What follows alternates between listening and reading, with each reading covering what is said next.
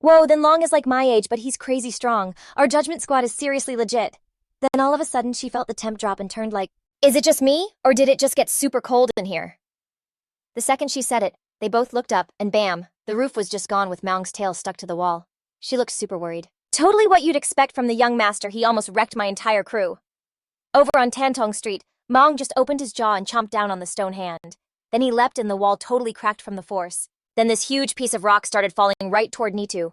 She was totally caught off guard and couldn't bail in time, so she just squeezed her eyes shut, bracing for it. But after a sec, when nothing happened, she peeked her eyes open. It was Thon Long. He'd made a stone statue catch it. She was so relieved to be saved, she just breathed out like, thank you. He just kinda waved it off like it was no big deal, thinking, this guy's power is off the charts. I gotta wrap this up like now. Then out of nowhere, a sword just runs him straight through. The attacker was that wandering swordsman. He used his piercing skill. I've been waiting forever for an opening like this. He totally nailed it, so he just let go of the sword, went into a free fall and muttered, that'll do. Meanwhile, in the live stream room, the director saw the whole thing and was like, so to shatter the Divine Dragon's defense. The purple swordsman ignored the blowback from his own Gale sword technique and unleashed a move that was straight up S rank. He looked super serious. The Divine Dragon's defense is crazy weak right now, and like one more major hit will totally shatter it. But the only reason they got these openings was because the Divine Dragon was distracted saving some random reporter. Then he put his chin in his hand, looking all stressed, and kept going, which is making everyone feel kinda conflicted right now. At the same time, the viewer chat was just blowing up. Back on Throne Street. Back on Throne. Linaire poured every ounce of her strength into her fist, unleashing a 1,000-pound punch right at the target. A huge chunk of the Divine Dragon's ice shield just exploded from the hit. She was totally wiped from using all that energy, and she just leaned over and mumbled, Demon Dragon, he's all you now. Nearby Naiwa and the others got completely drenched. She kinda wiped herself down and said, this whole place is basically a swamp now. As for him, he was in the zone popping his scythe lure ability, creating a ton of scythes that flew right at the Demon Dragon. The spinning scythes, like these sharp glowing things, slammed right into his gut, tearing through his tough armor and letting out this nasty red gas. The hit made him go all limp like he lost all his strength as he started to fall. Seeing his chance, he didn't give the Demon Dragon a second to recover. He instantly turned his arm into solid rock and charged at him. In the Demon Dragon's crimson eyes, you could see the reflection of the Divine Dragon, rushing at him with a glowing stone fist. The Divine Dragon caught up and just brutally slammed a massive punch into the Demon Dragon. Next, he reached out to use his Earth's End technique. Just stop struggling! I'm finishing this for real this time! A giant stone hand shot up and grabbed the Demon Dragon tight from behind, totally stunning him. Then it just yanked him down super fast, giving him zero chance to fight back while he screamed in total panic. When they slammed into the ground, the impact was so huge it made the ground just explode, sending chunks of rock flying everywhere. A massive cloud of smoke went up, and you couldn't see a thing. When it finally cleared, the Demon Dragon was back in his human form, just passed out on the ground, not moving. Afterwards, the Divine Dragon whipped up some water chains and tied up both of them, the Wandering Swordsman and the Demon Dragon. Yo, Your Excellency, Armored War Hero. I'm pretty sure you know what the right call is, don't you? Back in the guild's meeting room, this dude was watching the screen, totally fuming, his hands shaking. He squeezed his fist so hard he literally crushed his cup. On Thrung Street, Nayu was trying to figure out what he meant, like what choice was the Armored War Hero supposed to make. Was it picking one of the two like the Demon Dragon or the Wandering Swordsman? Or was it about trading two A-rank heroes for something? While she was thinking, she looked up and saw someone flying closer and realized, wait, no way, the Armored War Hero is actually here. He flew in carrying the ice-piercing warrior. He started thinking back to a convo he had with young Shi when he was undercover. He frowned, remembering, so after all that, you just want me to help? You investigate the crew behind those substances? Is that it? They just stared at each other for a second. Then he added, and not just that, you're also going to help me get into the Boxwang plan. And as for my payment, I get an A-rank ability potion, one that can make me a dual system A-rank user. Back in the present, the Armored War Hero brought the guy over to the Divine Dragon. So about our deal. The ice-piercing warrior looked over all confused. Boss, what deal? What are you talking about? His boss's face got all serious as he explained. There was a deal I agreed to before because I owed someone a favor. I was kinda hesitant, but now to get the Demon Dragon and the Wandering Swordsman back, what's sacrificing one subordinate? Hearing that, the guy's whole expression changed. Getting two A-rank heroes back in exchange? Yeah, any sacrifice was totally worth it. He patted his shoulder with this sly smile. You think so too? That actually makes me feel way better. The dude totally freaked and tried to make a run for it. But the second he bolted, the boss just lopped off his limbs, leaving everyone, including Dao Katatnai and Yande, completely shook by what they just saw. Meanwhile, over at the Cologne Company, Liu Yuan was watching the whole thing through binoculars with this super smug look. See, that's how it's done. What took so long? I can practically feel that new ability potion in my hands already. After that, he just burst out laughing all hyped. Haha! The Armored War Hero then strolled over to the ice-piercing warrior, hoisted him up, and totally ignored his question. Dude, why are you doing this to me? But then he just threw him down in front of the divine dragon and said in exchange. The guy turned his head, gritting his teeth. We don't have any beef. Why are you trying to take me out? He looked at his clenched fist and started listing off the guy's crimes. You seriously don't get what you've done. You're not just messing with substances, you've murdered innocent people. This is just karma for everything you did. After that, he yeeted the demon dragon and the wandering swordsman over to the armored war hero, who shot out a robotic arm to catch them. My side of the street is clean.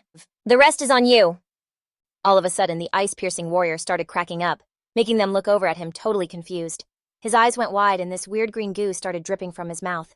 Then, like he was about to self-destruct, he exploded in a huge flash of green light, making the two of them jump back as this freezing mist spread everywhere. His missing limbs grew back but made of ice. He was just hovering a few meters in the air. All right now. How am I going to pay you guys back? The ice-piercing warrior now with limbs made of ice gave the divine dragon a nasty look. Today all of you are going down. The armored war hero turned and said, let's team up and wreck him. Without even thinking, he nodded. Bet. That's exactly what I was thinking. Then he busted out the immortal bird summoning technique. A massive flame just erupted, forming a bird made of fire. He glared down at the divine dragon.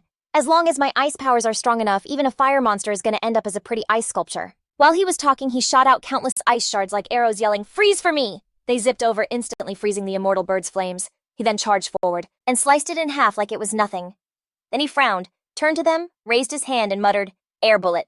He swung his hand, firing at the armored war hero who was flying in the air. Freeze! The hero, totally unbothered, launched 2 missiles from his shoulders. The 2 attacks smashed into each other with insane force, creating a massive explosion that echoed everywhere as a huge cloud of dust and smoke blew up. He scowled at him. Looks like that power-up only gave you more juice, not better quality. As soon as he finished talking, green beams of light shot out of his eyes like lasers. They zapped straight into the ice-piercing warrior's eyes, making him scream in pain. The hit sent him staggering back before he fell flat on the ground.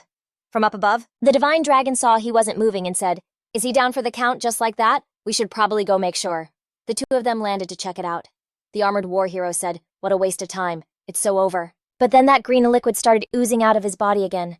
This time was different, though. It was moving like it was alive. Sensing something was seriously wrong, he quickly grabbed the armored war hero's hand and yanked him back. Danger. The goo from before morphed into these creepy tentacles with teeth. It grabbed the armored war hero, wrapping around him super tight, making him scream in terror. What is this monstrous thing? Just then, he got snatched up and tied down by them, too. I don't know if you can, but toss some explosives in there and blow it up. He looked down and was shocked to see the ice-piercing warrior wasn't dead, but was standing in the center of the monster's flower-like body. He laughed excitedly. Whoa, this feeling is so weird. Is this what it's like to be reborn as a legend? Hearing his voice, the armored war hero was also stunned, wondering, what in the world did this guy turn into? He couldn't figure it out either and just guessed. Could this be the ice-piercing warrior's big secret? At that moment, some shadowy figure was watching them from far away. The figure looked at the monster that was getting bigger and muttered, what a bummer. It was so close to being a success. Test subject number 52 is also being written off as a failure, but its destructive power is way higher than the last one's. Is it because of his own willpower? He casually adjusted his hat. The soul really is a wild thing. The deeper I dig into it, the more I realize how clueless I am. I'm about to break through to level 3 spiritual power and hit the commander realm. He was so caught up in his own plans that he had no idea someone had been watching him for a long time. I'll just wait a little, before I snatch the deep blue star marrow out of his body. Let these 2 humans wear him down a bit to save me some work. Young Se watched him and just shook his head. So greedy for what's right in front of you. You're forgetting about the disaster that's sneaking up behind you.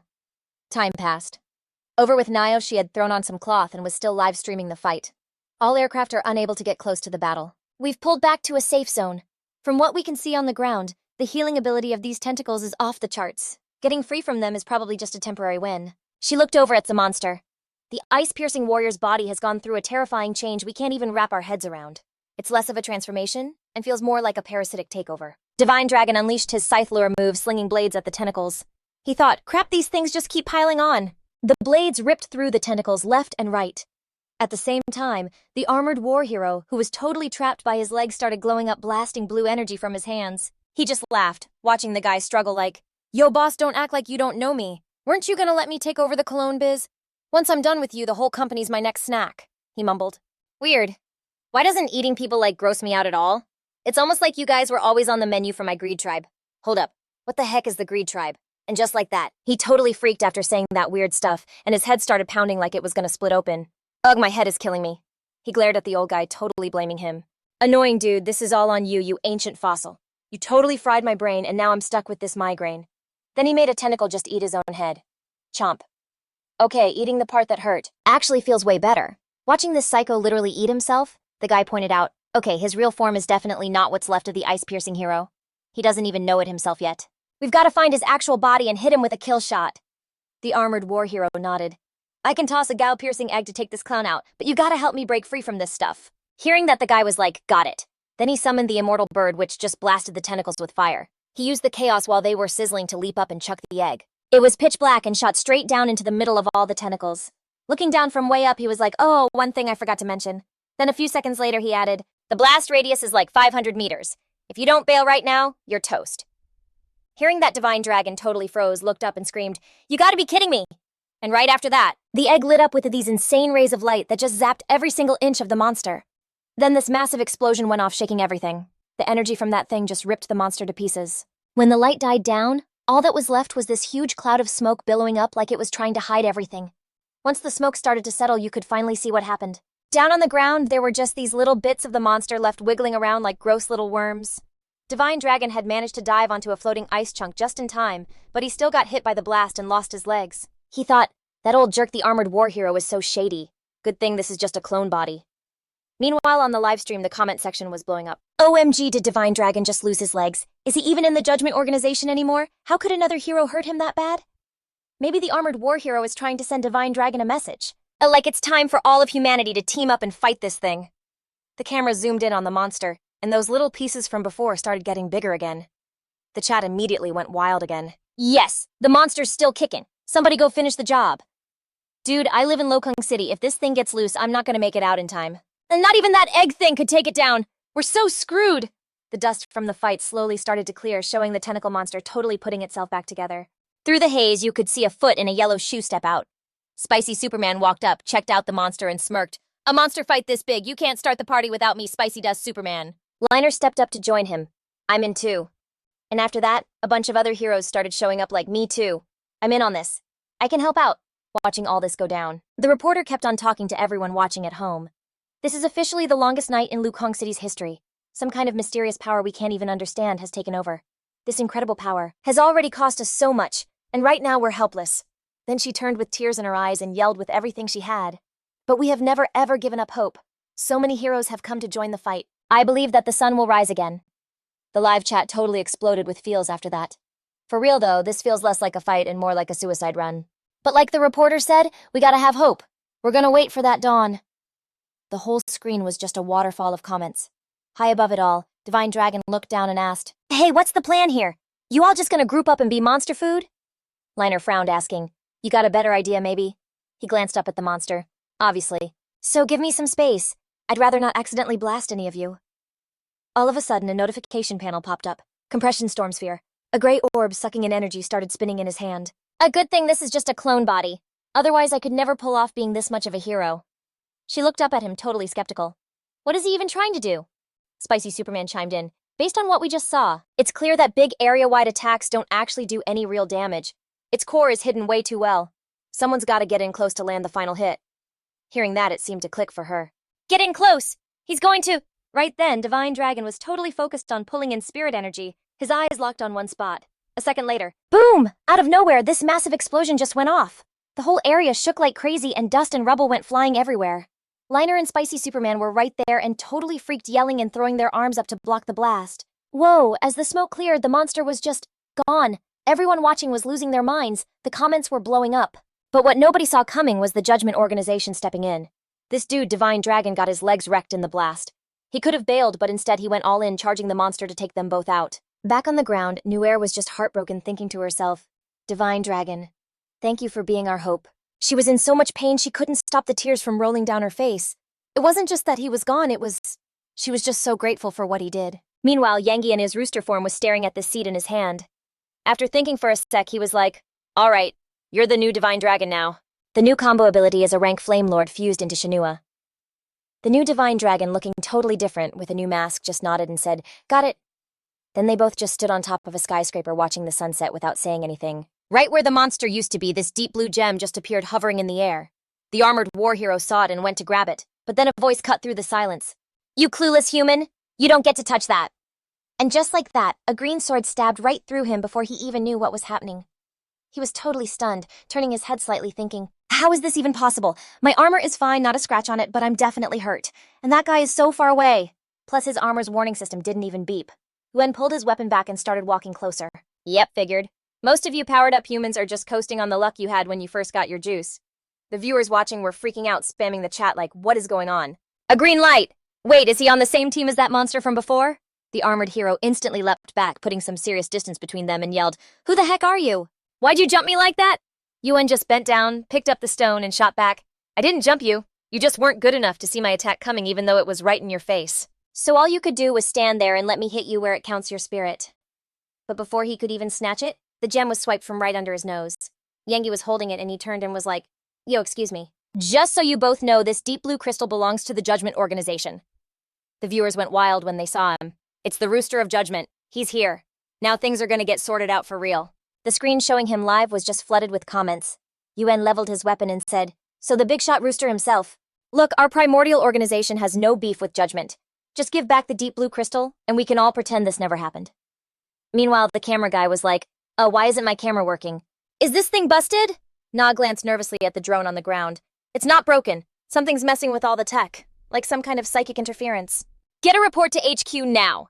At the same time, Yengi was thinking that Yuan's crew is called Origin, and he's jamming all the cameras on purpose. It looks like he doesn't want anyone to know who he is just yet. There's gotta be something bigger going on here. Then he snapped out of it and said, and what if I want asterisk to be your enemy? That was it. Yuan, totally furious, leaped up and swung at him. You wanna die? Fine, I'll be happy to help you out. And just like that, he unleashed a psychic blast. But then 3 golden rings popped up, blocking the attack cold. Yuan's weapon shattered on impact, and he yelled out, totally shocked, Tier 3 psychic power! He just stared amazed at the guy's ability, and mumbled to himself, our commander hit Tier 3 15 years ago. I was just thinking that only our greed tribe could break through to that level. I can't believe a human actually managed to hit Tier 3. Yengi's mind flashed to Fifi lying in that hospital bed. That little blue speck of light on her soul. It had to be connected to this deep blue clan. There was no way he was letting these aliens get away with this. After Yengi's train of thought, Yuan spoke up. Well, this is a bummer. I was really hoping we could throw down, but my organization just gave me an urgent mission. As he said it, he started to peace out. You can hang on to that deep blue essence crystal. For now. Next time we meet, I'm taking it back plus some. Seeing him try to bolt, Yengi called out, think you're going somewhere? I don't think so. Yuan looked shocked, like he just realized something right as Yengi blasted 3 psychic shockwaves right at him. He spun around, and a 6-winged shield appeared in his hand. He thought nervously, his psychic shockwave is insane. My shield can't take many more hits like that. Yengi didn't even give him a chance to breathe. A sharp spear appeared out of nowhere and ran him through before he could even blink. Ah! Yuan, seriously hurt, cursed, you sneaky jerk. Too weak to fight anymore, he stumbled and collapsed. Yengi just looked down at him from the sky and said with zero emotion, with that mark of the Deep Blue Clan, congrats. You're now a prisoner of the Arbiters. Flat on the ground, Duhoan just yelled, if you're gonna kill me, just do it, I'm tapped out. Duong Hai landed, and seeing he wasn't about to cooperate, he asked, so how'd that feel? Wanna go for a few more rounds? He leaned in close, threatening, just answer my questions and I'll let you live. Then he stared him down and growled, tell me what's the deal with the ice-piercing warriors and those blue pills? He gasped, coughing a few times. Cough. Fine. I'll tell you about the origin seed. And then he started to explain. He pictured a body with the blue seed inside. The origin seed is in the soul of every single member of the Deep Blue Clan. When the transformation kicks in, this tiny blue spark of light starts to totally change a creature's soul. He went on describing these creepy tree-like tentacles latching onto a person.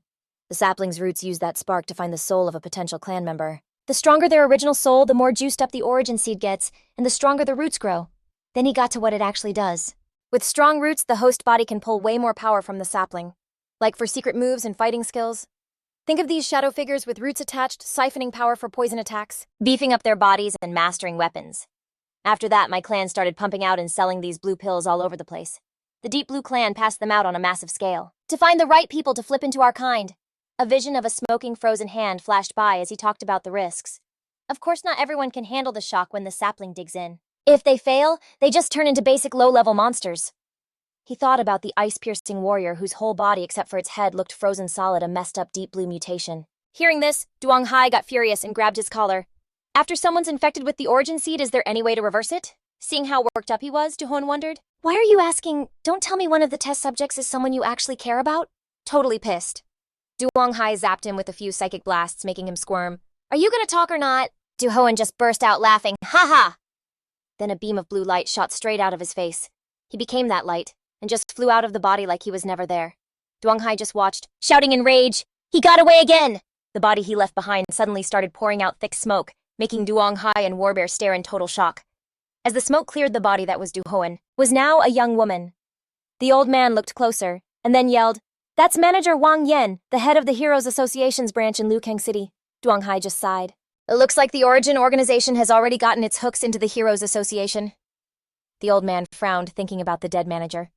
"I'll vouch for the Orbiters. Consider it me paying you back for messing up Divine Dragon before." Hearing that, Duong Hai shot back, "Do you have any idea what it takes to train a quad elemental ability user? You think just saying a few words makes us even—" The old man looked super annoyed and asked, "So what do you want then?" That's what Duong Hai was waiting for, and he answered instantly, "Make Luong Nuan the heir to the Kun Loon company instead of Ma Long." Warbear smirked, then his brow furrowed. Letting Luong Nuan take over is fine, but he's got to at least reach A rank, or else no one's gonna take him seriously. Duong Hai hopped onto a piece of metal floating in the air and sealed the deal. Then it's settled. The day Luong Nuan becomes an A-rank hero is the day he officially takes over the Kun Loon company. The second he finished talking, he made the metal platform fly away, summoning a clone right behind him. Then Duong Hai gave his clone an order. "You go handle the situation at the branch. I need to get to the hospital like right now." The clone shot back, "Got it." As he flew, he couldn't stop thinking, when that ice-piercing warrior died, it let out a really weird energy pulse. "I've got a seriously bad feeling about this. I gotta check on Fifi's condition and fast." With that, he shot off like an arrow, zipping past the tall skyscrapers. Back in the room, Warbear stood with his arms crossed, his voice grim. "You all probably recognize the body? That's Manager Wang Yen of the Heroes Association." Then he looked up and added, "Turns out she was a spy for some secret organization, and the one who made that mutated ice-piercing warrior." He said it with a dead serious face. "So when the Heroes Association starts their questioning, I hope you all tell them the absolute truth." Tunhan Chu agreed. That's a no-brainer." Lamney, standing off to the side, didn't argue. She just looked exhausted and was frowning. "If there's nothing else, we're gonna go." Just as the three of them took a few steps, Warbear called out from behind them, "Luong Nuan, get over here." Luong Nuan turned around annoyed and grumbled. "What is it now?" Warbear told him cheerfully. "Luong Nuan, your dad and Duong Hai made a deal." He put a hand on his son's shoulder and said quietly, "As long as I let you be the heir of Kun Loon, he's going to give you an A-rank ability potion." He even patted his son's head, telling him, "Listen, you little brat, you have to grab this opportunity." Luong Nuan looked away, cringing. "Wait, wasn't it already decided that Ma Long was going to inherit the company? Suddenly switching it up like this is going to mess things up between me and my brother." He just looked away, thinking, "Whatever. My real goal is to become the top dog of the Arbiters and carry on the Divine Dragon's legacy." With that in mind, Luong Nuan kept dissing him. "My godfather set me up for something epic, and you want me to run the family biz?" He balled up his fist, totally fired up. "Isn't that just gonna hold me back?" Warbear just stared at his son, thinking, "Duane Hai, your plan is clutch, but you totally misjudged how tight we are." As he was thinking this, Warbear walked over and pulled his son into a super soft, loving hug. "You little punk, you're really growing up." This totally freaked Luong Nuan out, and he yelled, "Get off me." "How old do you think I am?" This is so gross. Meanwhile, outside on some random street, a totally wiped-out branch was slumped against a wall. All of a sudden, a hand gently reached out to her. Duong Hai asked softly, "Hey, can you get up?" Branch tried to pull herself up, saying, "I got this," but she just crumpled to the ground. Duong Hai gently told her, "Hey, don't push it." It was like his words were all she needed to hear. Branch just broke down, covering her face and sobbing, "I'm so sorry. The Divine Dragon, he fell in battle because of me." Duong Hai just gently patted her on the head. "This isn't on you. Come on. The organization sent me to get you squared away." Hearing that, Branch took Duong Hai's hand and got to her feet. "Okay, I'll do whatever you say." A little later, they were standing outside the hospital. Duong Hai was scoping it out from up high, thinking, "Whoa, this hospital has some seriously weird energy vibes." The whole hospital was wrapped in this blue energy shield. Duong Hai slipped inside and did a quick scan of the hallway. Place is empty. But right as he thought that, a flash of blue light exploded right in front of him, making him jump. Then this gnarly zombie thing appeared out of nowhere, lunging at him and screaming, "You're done." Duong Hai stumbled back like, "Oh, this is not good." So that energy wave? It must have mutated the victims from the convenience store, turning them into these creepy blue things. Before he could even process it, a hand clamped down on his shoulder. He whipped around, totally freaked, just in time to see another zombie jumping him. It was a nightmare. In the middle of the day, the whole hospital was crawling with these blue freaks. One of them crashed into Duan Hai's shoulder, but he just flipped it over his head. Duan Hai reeled his arm back and slammed a punch straight into its chest, making it spew blood everywhere. He took down the rest of them, one after another. 1, 2, 3, 5. A second later, when they were all on the floor, Duan Hai finally let out a breath. Thank God Faye's not one of them. Maybe she hasn't turned yet. He tossed the paper airplane into an air vent, and finally found Faye's room. He walked in and just froze. She was floating in the middle of the air. He could literally see right through her, watching the mutated cells swirling inside. Yang Yi's mind was racing. Faye's definitely mutated, but the primordial seeds are only clustered on one side of her body. The other side is still normal. And her eyes? They're slowly turning blue. Just like those things in the hall. It's like Faye's willpower is fighting to keep half of her body human. All of a sudden, Faye let out a piercing scream. Oh my god! Her entire body just slammed down onto the hospital bed. She totally sensed him there. Yang Yi rushed to her side, checking on her and calling her name, Faye Faye. Her eyes flew open. One of her pupils was a totally different color. Before he could even react, she had a knife pressed against his throat, demanding, "Who are you?" Yang Yi panicked, trying to explain, "Faye, it's me, it's your brother." But the more he talked, the madder she got, and Faye shot back. "That's not my brother's voice." He finally got it and quickly changed back to his normal self. "Oops, forgot to switch back. This is better, right?" But Faye wasn't buying it for a second and just yelled even louder. "You, my brother, can't shapeshift. Who the heck are you?" Totally stuck. Yang Yi knew he had to spill some secret sibling tea. "Okay, on your 5th, 6th, and 7th birthdays, you wet the bed. And so Mom and Dad wouldn't find out you conned me into sleeping in your bed and then blamed it on me." Just like that, Faye sat up on the bed like a totally obedient puppy and asked all bubbly, "Bro, when did you learn how to shapeshift?" Yang Yi grabbed her hand and started pulling her. "We gotta bounce like right now. I'll explain everything on the way." A little while later, the two of them were back at Yang Yi's apartment building, and Faye even managed to hop in the shower. Out in the kitchen, Naiwei was totally in the zone, cooking up a storm. He came up behind her, wrapping his arms around her waist and asking softly, "What's with the huge feast?" Naiwei turned around, looped her arms around his neck, and said, "Faye, waking up is basically a miracle. We totally have to celebrate." But then her mood shifted, and she sighed sadly. "You know, being out on that last job, it made me realize how helpless normal people are against these crazy powers." Naiwei looked down for a second, her voice still full of worry. "I mean, even a total pro like Shen Long couldn't..." But then she perked right back up. "And that's exactly why we have to learn to treasure the people we love." Naiwei draped her arms over his shoulders and started leaning in for a kiss, but just as their lips were about to meet, a loud voice called out, "Is dinner ready yet? I'm done with my shower." Naiwei, totally flustered, shoved him away playfully. "It's ready now."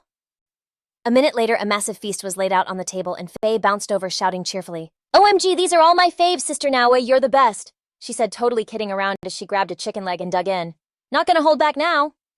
The three of them were all smiles, chilling at the dinner table. Watching them, Yang Yi felt this crazy surge of determination.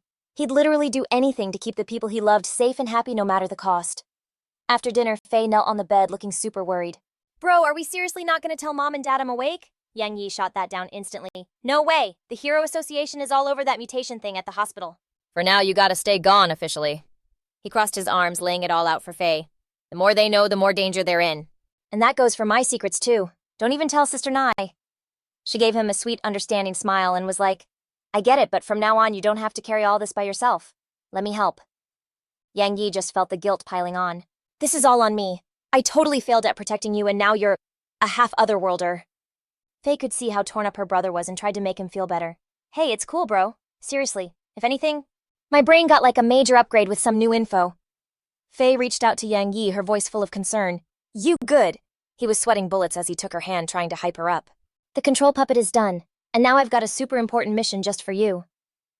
Out of nowhere, Nayu walked in with a fruit platter. Fruit time. The whole dark vibe on his face just melted away. He turned around and smiled. Awesome.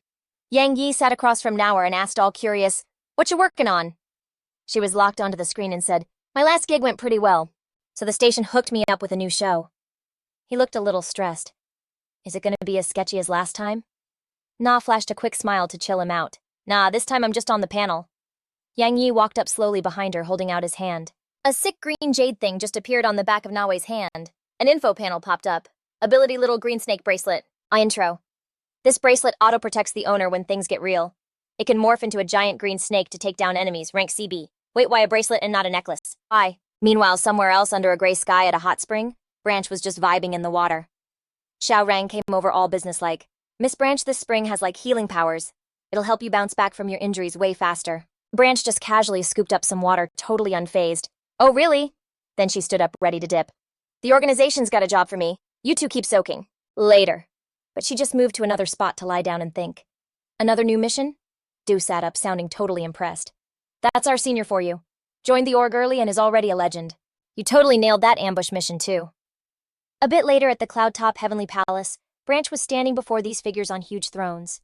Yang Yi in his rooster bear getup asked, "Ever heard of the 4 Great Sea Regions? The organization is sending you there to scope out the Deep Blue Clan." He kept going, "If you can pull this off, you'll get a shot at becoming one of the 28 constellations of the tribunal." Branch dropped to one knee without even blinking. "I'm in. I'll take the trial and go to the 4 Great Sea Regions." Under the mask, Yang Yi was sweating, thinking to himself, "Yes, it worked. The tribunal's scouting squad finally has a heavy hitter." He then waved a hand at Branch. "All right, you can bounce. Go rest up and take care of yourself." She bowed. "Yes, sir." Blood Rabbit watched Branch leave, then was like, "Yo, can I say something?" Blood Rabbit piped up, "Old bro, what's the game plan now?" "It's all set. Spicy Noodle Superman and Liu Yuan are gonna dig into the connection between the Roundtable Knights Hero Management Company and the Deep Blue Clan. You know, the dude in red and the one with the ponytail. Branch has to go scout the 4 major regions, and she needs to get deep inside the Hero Association's inner circle. Basically becoming our inside agent for the tribunal." Branch looked dead serious. Yang Yi, still in his rooster bear suit, put a stop to the chat. "That's it for now. I gotta go see an old friend." An iron fence stood between them and the trees. Branch was just sitting on a bench, totally zoned out, opening a bottle, when Yang Yi just popped up out of nowhere. "You been run down lately? It's okay to take a break if you're tired," he said, which totally made the guy jump. He turned his head and said, "Leader, been a minute." Yang Yi put a hand on his shoulder and asked, "So, where's your power level at?" The guy looked away, feeling kinda guilty. "I still can't tap into my full potential from training. Right now, I'm only like 7 times stronger than a normal person." Yang Yi heard this and was totally shocked. "Dude, 7 times already. 10 times stronger than a normal person is the benchmark for an A-rank power level." He turned away and hyped up Ye Fan. "You're crushing it. You're gonna be the top-rated rookie at this year's Global Ability User Convention for sure." After that, the guy yelled out, super pumped, "I'll totally give it everything I've got for the organization." Yang Yi suddenly threw up a hand to stop him. He warned Yayan, "Whoa, hold up. There's danger close. I'm about to use the non-puppet skill on you. I'm gonna take over your body if I have to." He just nodded like, "Hmm?" A system voice echoed non-puppet. His face immediately twisted up in pain. All of a sudden, Huanju, who was charging ahead, skidded to a stop like full body brake. In front of her were Azure and Manu creeping closer with total death glares. "You meddling little pain. You totally wrecked our organization's business. Our Firecloud Society is gonna make you pay for this." She shot back, totally ticked off. "Stealing from regular people is what you call business. Your whole get-rich-quick scheme is like super illegal." Some kind of freaky black weapon shot right at her. Luckily, Huanju dodged it just in time, looking totally freaked. Then she leaped like way up, aiming her sword right at them. And then, a piece of Manu's horn got chipped right off and he was shook. He started sweating bullets, totally terrified. "You're using poison." But then bad luck, he stepped right on a landmine. Instantly, boom! An explosion rocked the middle of the forest. Seeing it, Azir threw up a hand to block the smoke and dust, grunting. Next thing he knew, the crazy sharp tip of a sword was about to go right through his head. Azir totally froze as the sword zipped right past him. It made him fall flat on his butt, completely stunned, and he was like, "What even is your power? Why does all this weird stuff keep happening around you?" Wanju slung the cannon over her shoulder and gave him a smirk. "Go on, take a guess. If you get it right, maybe I'll tell you." Azir was so mad he started giving off this like dark vibe. "I'm gonna take you down!" But before he could even move, a sneaker came flying straight at his face. There was a loud thwack as Dupum landed a huge kick on him, which totally surprised Hoenku. After that, he just casually turned to her and was like, "Look, miss, if you keep this up, you're gonna wreck the whole place. The Yankin University selection tournament is here in like 5 days." She was impressed, checking out his skills. "You give off C-rank Esper vibes, but I bet your real power level is B-rank or higher?" Then she gave him this super sweet smile and was like, "I'm Hoenku, by the way. And maybe we'll see each other at the selection tournament. We could, team up." He shook her hand. "Sure, if we get put in the same group in 5 days."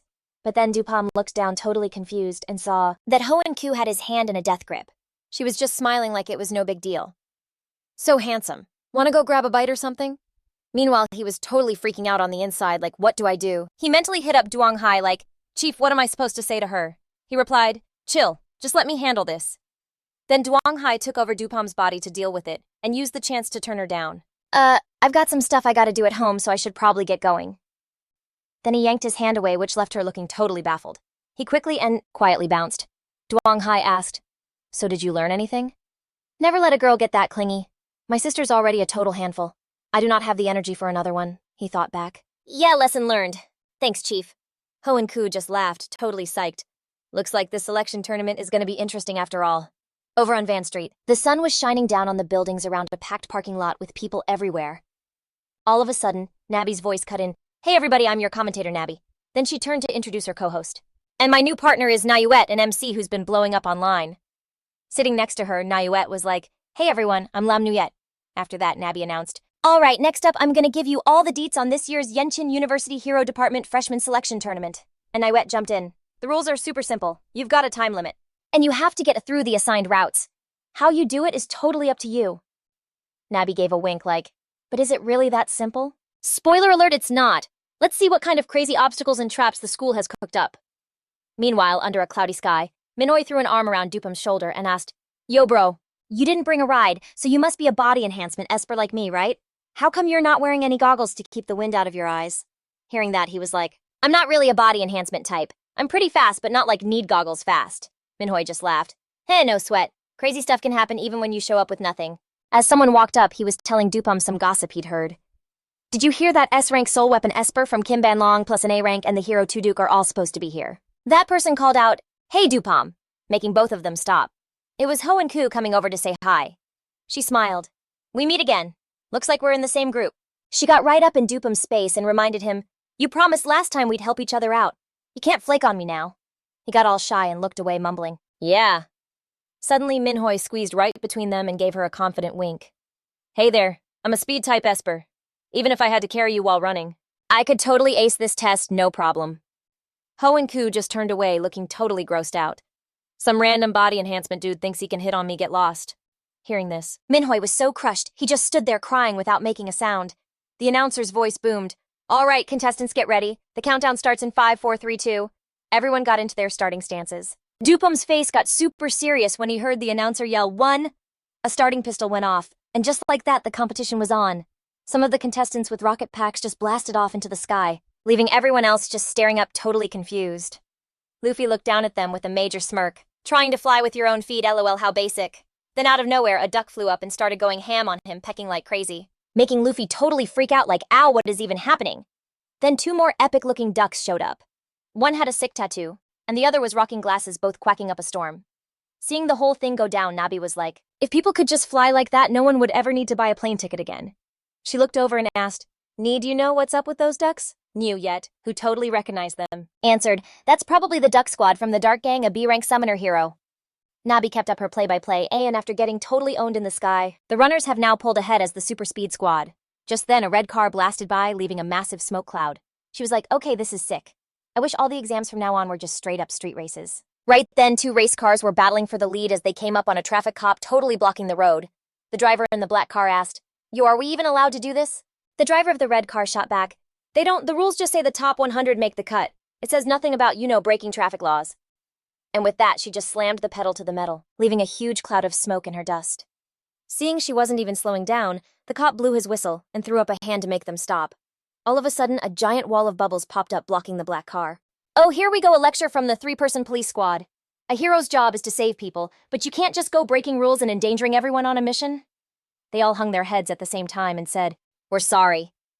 Minhoi, who was still running, glanced back and scoffed. "Knew it. There was no way they'd let us use vehicles for free without a catch." Just then, some old guy wandered into his path, but he didn't see him until it was too late. They slammed into each other, sending them both flying backward. The old man hit the ground hard with blood trickling from his nose and mouth. Minhoi had a bloody nose too, and totally started to freak out. "Oh no, how is he hurt that bad?" A contestant in orange ran past yelling, "That dude ran into him. Not our problem. Let's bounce." But someone in green looked worried. "Dude, he looks really hurt. Maybe we should get him to a hospital." Minhoi pushed himself up and started to crawl off, but he glanced back at the old guy. Seeing that the old man completely lost it and started screaming at him. "You knocked down an old man and now you're just gonna run off? You want to be some kind of hero who just bails when things get tough?" Cut to the next scene, and Diafam is doing some insane parkour jumping from building to building. When all of a sudden, he spots something. It's Huang Kyo just chilling in midair on some kind of flying gadget. She just says, "Hey." He looks away and thinks to himself, "Wow, Yenchun University is really not messing around with this tournament, pulling out all the illusion tricks." Hango gave him props. "You saw right through that old man illusion too. Not bad at all." He got into a fighting stance and warned her, "Get ready for a fight. We've got 2 more creeps coming up behind us." Hango glanced back with a confident smirk. "This must be the school's final test. I'm so ready for this."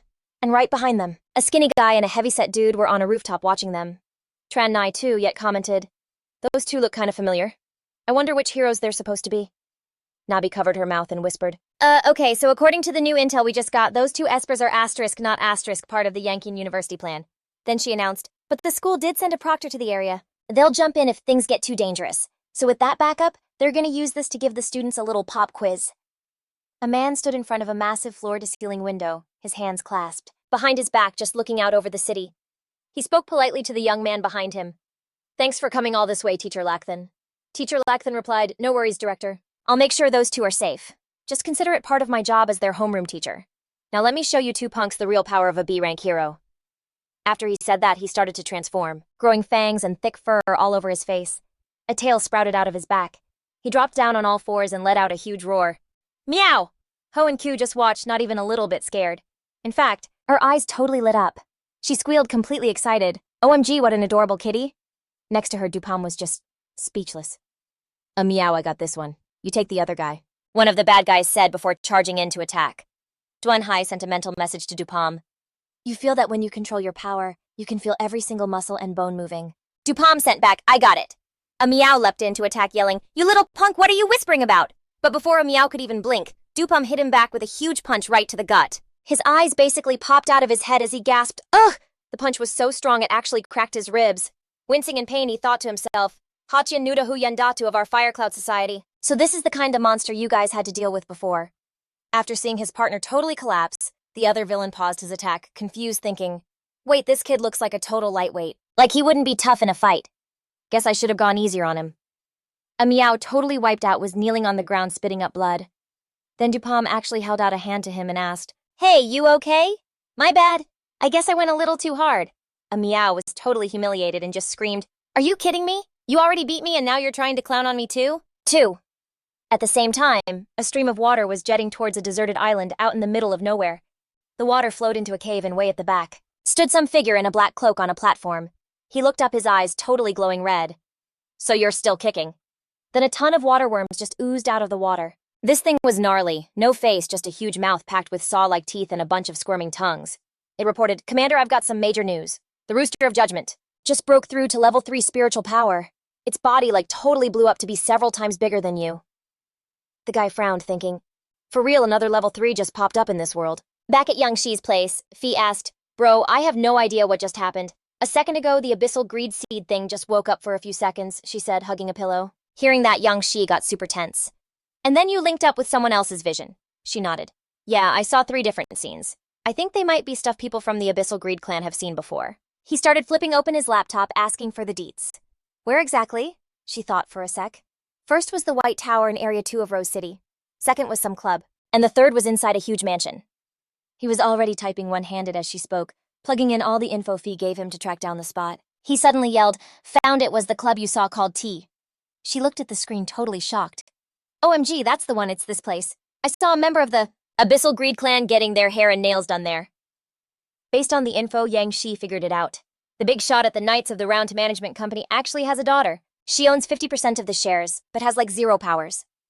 Fee added, "In the third scene, all I saw was a lawn, a fountain, and some old-school decorations. I couldn't see anything else." Then she stretched out, flopped on the bed, and sighed. "I can't, bro. My brain is fried. I can't remember any more details," she suggested. "Why don't you just take a quick peek through my memories?" Over in a huge meeting room, 3 people were talking. Zhan Shang just sat there with his hands clasped, totally lost in thought for what felt like forever. Finally, he let out a helpless sigh. "Sigh, I called you 2 here today because I've got an announcement." He looked over at Molong and said, "Ahang, I've decided to let Awan run the company. The spot in the Hero Alliance is yours." He looked totally blindsided by that. Liu Yuan just frowned, sweating bullets, but Ahang just smiled and agreed. "Dad, you finally see Awan's potential. He's way more cut out to run the company than I am." As soon as he finished, Molong's whole expression got dead serious. "As for me, the only thing I've ever wanted is to be the strongest hero." But Zhan Shang wasn't buying it. He warned him, "Son, I know you're still holding a grudge about losing to that person from Judgment. But there's something I've been meaning to tell you." He leaned in and asked Molong quietly, "Do you know why everyone from the Judgment organization is so OP?" Even though he had no clue why his dad was asking, he shot back, "Of course. It's 'cause they grind harder and are just more talented." His dad was wrong. "It's because they have the tech to make ability potions." He was completely shocked, and then his dad added, "On top of that, I'm afraid they're backed by some force from the other world." In a dark void, a stream of water suddenly appeared. Inside his sister's memories, Yang Shi saw flashes of Fee riding a bike, smiling and waving. All of a sudden, his focus sharpened. "Got it." An image of a Venus statue and a red-eyed rabbit appeared.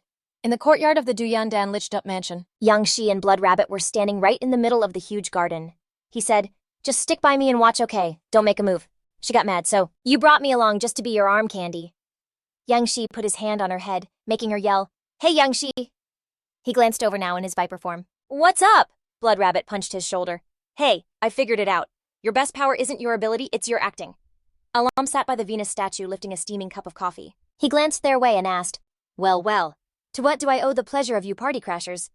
Just then, Yang Shi's crew appeared as dark snakes and shattered the statue. He said only one word, Vanish. They flipped the table in front of Alam. He leapt up and threw a kick right at Yang Shi. Actually, I'm also curious about you judgment types. I heard you're backed by the burnt family's necromancer system. He just stood there thinking, Oh, where did this rumor even start? And how did it spread so fast? Alam asked seriously. So can you put a soul that's been gone for years back into her body? Through his viper mask, he sized the guy up. The Abyssal Greed clan knows plenty about souls. Why are you asking me? Alam's face just fell. He concluded, It seems the answer is still no. He immediately pulled a gun and fired. In that case, you're useless. Time for you to disappear. Instantly, 5 Yang Shits appeared in his viper form. The bullet hit one of his clones square in the chest. He grunted. The bullet went right through the body. He calmly analyzed it. This lead bullet has an autolock. Lucky for me, it's not that fast. So I can still buy myself some time. Alam popped off 2 rounds at 2 of Yang Shi's copies. He was like, Bet you can't dodge if I hit your shadows at the same time, huh? Yang Shi just showed up right behind him, a long sword slung over his shoulder. He shot back, wrong.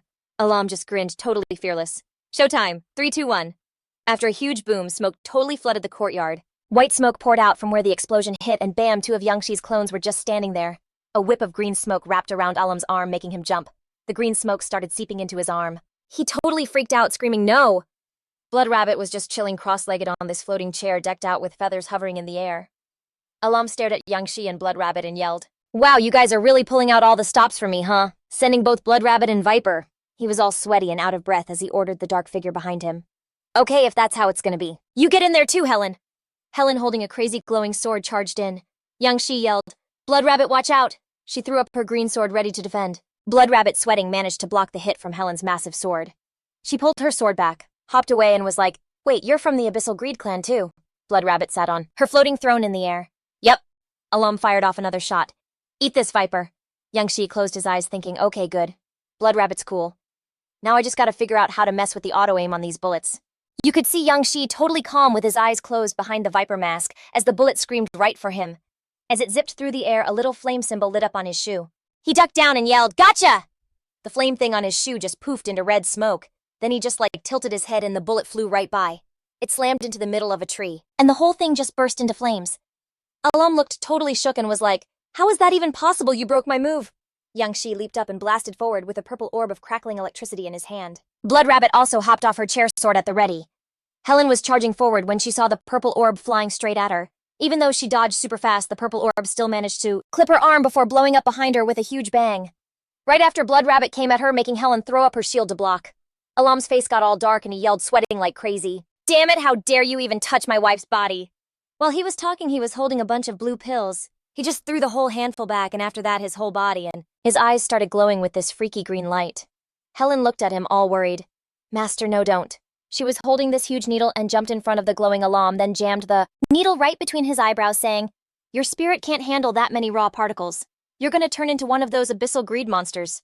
Yang Shi, just floating there, watched Helen pull the green energy out of Alam's mouth. Then he whipped up another purple orb in his hand and yeeted it straight at both of them. Alam saw it coming and totally panicked. He spun Helen around, shoving her out of the way and taking the full blast right in the back. The insane pain made him scream, Stop it! Looking at Alam, Helen was completely heartbroken. Master, wake up. Alam was totally wrecked. Is this it? Am I checking out?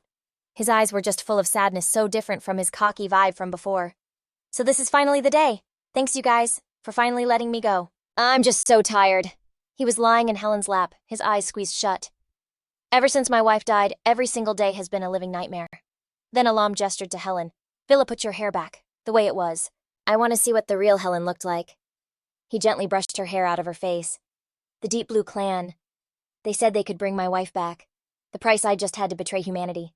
But if it meant saving my wife, who cares about betraying humanity? Helen grabbed his hand, totally ready to sacrifice herself for him. I'll join the Deep Blue Clan. I'll do it so that I can take your wife's place and this body can get a second chance to live. All of a sudden, Alam coughed up a spray of blood, looking totally crushed with regret.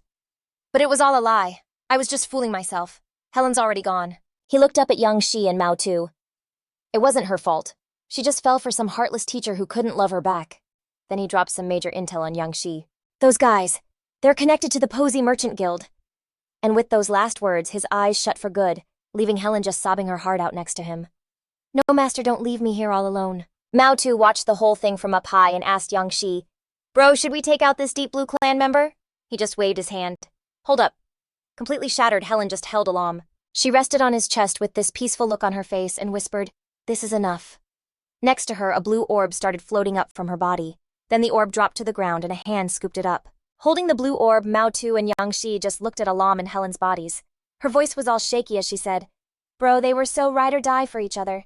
You think I'll ever find someone who loves me like that? He just turned and started walking. Let's bounce. The two of them stood on this triangle-shaped flyer, cruising toward the school district. Mao Tu crossed her arms and was like, So bro, where are we heading now? She thought to herself. He did it again. Yang Shi switched from Sha to Yuji. She couldn't help but say, Bro, you're getting seriously good with that transformation skill. Over at the sports field. Over at Yinjing University, a huge crowd was lining up. On stage, they were introducing this kinda shy fan with their super upbeat buddy. Watching them, Yang Shi was like, Wow, looks like Yayan's fitting in just fine. He's even made a friend already. Back in Yayan's dorm room, he held up this green orb and said, Yayan, your training has been seriously on point. Yeon started getting antsy as the green orb got closer. Yang Zhe kept going, I'm about to boost your ability up a whole rank. Then a status screen popped up. Training ability. Intro. You can keep leveling up your 5 senses, strength, and speed through training. The max you can go is 64 times your race's natural talent. Evaluation A rank. Like nobody has ever hit that limit. He put a hand on Yayan's shoulder, reminding him keep grinding for the next selection test. I got a dip for a bit. Where are you headed? He asked, looking worried. Yang Shi just played it cool and said, The 4 great sea regions. Meanwhile, over in Malong's office at the Kunhiro Management Company, Liang Yuan was totally pacing in front of a safe. He had his chin in his hand trying to crack the password. No way. Could it be my birthday again? He punched in the numbers one by one. The safe clicked open, and inside was this thick notebook. Liang Yuan started sweating, muttering to himself, What is my brother's deal? Why is my birthday like every single password he uses? He just whistled happily and snatched the notebook. Malong watched his little bro leave.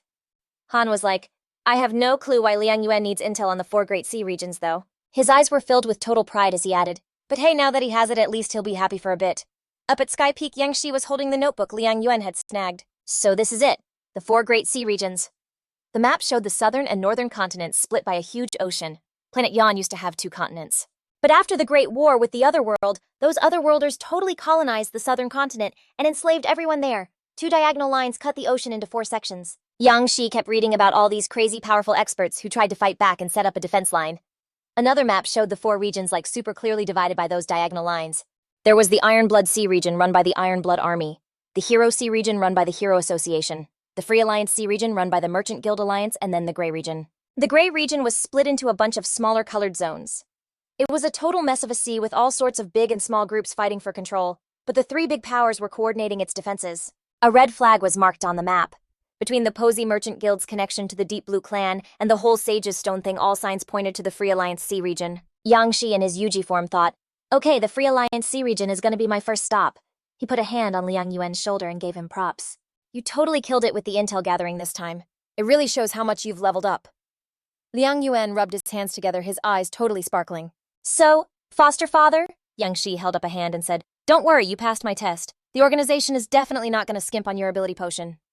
Liang Yuan chugged the green potion looking kinda grossed out, and asked, Foster father, what rank is this ability potion anyway? Then a status screen popped up. Werewolf ability. Intro. After you transform, you get the werewolf bloodline, which comes with self-healing and a super strong bod. Skill Berserk. The catch. You kinda lose your mind, but in return you get 3 times the recovery and speed. Evaluation B rank evolved from a husky. Another screen appeared. Dreadful Mask ability. Intro, you can absorb your enemy's fear to get stronger. The max number of fear stacks you can get is 9. The power-up lasts for 45 minutes. Evaluation B rank. Making other people scared isn't the really terrifying part. Liang Yuan was so stoked he gave Yang Shi a huge hug, yelling, Thank you, foster father, thank you, organization. From now on, I'm 100% all in for the organization. Later at the dining table in Yang Shi's apartment, 2 wine glasses clinked. Nai raised her glass sitting across from Yang Shi by candlelight. She said, Look, getting the chance to work abroad for a year is a good thing no matter how you slice it. Yang Shi looked kinda bummed. But for a whole year I won't be able to be with you. Nai just smiled and said, I'll be fine. You just need to focus on working hard for our future. Yang Shi's face got all serious. He raised his glass and took a drink, his mind totally made up. When all this is over, I'll be by your side forever. Nai blushed, wrapping her arms around his neck and saying sweetly, Well, then you better bring me back a souvenir. Young Shi, blushing but happy, wrapped his arms around her waist. Her dress slipped to the floor as she touched his face. Young Shi kissed Nai. I'm going to miss you so much, she whispered back, sounding happy. Me too. Soft music started playing from the record player. Over at the main gate of the Xian family manor, someone knocked on the door. The Xian family's butler came out, opened the door with a smile, and was like, You two must be from the judiciary. Please come on in. Yang Shi replied, Thanks. Inside Old Master Qian's study, Mr. Qian was sitting in a chair with Xiaorang and Qian on either side of him. Asterisk, knock knock. He stepped up. Hey, welcome you two. The judiciary already gave us a heads up you were coming. Dada was like, Wait, I know you. We were on that same flight with the intel agent from Fyong. Yang Shi replied, Kinda embarrassing, but yeah, that was me. Because of how I handled things on the plane when stuff went down, I guess I got on Lord Yuji's radar. He added, And because of that, Lord Yugi hooked me up with an A-rank ability potion and told me to join the judiciary. Dada asked, all curious, Whoa, you got an A-rank potion just like that, so what's your power? Mr. Chi shot him a look and scolded, Dada, not cool. You can't just ask someone about their ability like it's nothing. Yang Shi just waved it off. Nah, it's cool. We're all on the same team here. So I don't mind sharing. The ability I got is called Marine Plum Blossom 6 Styles. Xiao Rang looked totally confused. Marine Plum Blossom 6 Styles? I've literally never heard of that. He explained, Yeah, it makes sense you haven't. It's basically a mashup of 2 different skill sets, Marine Martial Arts and the Plum Blossom 6 Styles. A notification panel popped up. Ability. Marine Plum Blossom 6 Styles. Deets. You get all the moves from Marine Martial Arts and the Plum Blossom 6 Styles at the same time. Plum Dodge is basically like Plum Blossom Footwork lets you dip out of enemy attacks. Dragon Subduing lets you lock down and grab your opponents. Mountain Splitter is a kick so epic it can literally split the sea. Evaluation A rank. Comment could be cooler. Dada then pointed at Faye and said, Whoa, so powers like that are a thing. What's her deal? Yang Shi replied, She's one of Lord Mao's students, another A rank ability user. Faye just said, I control ice. He continued, Lord Yugji told us to work in the Free Alliance Sea region, under the Qian family's banner. I'm kinda wondering what old Master Qian thinks about all this. Mr. Qi just stroked his chin. Of course, it's high time the Qian family made a comeback in the Free Alliance Sea region. Later that night, with a crescent moon hanging out in the sky, Faye was just sitting by herself at the port, when suddenly, someone walked up and put a hand on her shoulder. What you thinking about? She said, brother, but then just kinda trailed off. It's nothing, just, we're leaving Liukang City tomorrow. Feeling a little bummed, Yang Shi sat down next to her and said, Hey, it's not like we can't ever come back. She gave a small smile. True, I was just thinking, the people here in Liukang City could live their entire lives, and never even know the 4 great sea regions are real. He was like, Yeah, but it makes sense that the 3 great powers in the Fed don't want them to know the 4 great sea regions exist. He went on, I mean, if the 4 great seas were exposed and regular people found out we're at war with aberrations, it would cause a total freakout. She just sighed, staring out at the ocean. Compared to what's out in the 4 great seas, the people here are legit lucky to be alive. Yang Shi just gave her a little pat on the head. The Free Alliance Sea Merchants Guild is a total mess of drama. You gotta watch your back always, she replied. Don't worry, big bro. The next morning down at the docks, this massive 6-star alchemical ship was just sitting there. Elder Qian was standing on the pier with Yang Shi and Faye. Elder Qian spoke up, My boy Yang Shi, the hull of this ship is made from the parts of exotic beasts, and it's got 3 different alchemical arrays carved into it. He grinned. All you gotta do is pump some spiritual energy into it and it can pop up to the surface fire off huge cannons, throw up a defensive shield and even get a speed boost. Then he just waved his hand and the steward knew exactly what to do, bringing out 3 things the 3 must-haves for the 4 great seas. Sea-walking sandals, some light armor, and an air bladder. Elder Qian went on, This stuff lets you literally walk on water and breathe under it. Plus you can customize how it looks. So why don't you two try 'em on? Faye laughed. Whoa, that's pretty cool. Yang Shi looked around. Hey, where's everyone else? Right on cue, 3 people showed up behind them, Dada, Helen, and Yurang. Dada yelled out, We're here! Yurang, who was all dressed up, turned bright red. Elder Qian looked over in another direction like, Who's making all that racket over there? The steward answered, That's the 3 Hands Merchant Guild. It's the 2nd son of the Gelim family, Asat Gelim. Yang Shi totally froze for a sec. He whipped around, thinking, Great! The 3 Hands Merchant Guild showing up right on my doorstep. Elder Qian scowled. Just the 2nd son. What's he doing causing a scene over here? The steward explained. He was supposed to be on the 3 Hands Merchant Guild's 4-star alchemical ship, but then he heard we hooked you guys up with a 6-star one and decided to crash the party. Elder Qian just said calmly, Just find a room for him. The steward was like, Yes, sir, but young Master Asat is demanding Mr. Yang's Platinum Suite Room 608.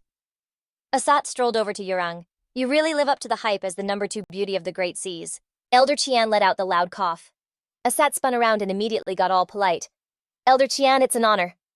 The elder was like, young Master Asat, you're a valued guest. Welcome aboard. Then he told the steward, Afu, do what you can to make sure young Master Asat is taken care of. The steward politely said, young Master Asat, Elder Qian has given the okay to get a platinum suite ready for you. Asat's face got super dark as he muttered to his guy, once we're on the ship, find out who booked room 608. He scowled. Just some nobody. Elder Qian. Seriously, he's got some nerve going against me. Meanwhile, Yang Shi was just chilling in his room snacking and sipping something while taking in the view. Then out of nowhere, someone starts banging on his door. He totally cool, just wiped his mouth and went to get it. Standing there were Asat and his two goons. Yang Shi just gave this little smirk and was like, so you finally showed up. Asat looked shocked for a sec, then totally lost it, yelling, you little punk, you knew we were on our way. Well, get a move on then. My guys will help you with your stuff. But then Yang Shi leaned in real close and whispered something in his ear that made Asat's face turn completely red. Yo, Master Asat. You wouldn't happen to be interested in some private pics of Miss Yorang, would you? Asat's face went beet red, and this creepy smile spread across his face. He was practically drooling when he asked, for real you have them? Yang Shi was super chill. Of course. I wouldn't mess with the number 2 guy from the Gailing family. Asat was all antsy, whispering, show me, now. Yang Shi just smiled a little. How about this, Master Asat? Why don't you come inside and check one out first? Just to see if it's what you're looking for. He turned to his crew and snapped, you two stay here. So the two of them went into the room. Asat was getting impatient, like, come on, hurry up, let me see what you've got. And then all of a sudden, his world went blurry, and he was totally caught in the prey control spell. Yang Shi checked out the images floating in the air, his eyes locking onto a pic of some blonde dude with a beard holding a wine glass. He kind of stroked his chin thinking Byron, from the main family, but he was basically a nobody. Then out of nowhere, he gets this major glow up and becomes one of the top dogs. He kept thinking Byron. Even if he's ready for anything, he'd totally drop his guard around his own nephew Asat. Asat was just standing there frozen. Master Yang Shi walked up to him and laid out the plan. You're gonna act just like the real Asat. Get close to Byron. There's a good chance he's part of that primordial organization. Asat just bowed his head like a good little puppet. I'll do whatever it takes to keep an eye on things in the family and give you updates ASAP, Master. And just like that, he walked out of the room. One of his guys asked, young Master, should we start grabbing the bags now? Asat just whacked the dude hard on the head. Move your own head! You think I'd stay in this dump? I'm gonna crash in Elder Qian's room for a bit. The guy started sweating bullets like, yes, sir. The other guy tried to help saying, hey, young Master, we're almost at Libertyport. Maybe try to look a little happier. Asat screamed back, do I look like I need you to tell me how to feel? The ship just kept slicing through the waves, getting closer to the island in the distance. Up on the deck, Faye spotted this huge stone gate and got all hyped, asking Yang Shi, whoa, look, what is that? Yang Shi looked where she was pointing and started to explain. That's Libertyport. Faye was like, Libertyport. Then literally out of nowhere, this tall, super skinny guy just appeared. He had this sunken-in face, a handlebar mustache, and was rocking a brown shirt and black pants. He was so quiet nobody even noticed him as he just strolled over. Welcome to Libertyport. I'm the guy who runs this place. So this was number 97, the Soul Chaser Spear. Yang Shi stared at the guy totally shocked, thinking, dude's crazy strong. I didn't feel him sneak up behind me at all. The second the Soul Chaser Spear showed up, Elder Qian spun around. He was smiling but like a fake smile, because the whole vibe of the place suddenly got super dark and heavy. He said with that smile, Brother Soul Chaser, it's been a minute. Soul Chaser played along, acting all friendly too, and went to shake Elder Qian's hand. Brother Qian, the first time you came through Libertyport, I had a feeling you'd be back. Then he gestured for them to follow. And it looks like you brought some promising kids from the mainland with you. Come on everyone, head to the main hall. I'm throwing a party for you guys tonight. The banquet hall was decked out with chandeliers and had these light-colored walls, making the whole place feel cozy but also super bougie. Inside there was this insane feast on the table, and the room was packed. A bunch of girls immediately swarmed Yang Shi, all yelling excitedly. Hey cutie, can I get your digits? Is this your first time at Libertyport? Cause you're gonna need a tour guide. You're totally my type. We should hang out. He was completely mobbed by all these gorgeous girls, and Yang Shi was blushing and sweating, totally clueless about what to do. Dada saw the whole thing while she was grabbing a bite and whispered to Yurong, I seriously don't get where these basic girls find the nerve. Like Yurong is standing right there, and they still have the guts to hit on Big Brother Yang. Hearing that, Yurong's face turned beet red. You know exactly what's up between me and Yang Shi. We're just friends, that's it, so stop starting drama. Then all of a sudden, Faye busted through the crowd out of nowhere, yelling, Get out of the way, move! Big Brother, I got you. She grabbed Yang Shi's hand and yanked him out of there. On her way out, she made sure to call out Dada and Yurong, who were just standing around watching. Don't just stand there like you're watching a movie. Do something to get rid of this thirsty crowd. Yurong just gave a soft smile and said, So should we go check out that famous seashell bar at Libertyport? Dada totally lit up when she heard that and was like, OMG, yes. The special thing they do at the seashell bar is like legendary. As he was getting dragged away, a confused Yang Shi asked, "What special thing?" He had no clue there was a lipstick smudge on his face. A hand just appeared out of thin air, pointing right at it. Brunch hit him with a, "You'll see when we get there." Then, she crossed her arms and strutted on ahead. Yang Shi, totally confused, wiped his face. When they all got to the seashell bar, they saw it was surrounded by these huge glass walls full of water and all kinds of sea creatures, making the whole place feel like a legit aquarium. A gorgeous red-haired mermaid with a killer figure and a whole vibe welcomed them like, "Hey everyone, welcome to the seashell bar. We Muroke are so stoked you're here. Things are about to get real." Muroke are ability users who can do this insane deep-sea transformation. Yang Shi looked over at Yurang for answers, but Yurang just gave him a sly look and said, "You'll see." Dada happily bounced ahead. "Yo, Yang, grab a seat. We're gonna go change real quick." At that moment, everyone was just chilling watching the fish in the tanks. Then all of a sudden, holes just busted open on the glass and water started gushing out everywhere. But get this, instead of freaking out, everyone was going nuts, shouting and cheering. Yang watched the water, rushed right at him and yelled, "Whoa, what's happening? Is this some kind of crazy accident?" The MC was up on stage with a mic hyping up the crowd. "Ladies and gents, the mermaid's delight is about to begin. Are you ready to become a carefree mermaid?" Yang Shi went under his head, totally spinning with questions. He saw a fish wiggling next to him. Then Dada swam up out of nowhere all bubbly, going blub blub blub. "Hey Yang, how come you haven't turned into a merman yet?" But Yang Shi wasn't even listening to Dada. He was just staring wide-eyed at the green fishtail she was rocking. He looked around and saw all his friends had become Muroke, from Dada to Fifi and Yurang. When he saw Yurang, Yang Shi felt his face start to burn up.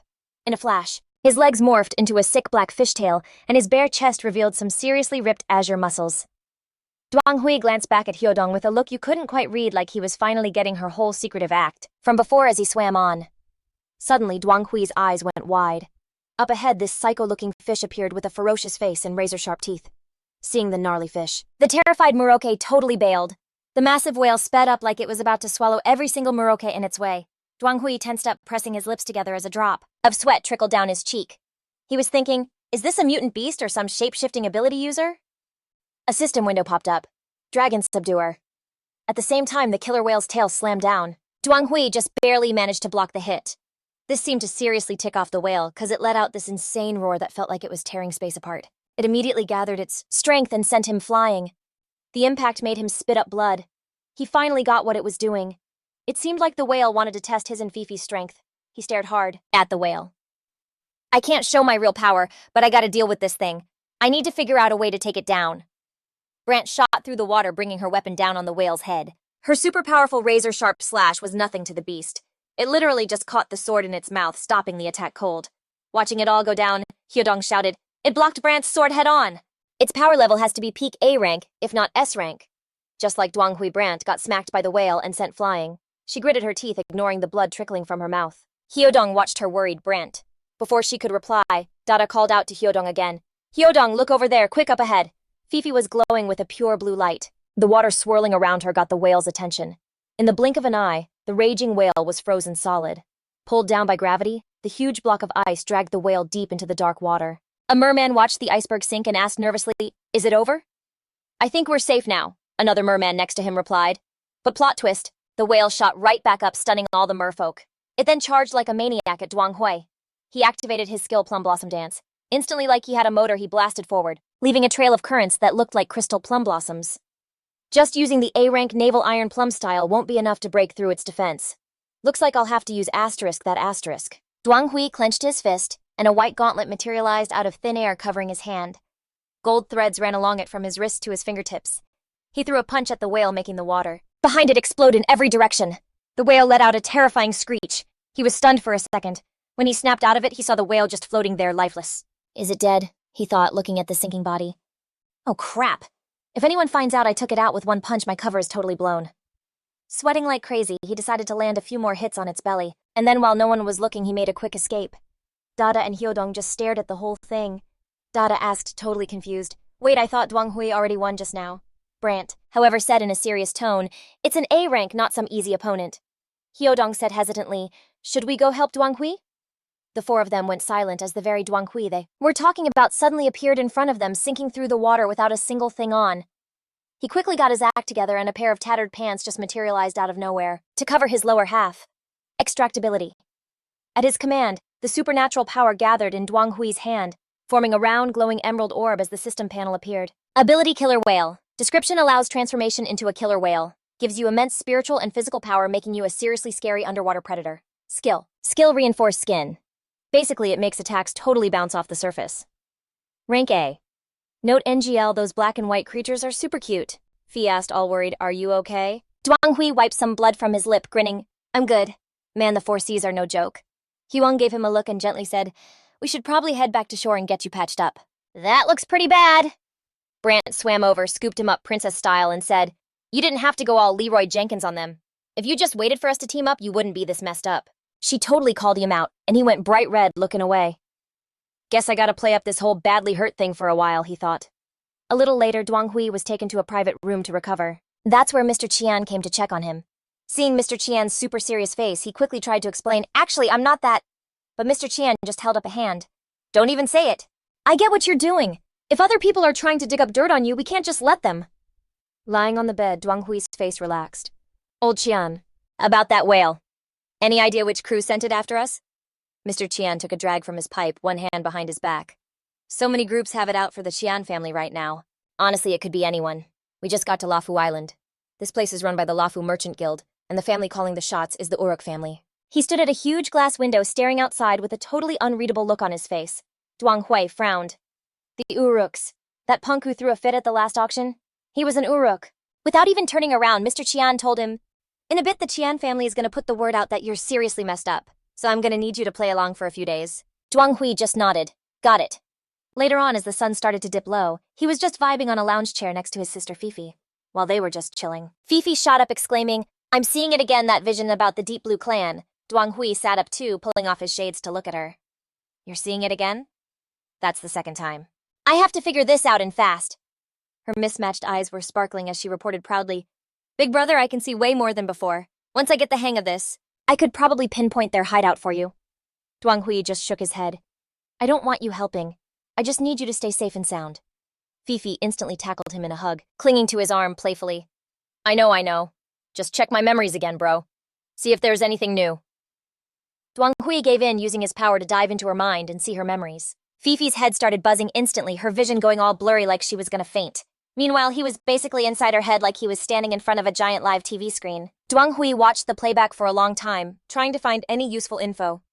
The first thing he saw was a super green forest with this tower thing in the distance, kinda like a lighthouse. The second was a shot of some guy getting choked out with a piece of fabric. Then a close-up on a hand with a thumb ring pouring some green liquid from a black vial into the water. Last, a group of kids in raggedy clothes showed up all pale and freaked out, dripping with sweat. When he pulled out of the memory dive, he saw she was still out of it. He quietly turned and left, thinking, okay, so this time Fifi's vision is tied to some older guy from the Deep Blue clan. He was spreading that powder to get a bunch of people sick. Those kids must be the new recruits he's training up. Duang Hui's mind raced as he walked off into the sunset. Cut to a huge room where some guy is chilling in a giant tub full of rose petals. A woman in a red dress walks up from across the room. It's Gima Uruk, one of the top 10 hottest people in the 4 Great Seas, and she's climbing right into the tub. She got close and purred in a honey-sweet voice. Miss me? I missed you like crazy, babe. Hey, you want to play a little game? She cooed, holding up a cherry like she was about to feed it to Jack. Right when Gima went to put the tiny cherry to her lips to give to Jack, a voice cut in. Ma'am, young Master Diane is here to see you. She hopped out of the tub and started to walk away, just leaving him with one line. Wait for me, sweetie. When I get back, we'll play something way more fun, she added, giving him a look over her shoulder. Out in the living room, Diane saw her and spread his arms for a hug. My favorite Anne, I was just wondering, you wouldn't happen to know a super strong metal type ability user named Duji, would you? Gima just draped herself over a couch and was like, maybe. Did he say anything about me? Come on, tell me, is this Duji of yours cute? Diane's face totally froze. Auntie, you would know better than me. If you know the guy, can't you help me get the adjudicators, that group he's with, on our side? Wouldn't that make everything easier? Hearing that, Gima pushed herself off the couch and turned her back on him, totally shutting it down. Perhaps. I'll think about it. Your dear aunt made a lot of friends when she was traveling. Back in the bathroom, the water in the tub was now a deep dark red and the guy was just gone. When she saw that, Gima's face went dark. A seriously scary-looking dude was standing there holding a sword. That trashy woman already engaged to him, and she dares to mess around with another guy. He was the Rose Swordsman, and he was here because he was crazy jealous. He lifted his sword, declaring, "Today's the day you die." Rose whipped his own sword around and yelled, "What's the matter, cat got your tongue?" But Gima wasn't even a little intimidated. She pointed right back at him defiantly. "The only thing you're good at is picking on girls. If you've got real guts, go find that man and kill him. Let's see how tough you really are." Tuang Vi just lowered his sword and roared with laughter. "Ha! Your boy toy is already dead. Gimma crossed her arms, looking totally over it. Please, he was just a distraction. My real boyfriend, I dare you to even touch him if I say his name. That last line seriously pushed Twangvi over the edge. He lunged forward, his hand grabbing her throat. Say it, who is the damn loser? Gimma, now completely terrified, and shaking, tried to pull his hands off her voice just a whisper. The Joker from the Adjudicator organization. Every single time you called, he and I were on the other end listening to you. You're such an idiot. Hearing that completely shattered him. He had to use his sword just to hold himself up, coughing up blood. His eyes burned with pure hatred. This is too much. Joker, I swear I'm going to kill you. Meanwhile, Duang Hai was on a ship sighing super dramatically out of total boredom. Whoa, what's that? All of a sudden, he noticed something way out there. As it got closer, it looked like some kind of submarine. Someone screamed his name. Duana Guy, get to the captain's room like right now. The dolphin got cut off by pirates with abilities. Branch yelled to him, waving like a maniac from far away. In the room, the captain's face was super serious as he laid out the situation. The ones blocking us are the Farstar pirates. Their leader is an S-rank ability user, the Spirit Circle Mage Fabui. Fabui has 3 A-rank generals, the Seductive Foxwoman, the Giant Seaweed Beast, and the Deep Sea Overlord. He said, his eyes filled with total dread. It'll take 3 minutes to get the defensive shield up to protect the passengers in the ship, so I'm gonna have to ask you guys to handle this. The captain then bowed super low. Old Man Tuin stroked his chin and said, this surprise attack from the pirates is probably just a test from other groups trying to scope out the adjudicators and our Tuin family. We have to play this smart. Duan Hai's eyes lit up, and he started getting hyped, a smirk spreading across his face. I've never seen anyone deliver experience points this personally before. He started dishing out assignments. For now, Hanuet and I will take care of the Farstar Pirates leader. I'll leave the rest of the crew to you all. Hearing this, Hyo jumped in front of Duong Hai. No, you can't. Your wounds aren't healed yet. Seeing the girl so freaked out, Old Man Tuin covered his mouth to stop a laugh. Don't worry, Haidong. Brother Duong Hai's injuries are pretty much all better. It's not a big deal. Seeing him laugh, she blushed and shot back. How can a wound that bad heal so fast? Duong Hai could only scratch his head and laugh awkwardly. Okay, everyone, we should probably get going. Time's a-wastin'. The emergency lights started flashing like crazy. The whole hallway turned into total chaos. All the passengers in the cabin slammed their doors shut and locked them, hiding out inside. Outside, the pirate ship had already sidled up to the Tu Yen family's vessel. Their leader was out front. He was the Spirit Circle Mage, Lonely Star 97. Holding a staff topped with a skull, he addressed his crew, My wolves of the Great Sea. Ahead of us is the Tuin family's dolphin. He raised his staff high and boomed, Now tell me, what do you want from them more than anything? The minions holding all kinds of swords roared back. We want their shiny jewels. We're gonna have our fun with the women. We're gonna slaughter every last one of them. With a massive cheer, the whole crew leapt into the sea. But weirdly, they didn't sink. Their feet stood firm on the ocean's surface like it was solid ground. Duan Hai vaulted off his own ship. He landed right on top of their heads, stomping them and sending a shock straight to their skulls. As he got closer to the pirate ship, he saw the seductive foxwoman who had one crazy huge hand and a long white tail just standing there waiting for him. She gave him a sly, tempting smile. Well, well, pretty boy, do you only know how to beat up on these ugly little grunts? Without missing a beat, she swung her hand with its razor-sharp claws right at him. Duane Hai used his ability to create a snowflake on the water's surface and stepped on it. He launched himself high into the air, dodging the fox demon's attack. She got ticked off and taunted. All you know how to do is dodge. What kind of man are you? The foxwoman then shot a sharp beam of light at him, but Duong Hai totally saw through it and smirked. You're trying to use a mind trick on me with my level 3 mental power, seriously.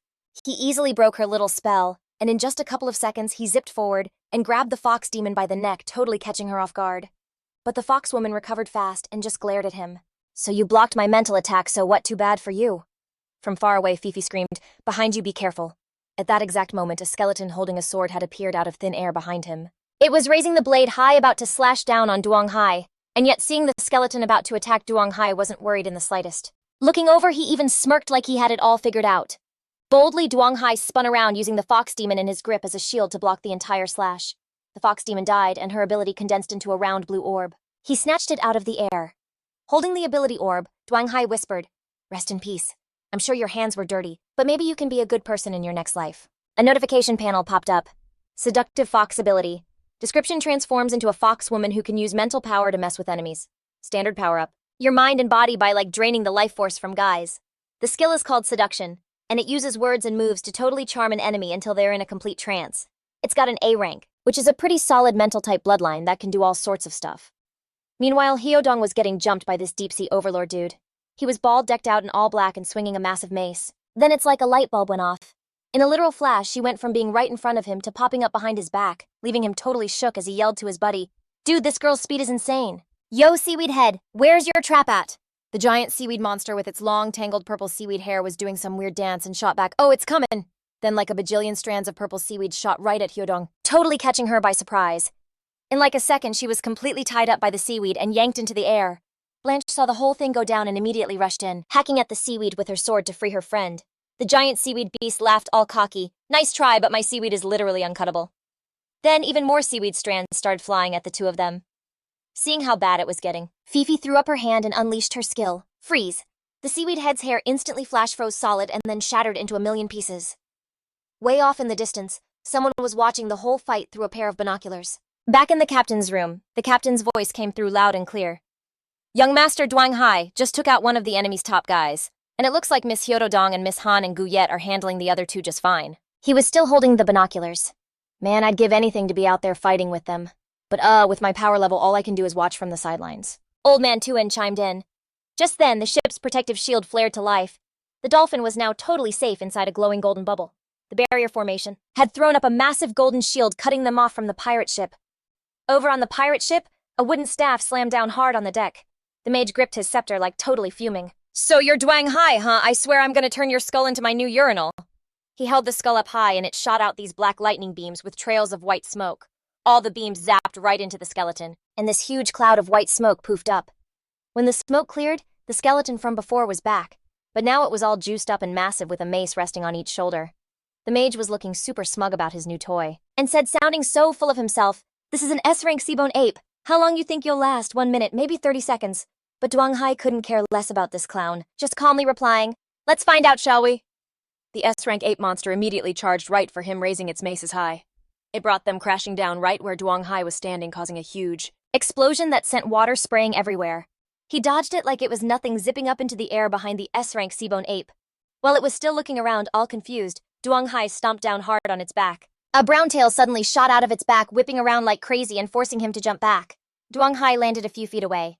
With a serious look on his face, he pulled on a pair of white gloves that had these red gems set in them. Looks like I'm not getting past its defense until I deal with that crazy fast tail. The tail whipped at him again. Duan Hai just casually blocked it with his gloved hand. The tail started smoking and yanked back super fast. He powered up and dashed in, landing a massive kick right on its back. The seabone ape didn't even have time to react and just collapsed forward, leaving a huge dent in its back. Duan Hai dusted off his hands. Sorry, what was that you were saying? I couldn't quite hear you. Want to run that by me one more time? The mage's face got super dark and he looked ticked. If you're in such a rush to get wrecked, then let me show you what real S-rank power looks like. The mage had this arrogant smirk, his voice totally condescending. You know what, after seeing that, I've changed my mind.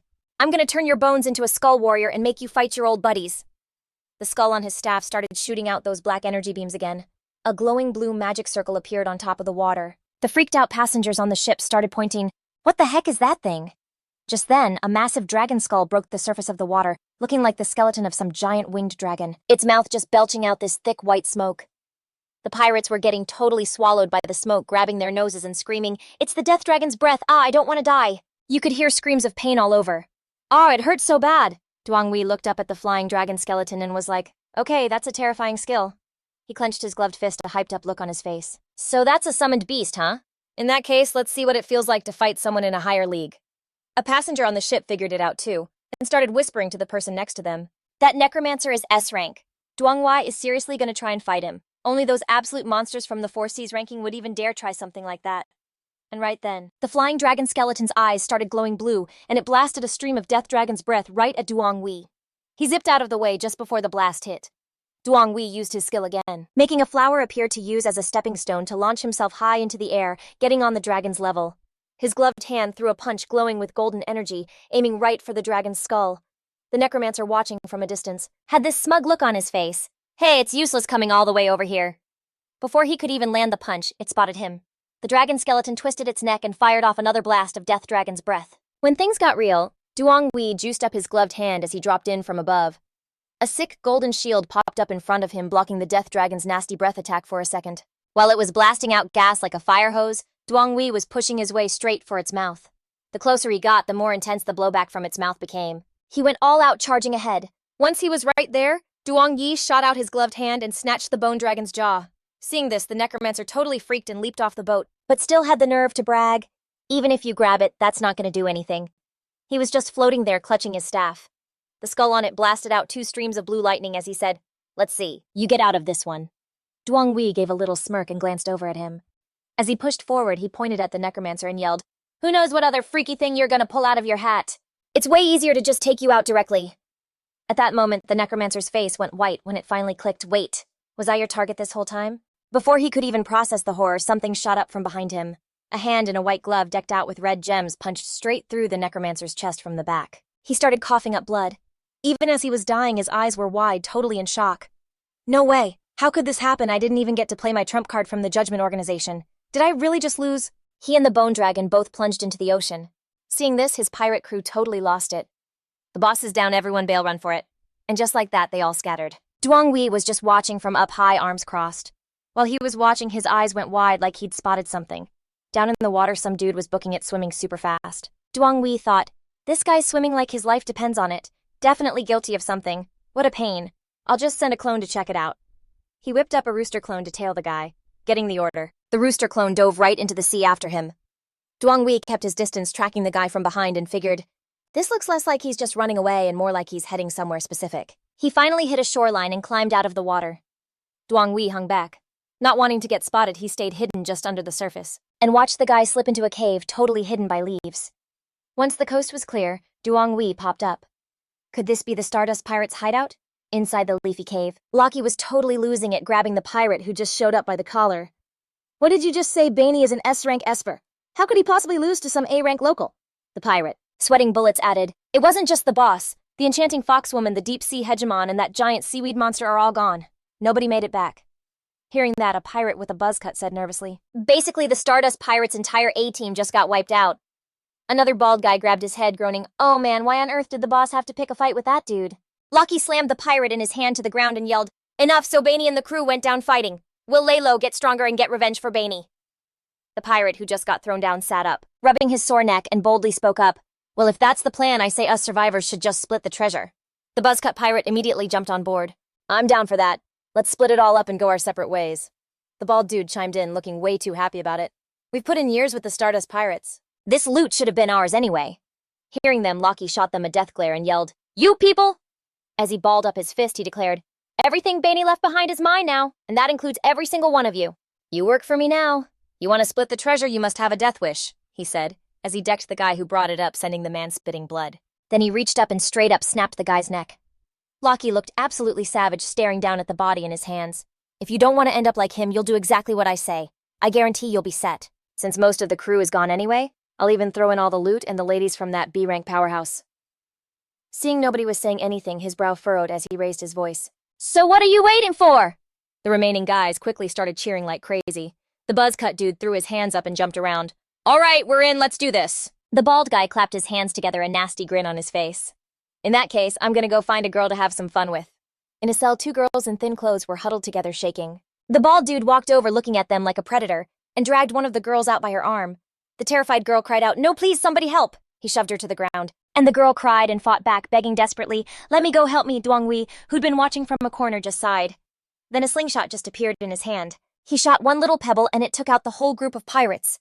"He's dead." The girl, her face splattered with blood, just stared in shock at the bald guy who had collapsed right on top of her, his head bleeding out. Just then, Lockie walked in and was totally floored by the scene, seeing all his guys dropped like sacks of potatoes. "What the heck happened in here?" One of the pirates, who was barely hanging on, heard his voice and just laughed. "Yo, it was that dude from the Dolphin Guild who rolled up to the island with us." The lackey shot Lockie a nasty look. "Never thought when I cashed out I'd get to take you with me." Lockie lunged over and choked the guy out for good. "Damn it, it's always you scumbags. Why couldn't you have just gotten wrecked in the fight?" After he was done, Lockie's knees slammed onto the ground. He dropped to both knees, holding his hands out to the cave entrance like he was praying. "I'm like totally at your service, my lord. If you're not too good for me, this humble servant is willing to call you my godfather. From now on, I'll be loyal to you, ready to jump through hoops of fire, no questions asked." As he said all this, you could totally see the gears turning in his head. All of a sudden, his eyes rolled back and blood started trickling from his mouth. Lockie had just gotten a sword straight through the chest. It was Duong Wei. He sent him packing with one clean shot, and even made sure to whisper in his ear, "Sorry, dude, the position's already filled. So yeah, you can peace out now." Lockie coughed. "Freaking heck, all that work for nothing. I was so close to being a big shot on the 4 Cs. Before he could even finish, he hit the floor dead. Duong Wei held out his hand, and a blue energy orb started to form. The system immediately pinged. Ability acquired. He scanned the text on the notification panel about the red copper battlesuit ability. It said it was made of red copper, and would jack up your strength like crazy when you put it on. It had 1/4 the speed of sound, major physical resistance, and B-rank elemental immunity. But if the power level is too low, its overall performance is pretty mid. So he went ahead and started leveling up the orb's power. It flared up with a blinding light. Power level's too low. Alright, let's see if I can juice you up. The notification panel refreshed the status of the Gilt Gold Divine Flame Battlesuit ability, a battlesuit forged by the ancient gods. When you wear it, you get some seriously next-level otherworldly power, letting you break the sound barrier, and it also gives you insane defense. It comes with 2 skills, Skywalking and Gilt Gold Divine Eyes, and it's rated S rank. Basically, it's totally OP. After he finished the upgrade, he went to check things out and found a group of young women locked up behind iron bars. He just calmly told them, "You're all getting out of here." He also decided to help them get set up. "I'm leaving half the pirates' cash for you guys, so you can get back on your feet." Hearing that, 2 of the girls just hugged each other, totally bawling with relief. "This is amazing. We're finally free." A little later outside on a high cliff, Yang Hai was just chilling under the crescent moon. Staring out at the ocean at night, he glanced down at the second item in his hand. Feeling like his S-rank power just wasn't cutting it anymore, he figured he might as well try leveling up one of his abilities to SS rank. This crazy dark aura just started pouring out of the ink-black orb. The notification panel instantly lit up with a ton of info about the SS rank ability. The Flowing Gold Divine Demon Armor, an ancient armor of the gods and demons. Whoever wields this aura will have their physical strength literally break through to level 3. Its top speed hits a whopping 20 Mach. It's made of some insane material, lets you dish out elemental attacks and fly at super high speeds. The second skill is Flaw-Shattering Golden Pupils. It can shatter illusions, let you see every tiny detail, and unleash its flaw-shattering power against an enemy's attack. It's like 2 times more effective against soul-type creatures. The third skill is Weapon Condensation. Attacks absorbed by the armor can be forged into a weapon that matches that attribute. The weapon type is still TBD. It's rated as SS rank tier 3. Its biggest weak spot is mental defense. He was curious, so he decided to try it out right then and there. Not bad. After I break this down, I'll level up another ability and see what's up. The system panel flashed a notification, Plunder. But the upgrade totally failed, which kind of threw him for a loop. He started trying to figure it out. Yo, why isn't this working? Could the ability I jacked actually have been SS rank? But he shot that idea down fast. Nah, it can upgrade an S rank ability to SS rank, which means its potential is way beyond just SS rank. He checked out the notification panel again to get a closer look at the ability's info. A single line of text totally jumped out at him. Condense into a weapon corresponding to the attribute. Weapon type is yet to be determined. Rated SS rank tier 3. He thought, maybe it has something to do with being tier 3. Maybe tier 3 is some kind of label from the underworld to keep the OP players in check. He wondered, staring at the pitch-black orb that was just pulsing with dark energy. I can't believe that after you hit tier 3, you can't break down the ability orb anymore. Without wasting a second, he instantly popped out a clone of himself. Guess I've got to figure out this Flowing Gold Divine Demon Armor. For now, this is what I'm working with. He turned to his clone and said, "All right, let's test this thing out together." The second he finished speaking, he leapt way up into the air. First up, let's test out this third skill, Weapon Condensation. A system notification popped up. Flowing Gold Divine Demon Armor. Let's see what this Divine Demon Staff can do. He activated the skill and morphed into this monkey-like form holding a staff that looked just like Sun Wukong's magic staff. He got super focused. Physical, mental, elemental attacks. Hit me with them one by one. The clone in its new form charged and slammed a fist right into his chest. As a result, the clone's fist just stopped dead in its tracks, and he was totally stoked about it. So the Divine Demon Armor just straight up absorbed that physical attack again. This time the clone went for an elemental attack. A huge wave of power just slammed into him, making him cry out as he fought to stay on his feet. Ugh, but it was the same deal as before. All that energy got sucked right into his staff. Even a legit S-rank elemental attack got absorbed. He gave the staff a swing. Okay, so this third skill is all about the weapon form. Then he put all his strength into it and swung down with insane force. Let's see what this tier 3 power is really all about. The ocean in front of him just erupted like a freaking tsunami, creating a massive water spout. Somewhere else, a guy clutching a liquor bottle was totally passed out. Suddenly, the tremor hit him, jolting him awake. What's going on? Through his binoculars, he saw something glowing on the water way out there. The tremor was so strong it left fish stranded on the sand after the waves pulled back. Yang Hai was in awe after his little power-up test. Whoa, so this is the power of a tier 3 expert. He got a confident look on his face. I've been kinda hoping for a little sparring match to see who's stronger. Yang Hai leaned back and mumbled, "Let's try this high-speed flight thing again." The next second, he shot down toward the sea like an arrow, sending water flying everywhere. He dove deeper all the way to the seabed with bubbles rising up all around him. At the same time, a notification popped up. Flaw-shattering golden pupils. 2 beams of golden light just shot from his eyes. The light beam zapped a school of fish, completely wiping them out. From the view of the binoculars looking out at the sea, a crazy bright golden light just flashed. The guy in the sailor hat lowered his binoculars, completely confused. What was that? Have I had way too much to drink? Later that morning, Young Hai and Elder Qian were standing on the ship's bow, hanging out with a bunch of other guests. Elder Qian looked out into the distance. Up ahead is the first island, Silver Deer Island. Hearing that, Young Hai, who was standing right next to him, asked curiously, "Which crew runs this island?" He answered, "The Silver Deer Alliance. Their leader is number 39 on the Shuchundao list, Liu." And he kept on explaining, "You can't underestimate how strong they are. Not long after the Qian family fell, the Silver Deer Alliance kept trying to take our spot." Over at the port of Silver Deer Island, a middle-aged guy and a really pretty young woman showed up. It was Li Yu and Li Kaiwei. Liu spoke all formally. "I've heard so much about you."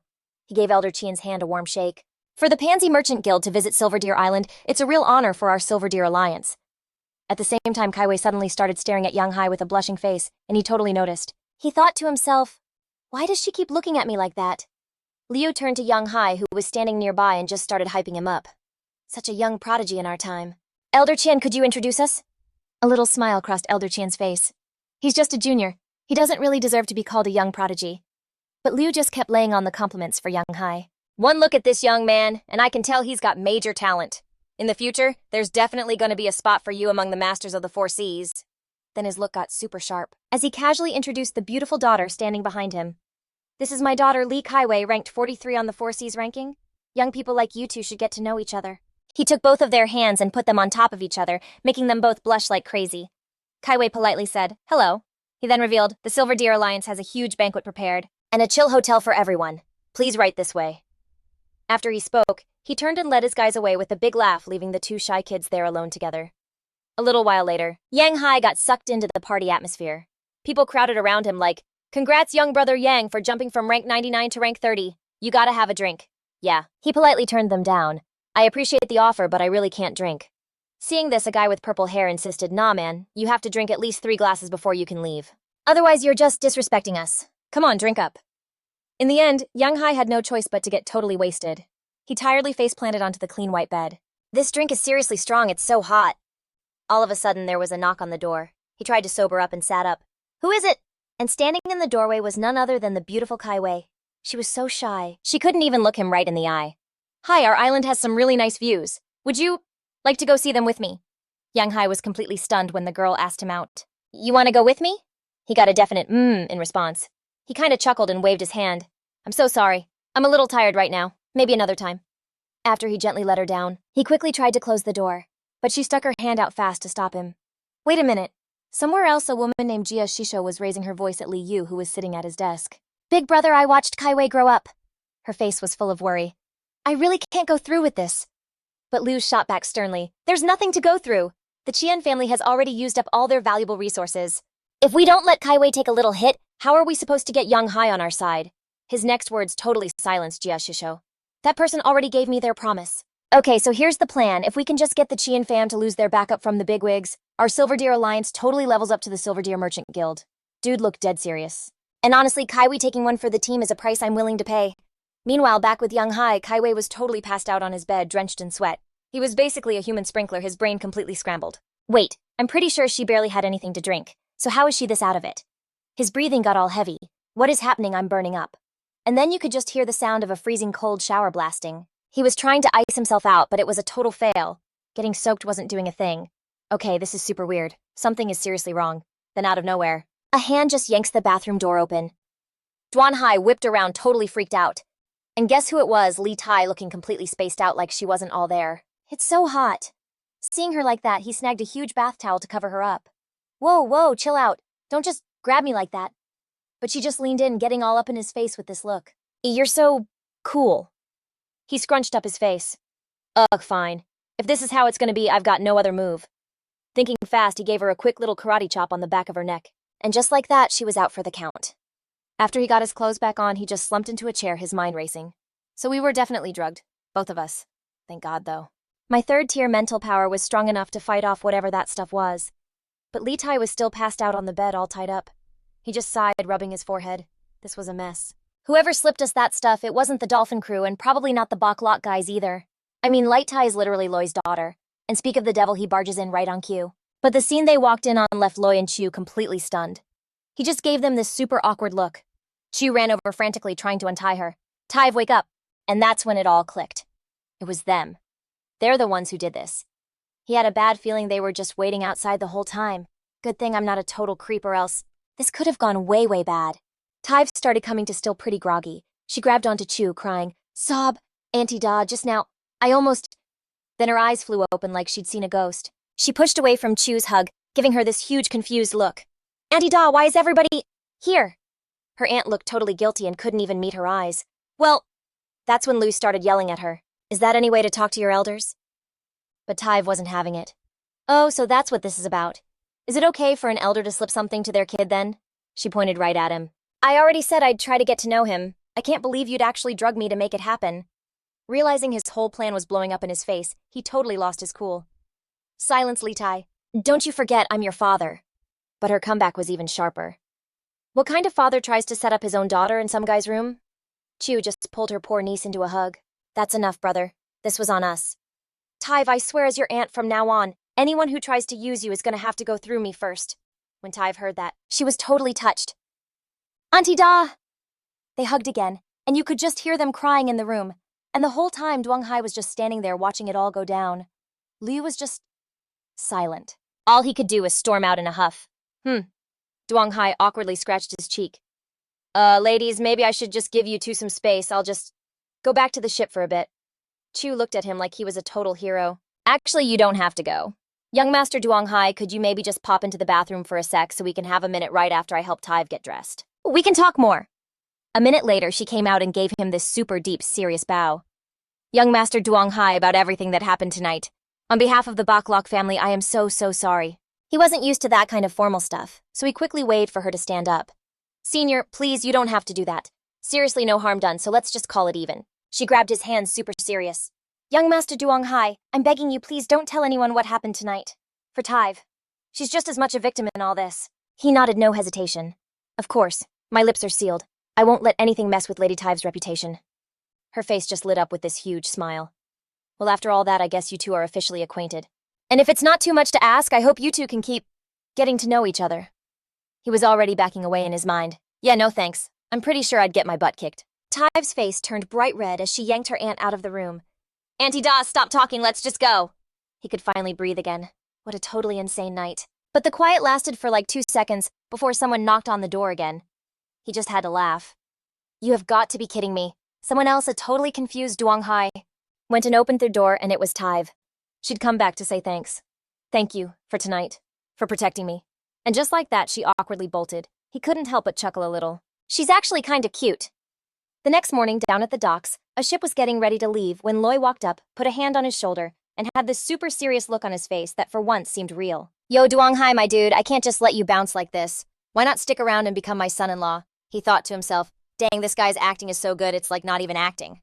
For real, a role model for our generation." He shot back, playing along. "Alliance Master, you're totally capping.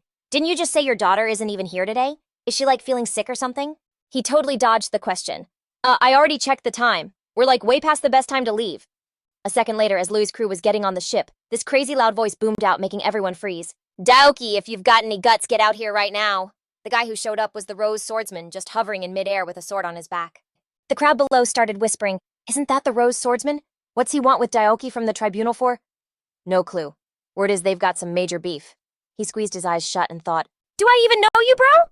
Old man Tien, standing next to him, suddenly spoke up. "That's Rose Swordsman number 72. Hey, Duong Hai, my boy. You got any idea what kind of drama he has with Daoki?" He just gave a little smirk and said, "I haven't been rolling with Daoki for that long, so I'm not totally sure." The old man looked up and shouted to him, "Hey, Mr. Rose Swordsman, sir. I'm an old friend of Daoki. Mind telling me what business you have with him today?" Seeing old man Tien step in, the guy looked a little flustered. "Look, I don't want to start a fight with the tribunal, but Daoki straight up stole my fiancé, and I'm here today to get some justice." The crowd around them all nodded like, "Oh, so Daoki messed around with the Rose Swordsman's girl. It totally makes sense he's here for revenge.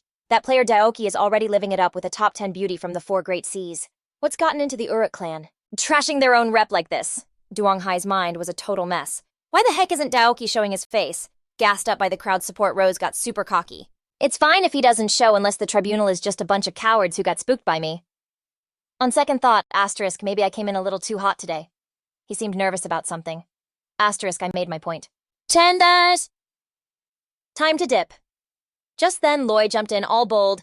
If you want to bully someone weaker, you'll have to get through my two Schwenda first. Rose yelled back, totally agitated. Hey, this is between me and Daoki. Loy, acting like he heard nothing, gripped his blade and lunged. Luckily, the guy was fast enough to block the hit instantly. Two Schwenda, stay out of this. His eyes went wide, blazing with a serious fighting vibe. With the Baklock men here today, you don't stand a chance. Come on, let's see what you've got.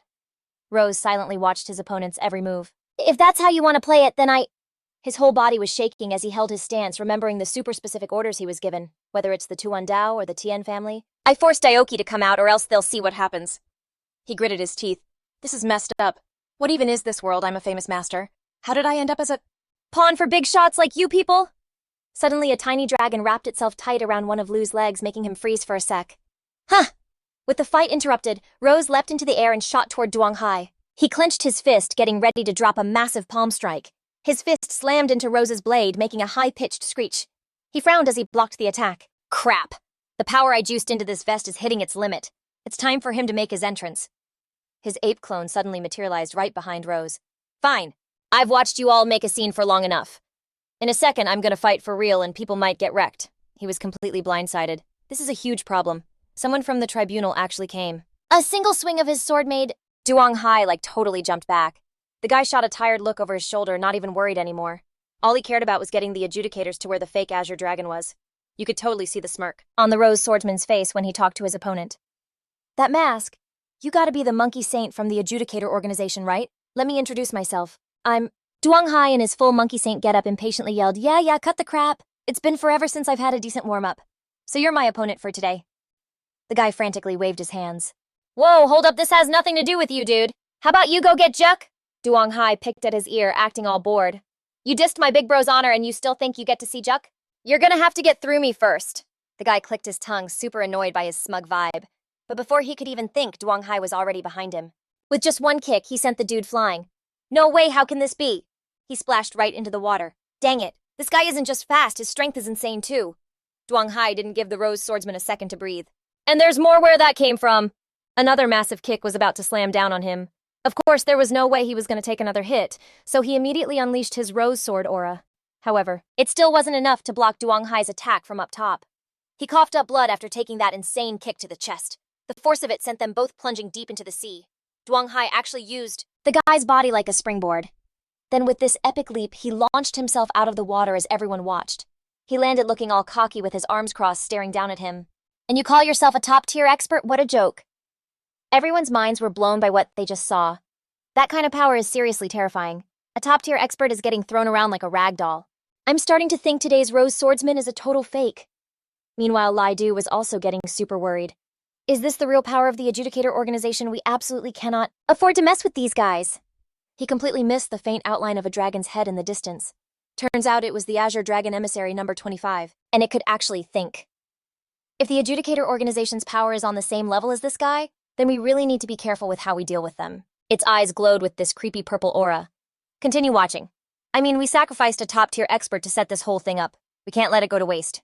Back to the fight down below. Duong Hai kept taunting his opponent. Come on, hit me with your best shot. If you can actually beat me, I might just let you live. The Rose swordsman gripped the hilt of his sword, his energy slowly building up in one spot. Monkey Saint, if that's how it is, let me show you something. I hope this little blade of mine can give you a surprise.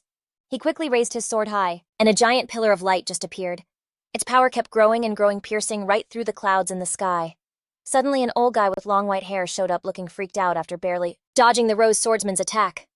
Rose swordsman, that old dude is playing you. The swordsman looked up. You want me to risk my neck so you can just swoop in and take the prize from behind? There's no way that's happening. Realizing his cover was blown, the old man landed gently on the water. He clasped his hands respectfully and introduced himself to Duong Hai. I'm O Duong Tuong Lo. I was just passing by and saw this guy using his strength to bully the weak. I was about to step in and take him down myself, but you beat me to it, my friend. Duong Hai immediately thought, who are you even trying to fool? Then O Duong Tuong Lo looked over at the Rose swordsman, which made him flinch. He shouted, Azure Dragon number 2, Assassination Dragon. A seriously ferocious dragon burst out of a magic circle roaring right above the swordsman's head. The guy was completely stunned, but Duong Hai was way quicker. Since when do you get to put your filthy hands on my prey? O Duong's body started to fade. Monkey Saint, what is all this about? I was just trying to help you get rid of this loser. He stared down at his palm. Now he was face to face with a giant dragon, all fangs and claws. Even so, he said just one word with a totally calm look on his face. Interesting. The rose swordsman pointed his sword at O Duong Tuong Lo and screamed, "You old fossil, you actually dare to try and kill me?" The old man snapped back. "So what if I am?" The swordsman decided to give in. "Fine, I lose. I managed to draw out one of the adjudicators anyway." "I'm out of here." But then something crazy happened, and he started making these choked up sounds. His hands flew to his neck like he was trying to rip off something that was choking him. "You're not gonna kill me." The pressure was so strong he started vomiting blood. It was something long and skinny but totally invisible. In a total panic, he got the idea to stab it with his sword. But who would have guessed the blade went straight through his own neck and a ton of blood sprayed out. And just like that, he died from the gnarly wound. Hudong and Branch, watching from a distance, thought the whole scene was beyond bizarre. Branch asked, totally confused, "What even was that?" Hudong explained. "That's his third summoned beast, the invisible dragon." Duong Hai pointed his staff at O Duong Tuong Lo, calling him out. "You just killed a top-tier expert. By the rules, you have to be judged." All he got back was this super smug smirk. He took himself out, Duong Hai figured out instantly. He and Faye spotted a jade ring, a total match for the ones the Deep Blue clan wears. So this dude was one of them for sure. There was a seriously dangerous look in his eyes. "Hope you're a better challenge than the Rose Swordsman." The old guy just laughed, totally dissing him. "Yeah, let's see you keep that cocky attitude when you're under my boot." He felt something behind him and his eyes snapped left. Another cheap shot. It was the azure dragon totally under the old man's control coming right for him. 2 golden laser beams zapped from his eyes and totally wrecked the dragon. Golden annihilation pupils, bam. The azure dragon's body just poofed into smoke, but it wasn't gone for good, just shrunken. The old man was all like, "Good boy, I'll get him back for you." His eyes were blazing. Literally a second later, the dragon started bulking up, juiced by some skill called phantom possession. Something shot straight into its head. The two of them were locked in this insane stare down. The air was super thick. Meanwhile, old man Qian looked all stressed out and started talking. "That azure dragon guy is ranked 25. Isn't the monkey saint getting a little ahead of himself?" But someone shot back super confident. "Nah, don't sweat it, Elder Chun. The monkey saint's instincts are off the charts. He's not the kind of dude to lose because he got cocky. He was just hammering the azure dragon with non-stop attacks until finally he found its weak spot. Got an opening." The azure dragon shuddered, let out this huge roar, and opened its massive jaws. Duong Hai didn't waste a second, launching his attack right down its throat. Whoa, Duong Tuong Lo's jaw just hit the floor. The azure dragon crashed into the ocean. The old man totally lost it, screaming, "Monkey Saint, you took out my number 2 dragon, you're so dead for this." Then out of nowhere, a glowing green circle appeared on the water. A totally different kind of dragon rose from the sea. Everyone on the boat was just like, what the heck? The Jiao yawned and was like, "Yo, Duong Tuangle, it's been like 10 years since you called. So you got the offering for this little summoning party?" Hearing that, the old man started to freak out. "Just give me 10 days and I'll even throw in an extra offering." The Jiao held up 2 super sharp claws. 7 days, and 2 extra helpings. The guy had no choice but to cave. "Fine, whatever, just get him. 2 it is. Now go wreck him." The Jiao shot up into the sky, its whole massive body on full display for Yang Yi.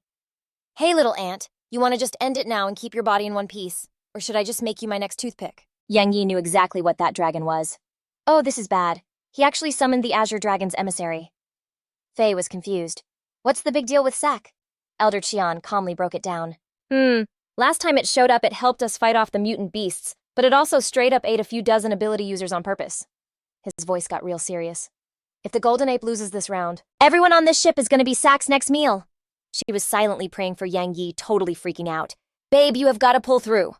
Meanwhile, he was showing off his epic, staff-spinning moves and taunting the beast. "We'll see who's eating who." He charged right at Sack, swinging his staff and smacking him hard on the head.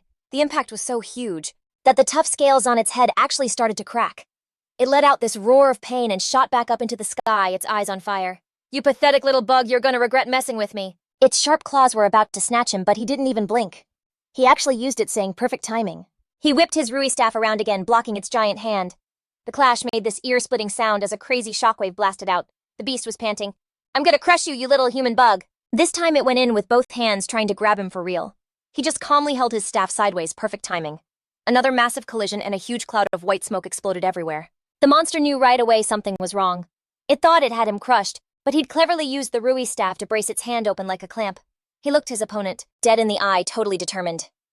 "My turn to mess you up." He pulled his staff back and shot up to its eye level. The beast obviously didn't wait a second to blast blue flames right at him. He just spun his Rui staff like a propeller and blew the fire away.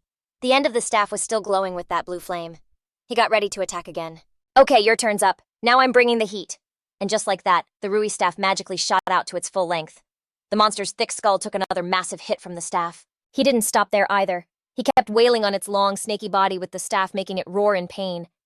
Next up was the hand that had tried to squish him. Man, that had to hurt. Realizing it was losing bad, it turned and yelled, Shenglu, forget the offering. Just get me out of here now. But there was no way he was going to let it just bail. Thinking of leaving sorry too late. Stick around. I'm kind of curious what lizard tastes like. The end of the giant Rui staff shot out like a cannon and blasted right into the monster's mouth, making it scream, Ah! A second later, its entire body just disintegrated, poofing into thin air. He turned back to the main event. All right, old man, you got any other tricks up your sleeve? Use them all. He thought, I'd actually love to see if this dude dares to use the Avarest clan's moves. Then Bam Wang Shungle's body just split into a ton of tiny dragons. He realized the old guy totally played him. It was just some cloning trick. He reached out and snatched one of the little dragons trying to escape, which turned out to be the Azure Dragon Envoy. Look, if you just beg for forgiveness, I'll let you live. How about it? The old dude growled. How did you even know this was the real me? He shot him a seriously hateful glare. What the heck do you want? His answer was surprisingly deep. Oh, I don't just know this is your real body. I know who you really are. So how's it feel being a traitor to humanity? Realizing he could no longer use his escape move, he had no choice but to change back into his human form. Wu Shenglu, now totally cornered, started arguing like crazy. Don't you dare just make stuff up. I'm young Shenglu. I've fought for humanity my entire life. How could I possibly be a traitor? He even tried to flip it on him. Are you just saying this to have an excuse to get rid of me? Sunho. Oh, Sunho, you are one sly dude. Ignoring his whole rant, Sunho just grabbed his neck. I bet when you're actually facing death, you won't be able to resist. Using the Avarest clan's power. The old man yelled, You'd stoop to anything to take me out, wouldn't you? He just squeezed harder, still playing innocent. The pressure got so bad the old man's body was shaking uncontrollably as he choked. It looked awful. Sweat was pouring down his wrinkled face. I'm a member of the Ouyang family. Aren't you scared my nephew is going to come for you after this? Faye curled her lip, totally disgusted. So this is a senior expert. Can't win a fight, so he has to call his nephew. Xiaorang, standing beside her, calmly explained, his nephew is the number 5 god of Wind Wang Guanhe. He's the guy in charge of the Free Alliance's coastal defense, the commander of the Free Navy, and the head of the Merchant Alliance. Faye quickly faked a couple of coughs. Pretend I didn't say anything. Wu Shenglu clawed at the arm, choking him, which felt like solid steel, his vision already getting fuzzy. Just then, some ghost-like figure appeared floating in midair. It was the number 5 ranked Wang Guanhe. His intense eyes were giving off a seriously dangerous vibe. You trying to kill him? He replied super blunt. What does it look like, my hand's right here? You think I'm just playing games with him? Old man Qian and the kid standing nearby were honestly impressed hearing that. This Sonho guy was for real, straight to the point. For real, way too direct. Yu Shenglu, acting like he'd just been thrown a lifeline, weakly reached out for help. Awesome nephew, save your uncle this one time. I'll owe you big. However, Uang just coolly and coldly replied to his uncle, Save you, yeah right. Second uncle, when you ditched Tani Island, didn't you literally say, From now on I will never ask you for anything again. Besides, you've also got stuck. With enough sacrifices, even a rank 20 expert could put up a fight. He went on. The old man struggled to explain, Awesome nephew, stop messing with your uncle. I already summoned Stuck, and this guy already took him out. Yang then turned to Yang Shi and made him an offer. Yo dude in the monkey mask, you interested in working for me? Hearing that, he shut him down completely. Nah, I'm good. When I became a Zodiac of Kaiju, I swore I'd be loyal to my leader forever. If that's all, please move.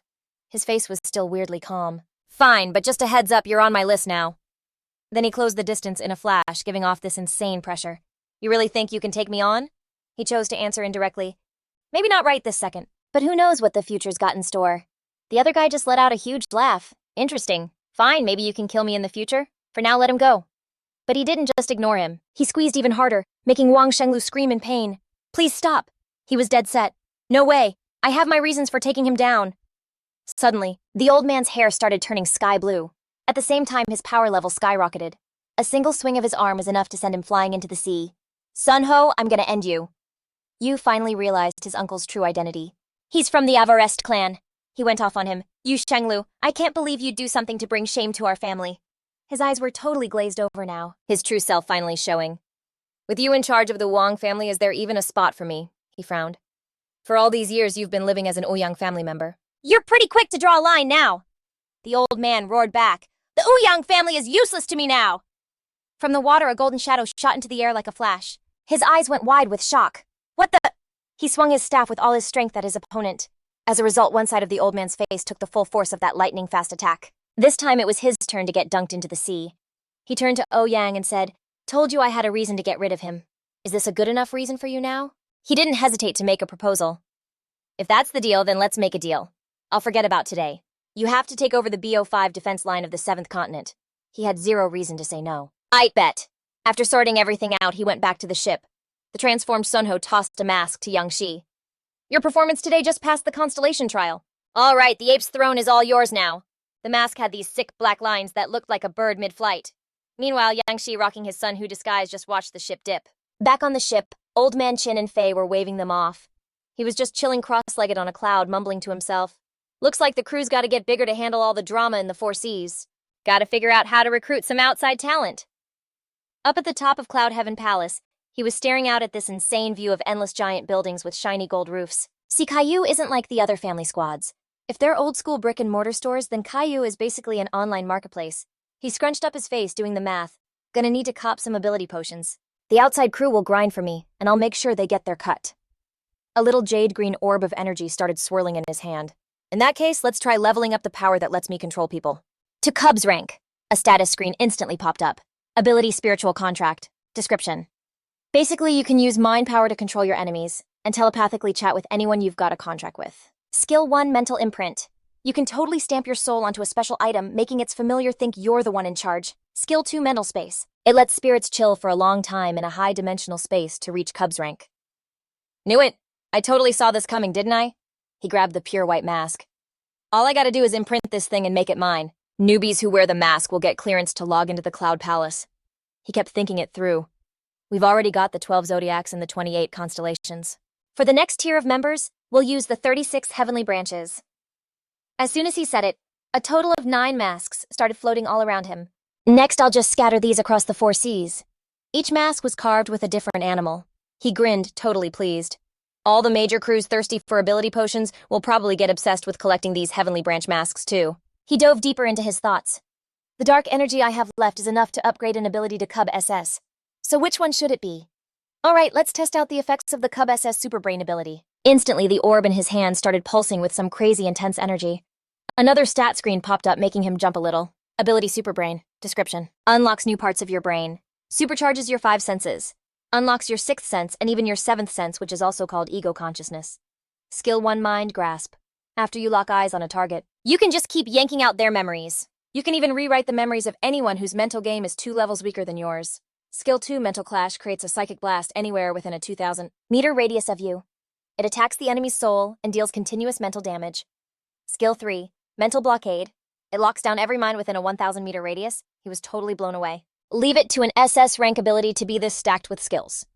He was getting super hyped. Like, I get the 6th sense, but what the heck is this 7th sense? He shut his eyes, focusing hard. Ego consciousness. Let's see what this is all about. A super clear image of the brain inside his head appeared. Whoa, it feels like it's actually making my thoughts physical. Like it's creating a whole new person. Just please don't let them be ugly, he hoped as a huge wave of energy converged on one spot. A second later, a girl with a killer figure materialized out of thin air. He turned beet red and just stared. Is this literally the perfect girl I've been dreaming of? The vermilion bird bowed to him. Lord KKA. He totally lost his cool. Ahem. Why are you calling me that? My subconscious must have glitched or something. He quickly tried to fix it. From now on, just call me leader. We're gonna have more people around, so we need to build this place up a little. 4 massive skyscrapers shot up, each one representing one of the 4 legendary divine beasts: Azure Dragon, White Tiger, Vermilion Bird, and Black Tortoise. His voice was totally steady as he laid it all out. The Azure Dragon Spire is in charge of the Iron Blood Sea. The Vermilion Bird Spire's got the Hero Sea. The White Tiger Spire handles the Alliance Sea, and the Chaotic Sea region belongs to the Black Tortoise Spire. The Vermilion Bird hung on his every word. Each of the 4 spires is managed by 7 constellations. For right now, we'll assign the 9 heavenly branches to them. He turned to her. So which gig do you want, Azure Dragon, Vermilion Bird, White Tiger, or Black Tortoise? She didn't even hesitate before picking. I am a part of you, and I want to be with you forever. I will take charge of the Vermilion Bird Judge. He got all flustered and scratched his cheek. Okay, fine. I'll let you handle the design for the Vermilion Bird Spire. Now go get changed quick. She just gave a little, and in a flash, she was decked out in a formal uniform with a mask that symbolized the Vermilion Bird. He just watched her float there and couldn't help but feel a little bummed out. Man, what a shame. She's just a piece of my own mind. Guess there's no such thing as a perfect girl in the real world. He gave her the full rundown, then turned to bounce. Looks like someone's looking for me. I'm leaving you to handle things here. She just nodded. Yes, Lord Leader. A little later, Faye was knocking on Yang Shi's door. Yo, bro, the ship's about to leave. Elder Qian sent me to grab you for the sea offering ceremony. Sea offering ceremony? He thought, confused. But before he could even process it, she was already pulling him along. The constellation totally grabbed his hand and started dragging him. Heck yeah, this sounds awesome. Let's bounce. Up on deck, the whole crew was already there. Yo, Yang, we were just waiting on you. The captain didn't waste a second and gave the order, begin the sea offering. Everyone started lighting incense and the smoke just billowed across the sky. Yang Yi was right there in the middle of it when he spotted something super weird. Asterisk, ugh, why are they here again? Asterisk, Li Yu and Lai Kaowei had somehow shown up on the ship. Everyone, we came just to see you all off, Elder Chen said, giving him a polite bow. Alliance leader Li, for real, I have to thank you for doing the right thing. Li Yu replied, all chill. Don't even mention it. The North Star Alliance is all about fighting those mutant beasts. Elder Qian then introduced his daughter. This is my one and only daughter. She wants to come with you guys and train. Elder Qian and Yang Yi just stood there listening and started breaking out in a cold sweat. Asterisk. This is, he thought, like asterisk. Why are you even looking at me? Weren't you just beefing with her dad? Now you're using me to get your way, asterisk, Kaowei spoke up politely. Everyone please take good care of me. His eyes went wide with shock. On top of that, she looked totally down for it. He hesitantly held out his hand to her. Welcome aboard. She gave him a friendly handshake right back. Thanks. A week later, he and Elder Qi were on a different boat. Fenhai Island was dead ahead. As he looked out, he was seriously hyped. Finally, the Four Seas are gonna see what the Adjudicator organization is all about. The boat finally docked, and everyone just erupted. We finally made it. Our Qian clan is back. The old clan leaders still got it. No matter how bad things get, he always finds a way to fix it. Elder Qian hyped them up. You've all worked so hard. Now, as long as we team up with the Adjudicator organization, we can for sure bring our clan back. Yurang and Dada were so moved they started bawling. Asterisk boo-hoo-hoo. Asterisk over at the Qian family's villa. Yang Yi and Elder Qian were just chilling in a room talking. He spilled, Elder Qian, a real big shot from the organization is coming to visit Fenhai Island. We, the Adjudicators, are going to announce our first move. The Elder poured some tea and asked, I wonder who this VIP is. Is there anything our Qian family needs to do to get ready? Like he was waiting for that exact question, his look got razor sharp. The Vermilion Bird, he said. This person's status is even higher than the Zodiac's. As a Four Symbols judge, ability potions are their whole deal. The Elder could not believe what he was hearing. He kept going. This time we need the Qian family to get some media over here for a press conference. The organization is going to give the people of the Four Seas a chance to get way stronger. The look on his face was crazy confident. We're calling it the Heavenly Branch Plan. The Elder carefully handed him a steaming cup of tea. Thanks for the heads up, Yang. We'll totally nail this press conference, don't worry. Over at the White Tiger Hall, a voice rang out. The layout's not bad. How's the whole system set up? The Vermilion Bird reported back to him, looking grim. The missions are split into 3 types. Intel missions, normal missions, and confidential missions. She explained it real quick. And normal missions are just about gathering resources every day, like collecting active cores after you take down some demonic beasts or maybe fighting a wild boar or whatever. A point board popped up showing a bunch of different colored gems. We'll use the ability orbs and dark energy we score, take 1/10 of the haul and turn it into accumulated points to pay for the gear. He got a little a mask. What in the world is going on? In a flash, the kid was zapped to a place he'd never seen before. Where am I? Am I dead? A masked figure stepped out of a doorway. You're the first contractor. He easily turned the boy's head. Hey, little dude. If you're a heavenly speed star and you're still crying like this, you're never gonna make it. The man then asked him, what's your name? The boy answered right away. My name is Chojia. The man gave him a serious warning. Remember that heavenly speed star mask you're wearing. If anyone ever asks you about it, you keep your mouth shut. The kid was kinda clueless, but he nodded anyway. Thanks, dude, he mumbled. The guy was like, all right, let's bounce. I'll give you the rundown on what's up. Like 1 hour later, Choji slapped the mask on and the guy just had to say something. Yo, kid, for real, you're part of Verdict now. So why the long face? The boy was like totally unsure. But dude in the mask, he stammered. I don't have any powers. I can't even take out a lame D-rank monster. The guy kinda stroked his chin thinking, yeah, that's a bit of a problem. The guy admitted. Suzaku, you got any ideas? Just like that, Suzaku popped up with a plan.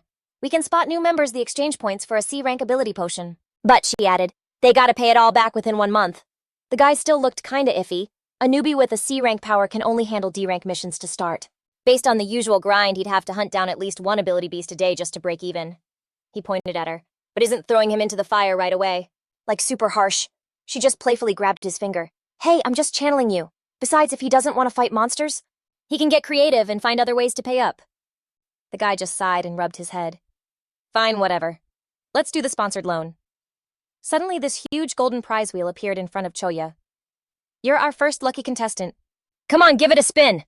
The kid pulled the lever and it landed on Grey Mist, a B-rank ability. The guy crossed his arms. Not bad. Now go back to the real world and hang tight. Your prize will be there soon. Make sure you sign for the delivery. Back at the farm, the sun was barely up when some rooster started screaming its head off. Then a blast of ice-cold water hit Chojia right in the face. He shot up yelling, "What the heck?" This huge guy with a whip was screaming, "Guess shipping off your sister Tin Hani didn't teach you a lesson. You still got the nerve to sleep in?" The kid threw his arms up to block, but it hurt so bad. He begged the guy, "Please just stop," but the man was totally heartless. He just swung the whip even harder. "You're nothing but a born loser just like your sister. A good beatdown is the only thing you understand." After he'd had his fun, the jerk finally turned and left, leaving the kid just sprawled on the dirt. "Get up and get to work now."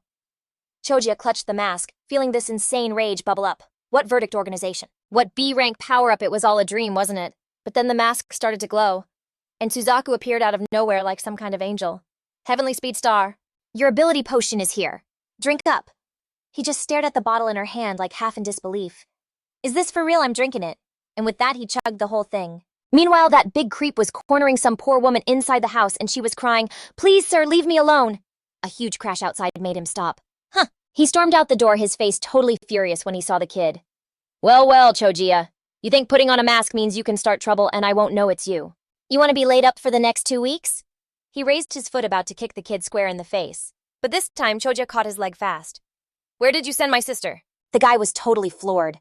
What? But he was still acting tough. "So what if the Starry Splendor Club snitched?"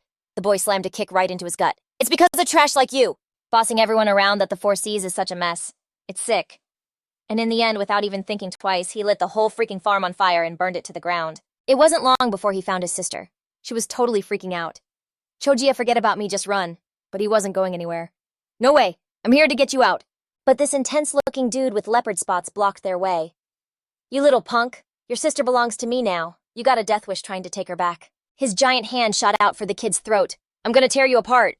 But then something totally wild happened. Before the guy even knew what hit him, the kid pulled a move that dropped him to his knees just like that. Everyone watching was completely shook. No way that kid just took down a B-rank ability user. Who is he, that whole mysterious vibe? Of that masked guy totally reminds me of that secret group verdict. You think they're connected?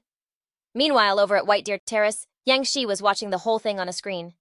"Looks like our first member is making some pretty good waves." Deep in some forest cave, the great commander was staring at these blue flowers. They were blue all over from the stem to the leaves, and they had this crazy hypnotic vibe.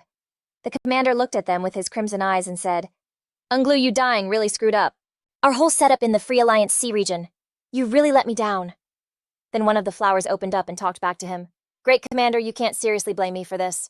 I got played by those guys from Verdict." Hearing that, he shot a red laser beam from his eyes right at the flower. "You're still making excuses." The flower, totally terrified, totally begged for mercy. "I wouldn't dare, for real. I wouldn't dare." After handling the flower, the commander's face went dark. If Wang Chenglu, the guy running the Ying Nian plan, got himself taken out, then we need a new manager for the Moonlight Island gig like yesterday. Plus, the plan's launch is a super big deal. We have to show them the real power of the Deep Asura division. The flower was like, "Don't worry, the launch is still on schedule. We're gonna give you a surprise that'll blow you away." He added a reminder. "Verdict is about to hold a press conference. Keep tabs on them. I've got a bad feeling they're gonna be a major problem for our primordial organization." Meanwhile, Yang Shi was just chilling and having a drink at the White Deer Terrace. He thought, that huge ancient forge Faye saw. Maybe I can use that puppet Arthur to get some answers. With that, he closed his eyes and tapped into his puppet control ability. Over on Poseidon Island, Arthur, rocking a white suit, was standing in front of a mirror. All of a sudden, he just froze. "Leader," Yang Shi's voice echoed in his head. "Give me the rundown." Arthur reported back, super stiff. "Yes, I'm heading to a family party." Yang Shi pushed. "Who's gonna be there?" Arthur's eyes glazed over. "My older brother, Chris Green, he's ranked 27 on the Four Seas list.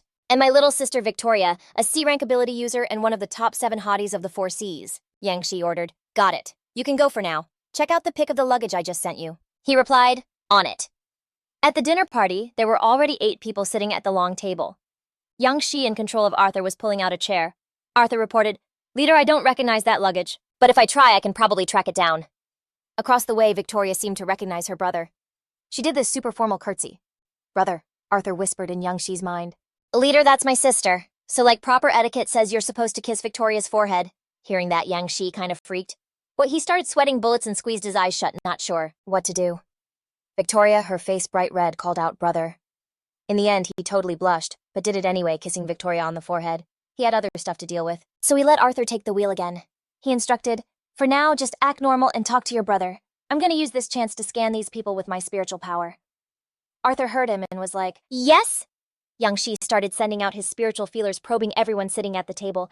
Then a little bit of his power zeroed in on greed. It looked like he felt something. Yang Shi wondered, wait, is this greed guy's spiritual power higher than level 3?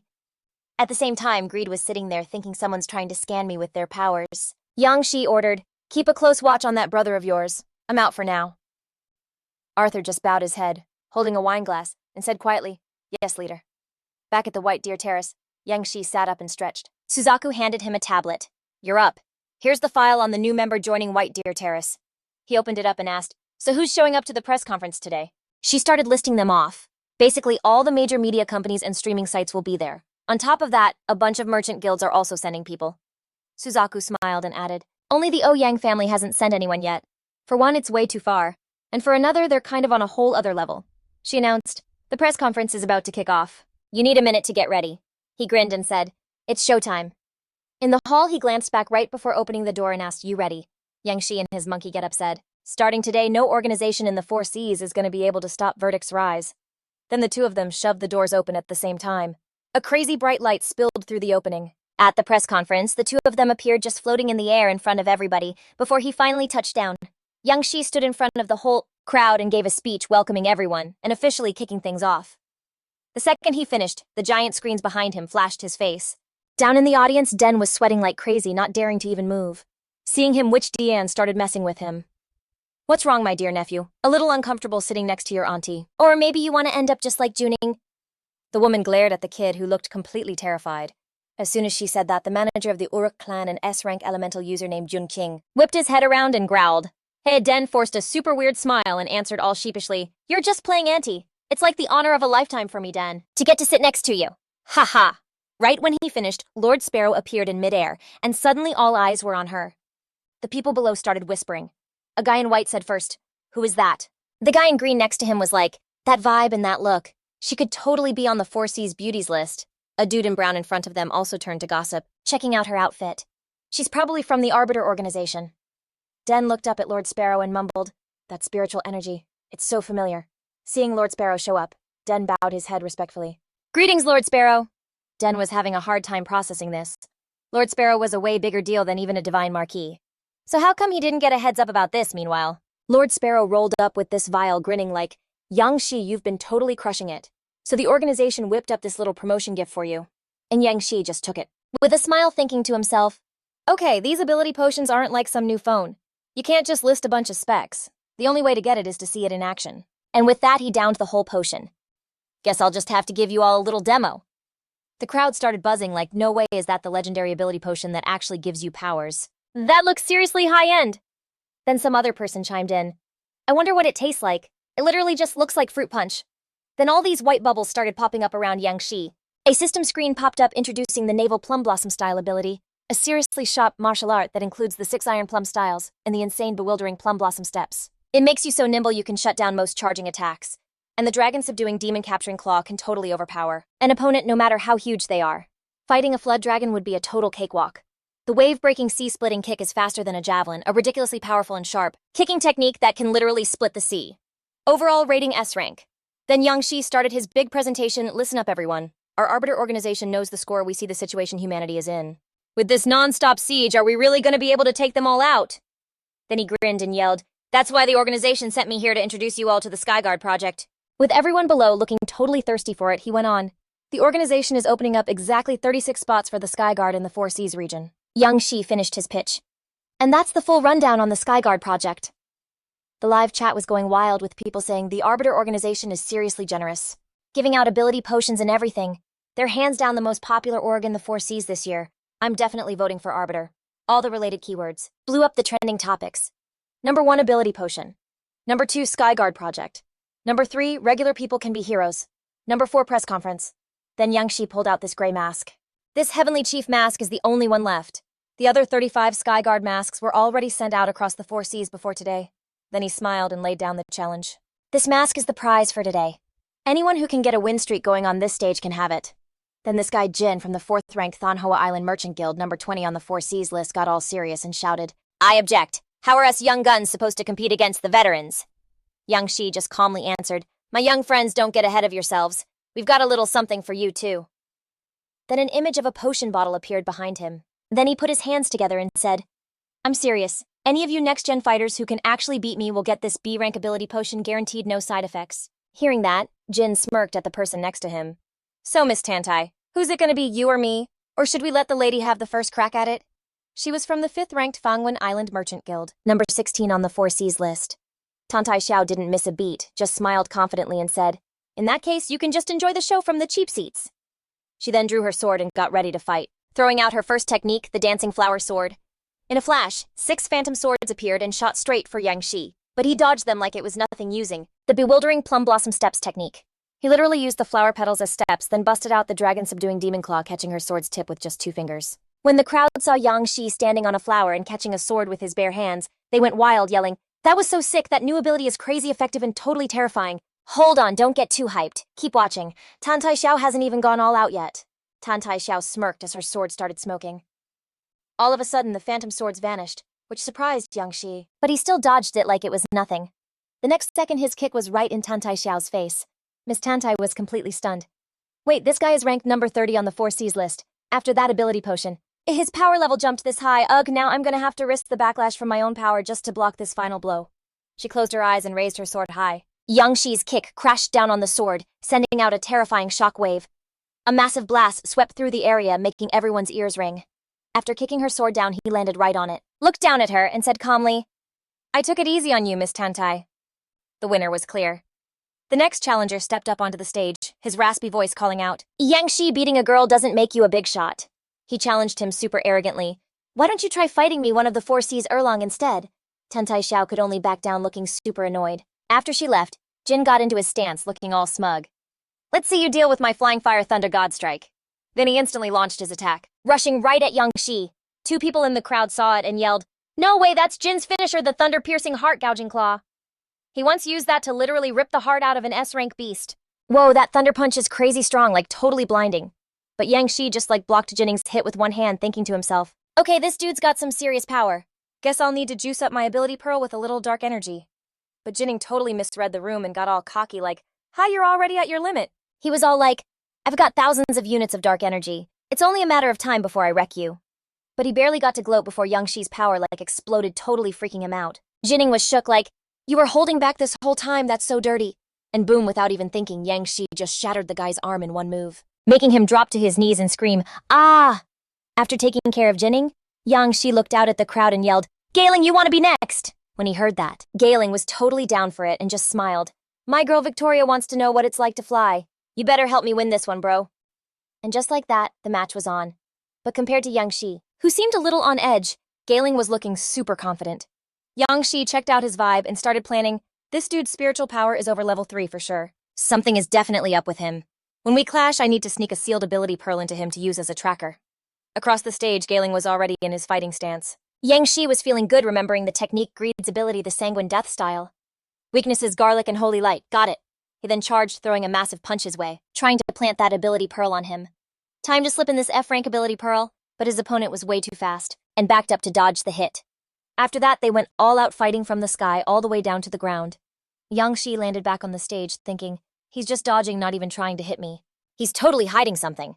So he went on the attack again, unleashing his wave-breaking sea-splitting kick, and launching a huge kick right at him. He ended up hitting something super weird.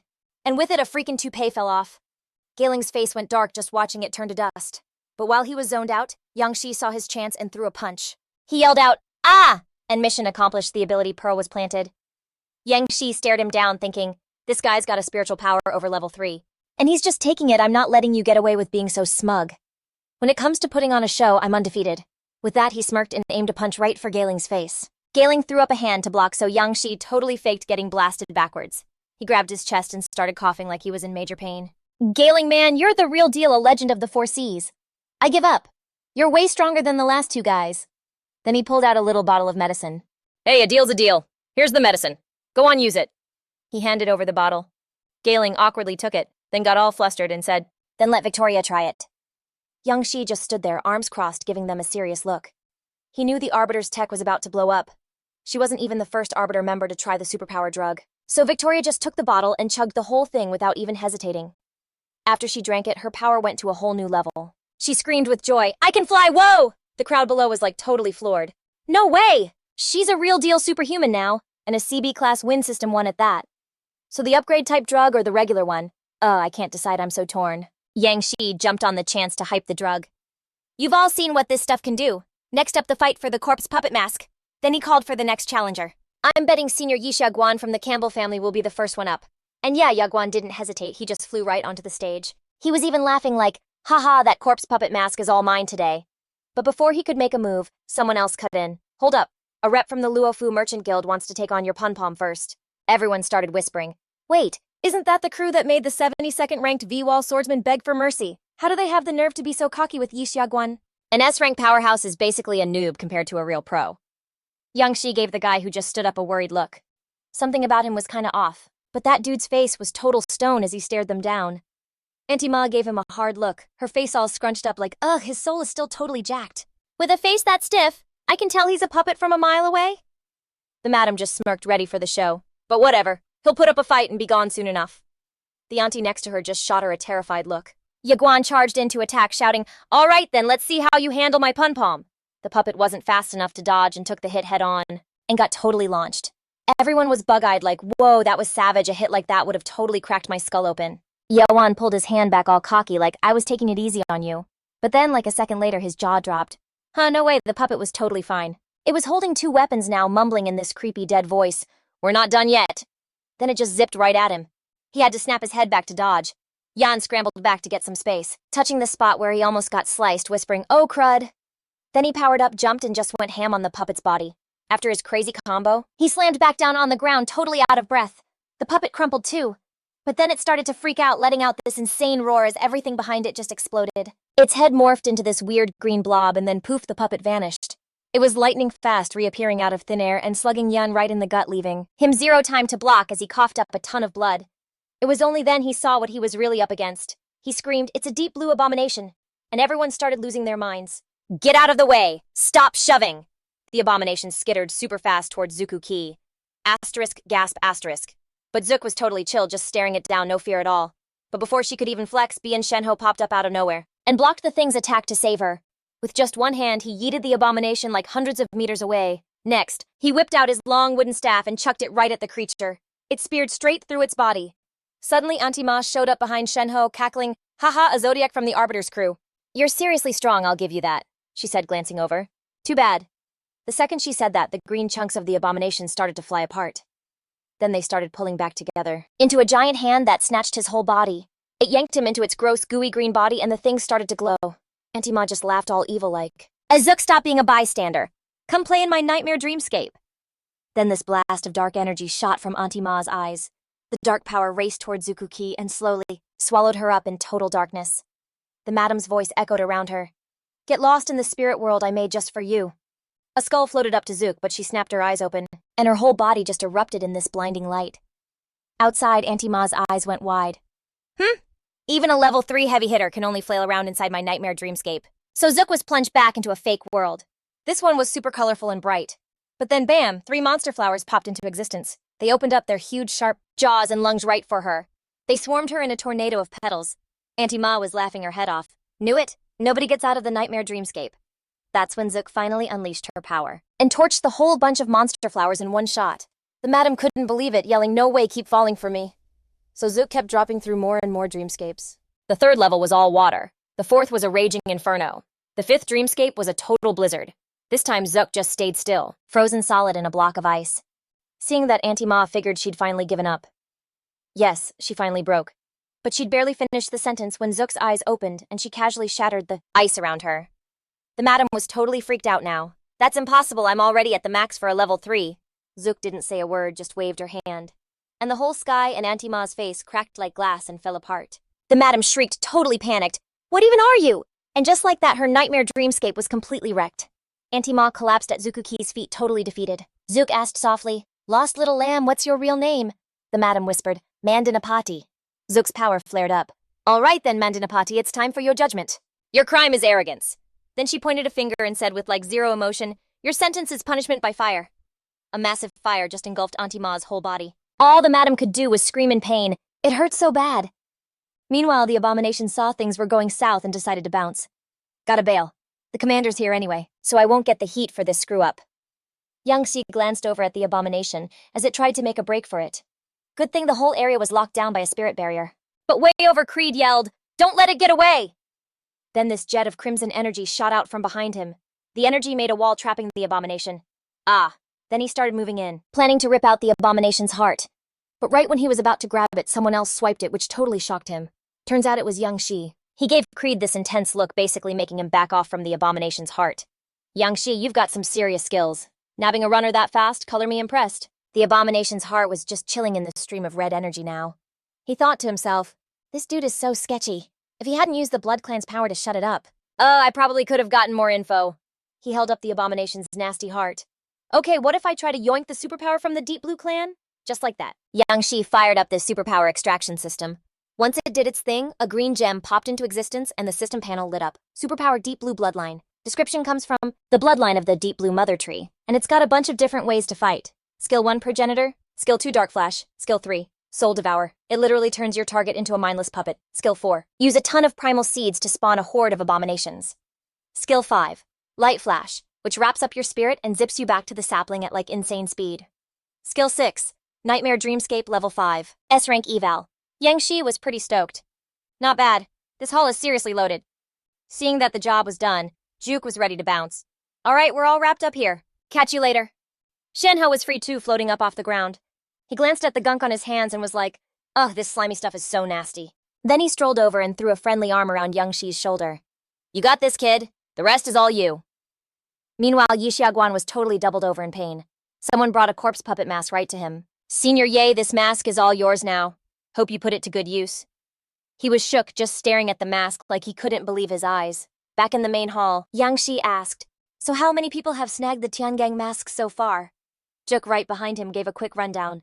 Free Alliance C region has 6 people, Hero C region 3 people, Iron C region 2 people, and the Chaos K region has 2, she went on. Oh, and by the way, one of the Tiangang members from the Hero C region is someone we know, Molong. When he heard that, he whipped around and asked, when the heck did that guy show up in the 4 Great Seas? She shot back. For real, should we figure out a way to get rid of him? Duan Hai just waved it off, turning away like it was no big deal. Nah, don't worry about it. As long as he does his job and brings in enough value for the org, it's cool. I can deal with him being around. Then he casually tossed a marble thingy to her and said, this last haul was enough to boost the S-rank Void Cube to SS rank. The system panel flashed the item's stats again. Special ability Void Cube. Description can store and move stuff through the void. Skill 1 Transportation Gate. It warps to the user through a void vortex. You can feel where it is, but living things can't go through the vortex. Skill 2. With an anchor space, it can teleport living things. Evaluation. Rank 3. SS your own personal interdimensional delivery service. Duan Hai was kinda hung up on the Void Cube's power. Living things can't pass through the void. Basically means anything alive that goes in dies. So he grabbed a fish and summoned the transportation gate. He then chucked the fish in to see what would happen. And boom! The dead fish instantly reappeared in his hand. Duan Hai stared at the fish and mumbled, I can literally feel the void sucking out its life force. And no wonder it can't move living things. He pulled out another live fish. Okay, but what if I use this as like an attack? He summoned the transportation gate right on top of the fish again. From that, he figured out the void vortex is basically a spatial attack, and you can even use it to soak up enemy hits. Duan Hai looked like he was scheming. The Pig Zodiac armor is definitely getting this SS rank Void Cube. That's some serious combat power right there. Aight, let's get the Pig Zodiac armor set up. A foot popped out of the portal, and bam, the Pig Zodiac transformation was complete. From behind him, Juk spoke up. Got some new intel. The Hero Association is grabbing Otherworlders for their mines. Hearing that, Duan Hai was totally caught off guard. He turned back to her and was like, wait, the Deep Blue Clan are Otherworlders too, right? But it doesn't seem like they need mines. Could it be? Duan Hai looked down, thinking hard. Are the Deep Blue Clan and the Otherworlders from the contaminated dimension not the same crew? I mean, the way they handle passing down abilities is totally different. Juk jumped in. Also, one more thing. Feodong, Qian, Dada, and Branch just got to the Keelan base. Hearing that, he totally lost it. Why didn't you tell me that before? Meanwhile, over at the Keelan base, Qian, Dada, and Branch were just hanging out and talking. Branch started, dude, there are so many missions and they even have a whole catalog for swapping abilities. Dada chimed in. Yeah, but getting one upgrade type ability potion costs 4,500 points. Feodong added. Based on the points I get for taking out dimensional beasts, I'd have to waste like 18 of them just to trade for one S-rank ability potion. Branch and Feodong were feeling pretty bummed. This is seriously not easy. Feodong, standing off to the side, piped up. Not really. They also have intel gathering rescue and even hitman missions here. The payout's not bad. And they're way easier than fighting those dimensional beasts. While they were talking, a voice suddenly cut in, quiet. And then a green figure just appeared. Duan Hai announced, I called you all here to talk about a plan to get you some points ahead of schedule. Think of it as a special bonus. At this, Branch and Huang's eyes went wide and they looked at each other. She asked, all hyped up, so does this mean we can score the ability potions early? He just coolly replied, yep. Then he pulled up the ability panel. All right, hurry up and pick the powers you want most, he thought. The stronger our main crew gets, the faster we can snag resources, and the better our shot at beating those other worlders will be. Down at the Banana Island port, where the water was crystal clear and super blue, a ship was just chilling there. Duong Hai was standing by the river with Teddy, who didn't waste a second saying, Yo, Duong Hai, this is Banana Island. The last pit stop for repairs before we hit the front lines. Duong Hai sat down too, staring at the sparkly water, and was like, whoa, this river is seriously gorgeous. Standing next to him, Teddy checked out the current and started explaining, this is the Moonlight River, the biggest freshwater source on Banana Island. Legend has it that drinking from it brings you good luck. When he heard that, Duong Hai scooped up some water and was like, for real, does it actually work? Guess I gotta try it then. He was just about to take a sip, but then he totally saw these tiny particles floating in it. From just that little clue, he figured it out. There's a small amount of primordial particles in this. The third scene from Fifi's dream. Is it all going down on this island? Duong Hai worried. Like, why would the Deep Blue clan dump blue powder in the Moonlight River? After mulling it over, he turned and asked Teddy, hey man, where's the source of the Moonlight River? Teddy just pointed Duong Hai toward Jikong Mountain, right in the middle of Banana Island. That mountain was massive, stabbing right through the thick clouds like something out of a painting. So Duong Hai booked it over to the spot, Jikong Mountain, where the Moonlight River starts. He thought, with this concentration, even if a regular person drank this for over 6 months, they wouldn't even get close to transforming or mutating. Then he muttered, I seriously can't figure out what the Deep Blue clan is up to. Might as well set up a secret base on Jikong Mountain. It'll be way easier to keep an eye on them, he thought, crossing his arms. And just like that, Duong Hai summoned the snake Zodiac and gave the order, Snake, you're on watch duty here.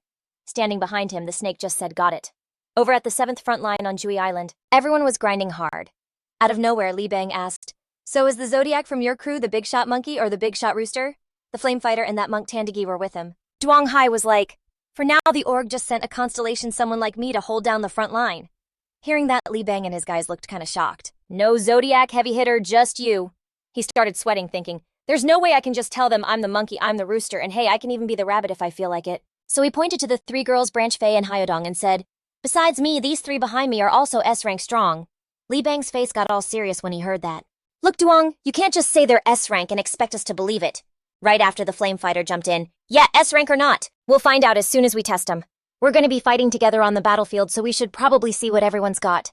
But Monk Tandagui was like, nah, I'm not fighting these girls. They look so delicate. I can't afford the bill if I break one. Duong Hai shot back full of confidence. You guys can feel free to challenge any one of the 3. Whoever actually wins, I'll give them the gloves of light. That prize was too good to pass up, so the flame fighter instantly took the deal, pointing right at Branch. All right then, I'll take you on. Branch looked totally unbothered. He got all cocky and told her, if I were you, I'd just give up now. It's gonna get ugly if you get hurt. Then a second later, he shot a ring of diamond shards at her. But don't sweat it, I won't hit your face. I'm a gentleman, you know. The diamond shards he made flew straight at Branch like a buzzsaw. She wasn't scared at all, just gripped her sword and said coldly, if you'd been through half the stuff I have, you'd know your trash talk means nothing to me. Her eyes got laser-focused. She lunged, swinging her sword and totally smashing his crystal ring. She let out a yell, and the flame fighter was completely stunned. Realizing he was totally outclassed, he scrambled to make a giant diamond shield to block her killer move, but the shield instantly exploded into a million pieces from her slash. After that, Branch's sword was pressed right up against the flame fighter's face, and he looked totally terrified. After seeing Branch's power up close, Li Bang's whole vibe changed. Okay, that's enough for today's spar. How about we go check out the commander's villa now? Then he politely asked Duong Hai to lead the way. In that moment, Duong Hai was thinking, in this world, power is the only thing that really talks. Somewhere else, a dude was fighting some huge monster. Meanwhile, Ma Long was diving deep into the ocean thinking, if the intel is right, then that otherworlder is hiding at the bottom of the ocean. Snapping a pic of one of them should be worth a ton of points. Way down at the bottom of the sea, Anastas was just chilling inside a giant seashell. She said, totally unimpressed. These dimensional beasts are so dumb. They're obviously super strong, but they're letting a bunch of weak locals run them in circles. Then she thought for a second and kept going. Seriously, if the big city-states hadn't sent in pros like us to take charge, the humans would have totally played them and wiped them out ages ago. The Wolf Clan was 100% on her side. For real, for real. Just thinking about that mana crystal mine is epic. Anastas dipped her head and was like, so true. All I need is one magic crystal that's super pure. And I can totally hit level 2. If we could haul this whole mine back to Odyssey and sell it, we'd be crazy rich. Just then, Myung came tearing in out of nowhere. She sensed him and yelled, "We've got company, crap, we gotta bounce." The second she said it, the wolf clam snapped shut, ready to jet, but Mong got there in the nick of time, slamming an attack into the shell and shouting, "Going somewhere, not happening." The wolf clam took the hit for Anastas, shielding her, and a second later she leapt right out of its mouth, whipped out her bow and got ready to fire back.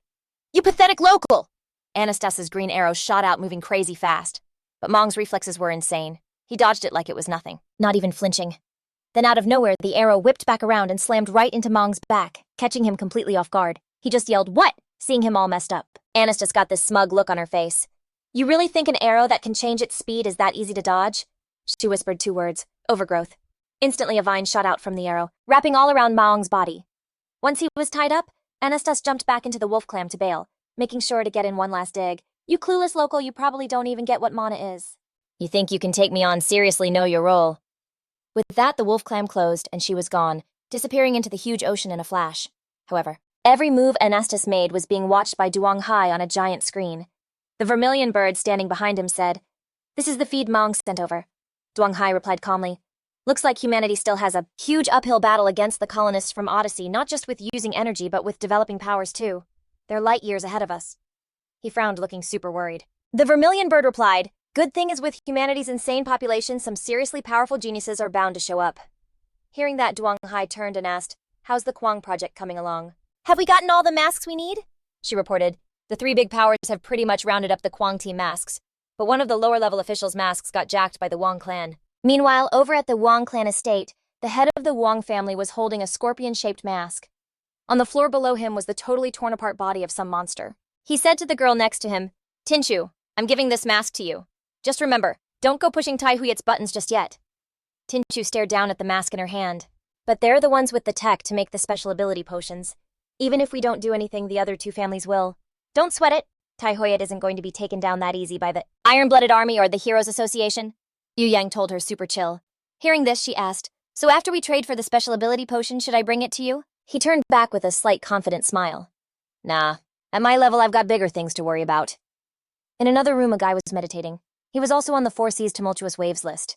His name was Ouyang Huyan. The moment he heard a noise, his eyes snapped open. It was Tinchu. She walked up to him, held out the mask and said, "Eldest nephew, your dad said this is your call, so it's yours now. Go find someone to check if this special ability potion is the real deal. You are not to risk trying it yourself. You're the heir to the Merchants Alliance. You're way too important." Ouyang Huyan just kept staring silently at the mask on the floor. Over at the Iron-Blooded Army HQ, the commander was in a meeting. Regarding the whole Tai Huyet organization situation, he ordered, "I'm leaving it in Tian's hands." Tan Yang immediately responded, "Yes, Commander." The scene cuts to a place with clear blue skies and fluffy white clouds. At the Heroes Association, Tong Tian and a bald dude were just chilling playing chess. This guy was Shi Guang and he sighed.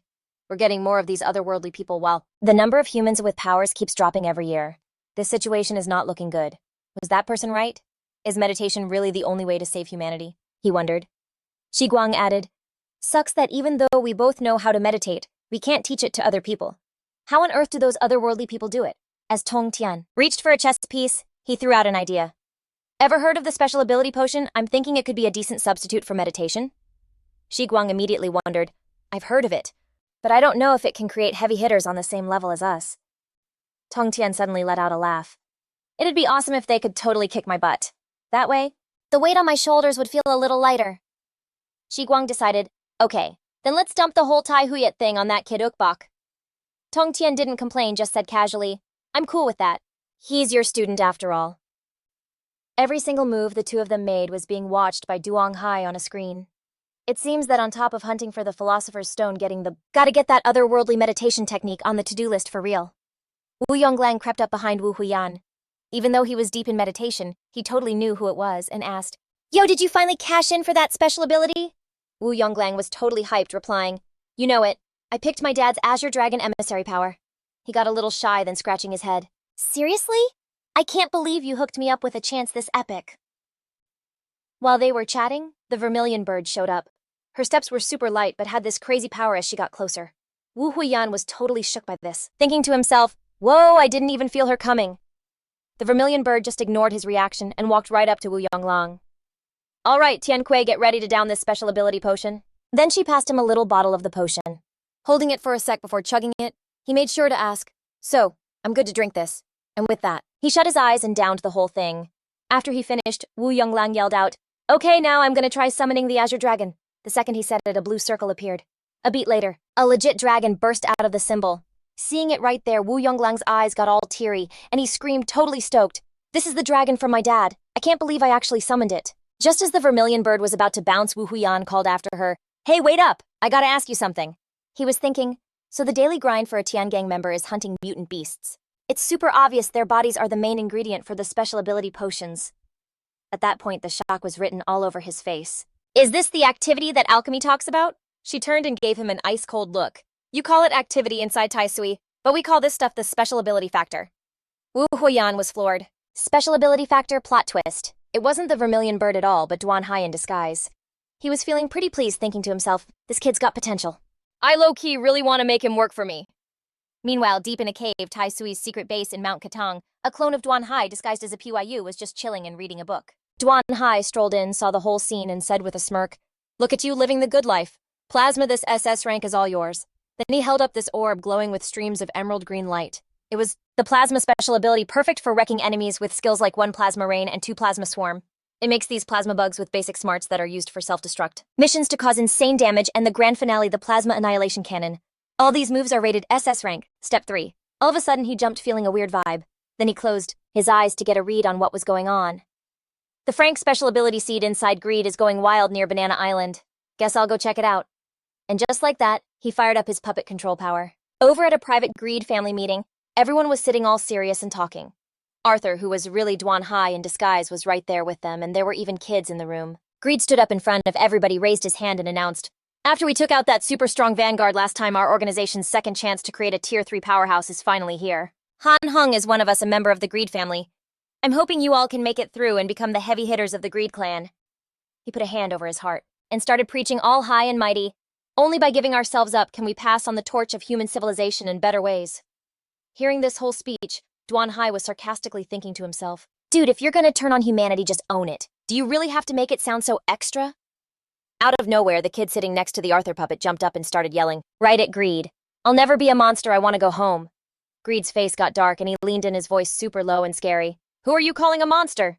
The kid was terrified, but he stubbornly stuttered, "Cousin Greed, I'm not scared of you." The second Greed heard that, he started dragging the kid away, saying, "I knew it. Not everyone in the Greed family is on board with my vision." As he was being pulled away, the kid started freaking out and yelled, "Bro, are you seriously gonna do something to me in front of everyone we know?" He crouched down in front of the boy and lifted his chin. To keep humanity's flame going, any sacrifice is worth it. The moment those words left his mouth, he clamped his hand around the kid's neck. Blood just poured from his mouth, and a second later, he wasn't breathing anymore. After taking care of that, he just tossed the kid's body on the floor and shoved his hands in his pockets, and casually asked, "So Arthur, what do you all think?" Arthur and the others, who just saw the whole thing go down, were sweating bullets, but still said what he wanted to hear. "I will follow your lead, and do my part to keep the flame of civilization alive." The others nervously chimed in, "Yeah, me too." Hearing exactly what he wanted, Chris just smiled and spread his arms. "Excellent. Then let's head to Banana Island and start collecting our prize." Back in the presidential suite of a hotel on Banana Island, the Arthur puppet, controlled by Duan Hai, was just standing in the corner of the room. He was thinking, "I've got less than 3 hours of control time, and I still have no clue what the Greed clan is planning." The person tied up in front of Chris was the 8-armed martial artist Nippon Porcelain, ranked 68th on the 4Cs chart. Nippon glared up at Chris, totally losing it. "You're a real piece of work, dude. What do you even want now that you've got me?" He just sat there chillin' with a knife and said, "Look, I just brought you here so you wouldn't mess things up later."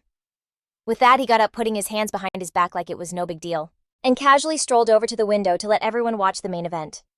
Nippon totally got a bad vibe from his words and looked over all alarmed. The heck? Outside, a truck had totally smashed into a black car, and it was a complete wreck.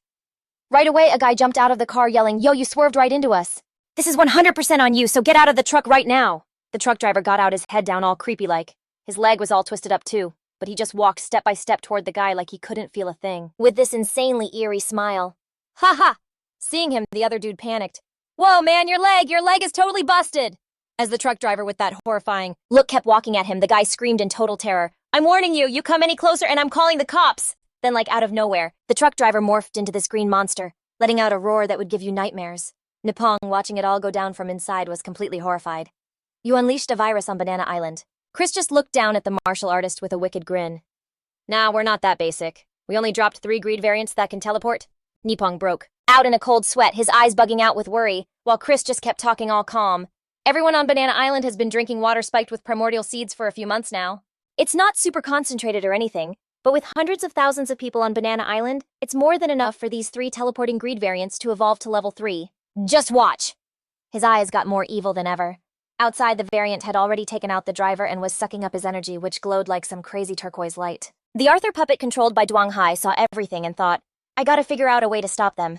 Nippon was totally livid now. Do you guys even have a soul? Using the lives of the whole island just to create some level 3 powerhouse. Maybe seeing that just pushed him over the edge. He flexed with everything he had, causing the ropes to shred into pieces. Go to heck. Even if I Nippon Porcelain have to risk it all, I am not letting this happen. As he said it, he lunged forward, throwing a massive punch at Chris. But Chris jumped up just in time to dodge it.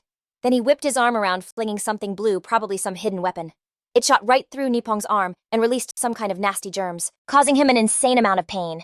He grabbed his arm, gritting his teeth, totally helpless and muttering, no way. How is this happening? But Chris wasn't done. He went on to nail Nippon with 3 more of those blue things, then gave him a warning. From now on, you better play nice for me. He got hit 3 more times in both his biceps and his chest, which basically shredded his muscles and tendons. At that point, all he could do was stare completely defeated. Chris looked at him coldly. I've already cut the connection between your brain and your limbs. So just be a good boy and wait here to be the final snack for the greed variants. With that, he turned to Byron, who was standing there. Uncle Byron, this place is all yours. I'm gonna go see how those 3 are chowing down. Nippon was just lying on the floor, totally helpless. Dang it, this is all so messed up. He was shaking like crazy. Just then, the Arthur puppet Duong Hai was controlling stood nearby, looking down at Nippon with his arms crossed. I've gotta help this 8-armed dude heal from those blade fibers and get the connection back to his limbs. With that in mind, he turned to Byron with a super chill smile. Hey, Uncle Byron, this Nippon guy is like a famous powerhouse. Shouldn't we tie him up again? Byron was like, nah, it's cool. My nephew's blade fibers got him good. Only someone with a level 3 mental force can fix him now. The Arthur puppet grabbed a rope anyway, and still smiling, walked over to Nippon on the floor. He said, still better to be safe and tie him up. Nippon, like he was totally done for, yelled, Are you for real? Are you just gonna stand there and watch those monsters slaughter our people? Duong Hai, as Arthur shot back. What are you even talking about? A snack should know it's a snack. He then lifted the martial artist's arm. The blood vessels in one spot were totally shredded. The Arthur puppet gave a little smirk. Then he secretly used his power to fix the busted blood vessels. Nippon was completely blown away by this. Dude, what are you doing to me? Arthur pretended to finish tying him up, then turned to Byron and said, Uncle Byron, all done, come check out my awesome rope work. As for the martial artist, he seemed to get what Duong Hai was doing and just laid there quiet and chill, not making a scene anymore. Hearing that, Byron leaned over for a look and gave him a compliment. Not bad. You're actually pretty good at tying knots.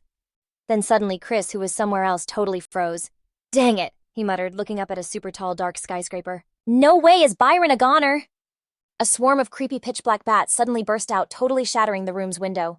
They swirled together, morphing into the shape of Chris, who was like completely stunned to see Byron passed out on the floor. His mind was just racing. This totally looks like Nippon's handiwork, but I swear I severed the connection between his limbs and his brain. Chris froze, his eyes darting around. Huh! He ducked like instantly.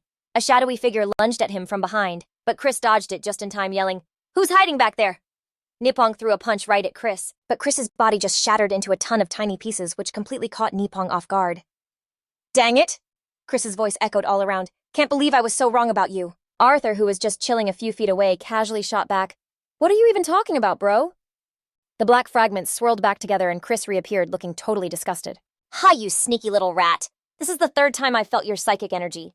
I bet you guys had the real Arthur under your thumb the second he set foot on the continent, right? He screamed, completely furious. A stream of pale blue light shot out from Chris's hand again, his voice dripping with challenge. Super convenient since the commander wants to deal with your little adjudicator organization anyway. Taking you out would be a major win for me. With that, he blasted off like a rocket toward the Arthur puppet. Duong Hai inside Arthur's body was thinking, Ta's already gone to take out the 3 teleporting greed freaks. My only job is to keep Chris busy. He leapt up, dodging Chris's attack while trying to mess with his head. You lay one finger on me, and your little brother is toast. Creepy black marks started crawling across Chris's face, spreading out until they covered his handsome features. Chris flashed a terrifying smile, saying it would be his honor. The second he finished speaking, a beam of energy shot from Chris's eyes straight for Arthur. But just in the nick of time, Juk appeared. She just waved her hand, and Chris's attack fizzled out. Nippon, seeing things were getting bad, decided to bounce and help the others. Before he left, he made sure to say, Master Juk, I'm leaving this to you. I'm gonna go handle those troublemakers. Seeing the fighter trying to bail, Chris yelled, "Think you're going somewhere not so fast," he said, aiming his attack at Nippon instead. Yangshi thought to himself, right now besides me, the only person on Banana Island who can take down that greed monster is this super strong dude Nippon. He made the Arthur puppet summon a golden light and dash forward to block Chris's cheap shot. Bam, blood sprayed everywhere, and the Arthur puppet had a look of total shock on its face.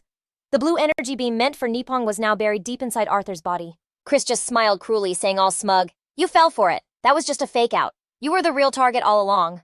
Meanwhile, in the shopping district of Banana Island, a messed up monster was chasing down civilians. Some guy hiding behind a wall was live streaming the whole thing.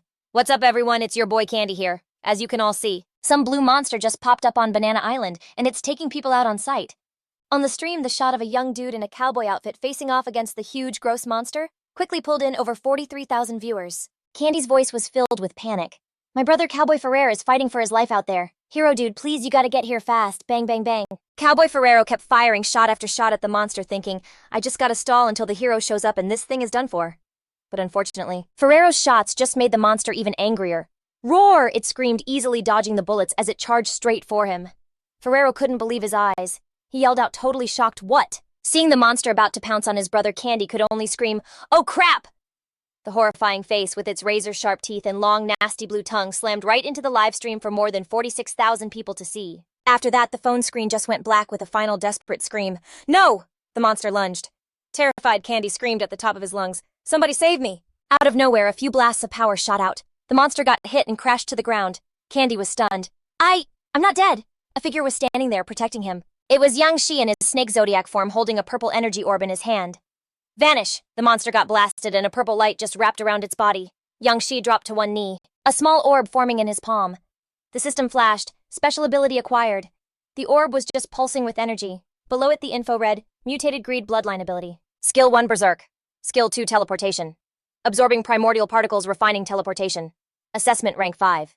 Yang Shi checked out the new ability he just got. "I wonder if I can use this to teleport the spirit inside the greed bloodline. But roots have already grown in her spirit, so this is going to be way more complicated." Yang Shi absorbed the ability orb into his palm. That expert Qian Busui who's in a coma over at the Qian estate seems to be in a similar spot. When I get the chance, I'll test it on him first. Candy grabbed onto his leg and just started bawling. "Dude, who are you? You saved me. I want to go with you." Yang Shi got so annoyed and tried to shake him off. "Hey, get off me, dude." On the other side, Arthur literally jumped in front of Yang Shi to shield him. Chris gritted his teeth all mad like, "Ugh, why do I have this super nasty feeling?" Then out of nowhere, a voice echoed, "I'm here to pass judgment on you, Chris Green." Totally startled, Chris was like, "Who's there?" Juk just appeared in midair saying, "You've committed the sin of greed. Do you admit you're guilty?" Chris was so freaked out he grabbed his head, already dripping in cold sweat. I am." Juk just stretched out her arm. The sentence is punishment by lightning. His entire body was zapped by lightning, making him scream in pure agony. It hurts so freaking much." Chris clenched his jaw. "Oh, screw this. Any more of this and I'm bailing on this body." Zook shot up into the night sky, yelling back, "Have fun thinking about that in the lightning prison, Chris." Then Chris just collapsed to his knees beside Arthur. "Oh, my foolish little brother." He gave Arthur a painful, super tight hug. "This feeling is seriously the worst." Outside the window, he morphed into a bat and flew off. Elsewhere, a terrified crowd was huddled in a corner. The monster let out a roar that literally shook the heavens. Roar Nippon launched himself into the air, slamming a massive punchdown on the monster, a direct hit to the top of its head. The hit was so powerful it smashed the monster's head straight into the ground, shattering the pavement. Nippon grabbed its leg and yelled, "It's no good, I can't hold on for long, everybody run now." The second his grip slipped, the monster shot up, letting out a huge roar. It hit back hard, sending Nippon flying right through a glass window. The monster roared again like it was showing off its win. Nippon struggled to get up after that brutal attack. "Looks like I have to use that move. One shot to finish this thing." Nippon stood on the hospital roof, his whole body just pulsing with so much power that the concrete under him cracked. The martial artist let out a massive yell, his hands clenched into fists. After the huge shout, Nippon leaped into the sky. His entire body became like a razor-sharp blade piercing straight through the center of the monster's chest. The people watching it from below couldn't help but cheer. "That's the fatal counterattack of the 8-armed martial artist. This is awesome, we're saved." Nippon was totally psyched, flashing a victory smile. But the good vibe didn't last long. His gut screamed a warning, making him whip his head around. A blue beam of light shot right between Nippon's eyebrows. Nippon didn't even get to finish his sentence, "You." And just like that, the famous 8-armed martial artist fell into the crowd. Seeing their hero go down so easily sent everyone into a total panic. Chris dragged Nippon's body, saying, "You idiot. After all this time, you still haven't even hit level 3. The monster opened its mouth, surrounded by these sparkling orbs of energy. Chris just stood there with his arms crossed, smirking. Useless piece of trash. Good thing I'm absorbing you now so I don't have to waste my energy healing you. The monster opened its mouth wide and roared, its eyes glowing with a blue light. And then suddenly, several blue power blasts shot right through its head. Blue energy crackled at Chris's fingertips. This feeling of power surging through me is seriously insane. He smirked, not even trying to hide his scheming look. I wonder how much I've closed the gap between me and the commander now. All of a sudden, a voice came from behind him. Am I a step too late? He turned to see Yang Shi in his snake zodiac form. Oh, a zodiac member from the Arbiter organization. Perfect timing. I can use you to test out this new power I just got. But all he got back was silence. He got all cocky and said, What, you're not gonna make a move? I'm waiting to digest my power. What are you waiting for? Yang Shi calmly shot back. I'm waiting for you to finish. It's boring when the enemy's too weak. Chris tried to hide how mad he was and forced a smile. Interesting. To thank you, I've decided to slice you into 3 pieces. How's that sound? As he talked, he summoned an energy sword. I'm 3 times stronger now. Get ready to die. Yang Shi didn't even try to dodge, just let him strike his chest. But in a flash, he dissolved into a shadow, leaving Chris totally shocked. He turned into a shadow. Chris was suddenly surrounded by arrows glowing with blue light. He threw up a shield to block them. The smug look completely wiped off his face. Chris kept attacking Yang Shi, thinking, can he actually predict where I'm going to be? Blue lightning bolts started sparking from Yang Shi's body. Looks like I can only defend and stall for time for now. Countless lightning orbs shot toward him. Dang it! His body turned into a black shadow as a whole swarm of bats flew out. The bats got zapped by the lightning one by one and dropped to the ground. Then they flew back and reformed into his body. Seriously, even though the difference in our power levels is huge, if you use it right in a fight, it's not impossible for the weak to beat the strong. Sharp spikes grew out of Chris's body. He sneered. But a huge move like that, how many times can you actually use it? He was suddenly attacked from behind. His body jolted, red veins popping out. He cursed. Are you kidding me? Now there are 2 Zodiac members and one of the 4 symbols. How am I supposed to fight this? Then he just collapsed. Yang Shi, now in his monkey Zodiac form, stood next to Juk. He actually escaped the mental blockade, Juk replied. Yeah, but he paid a huge price for it.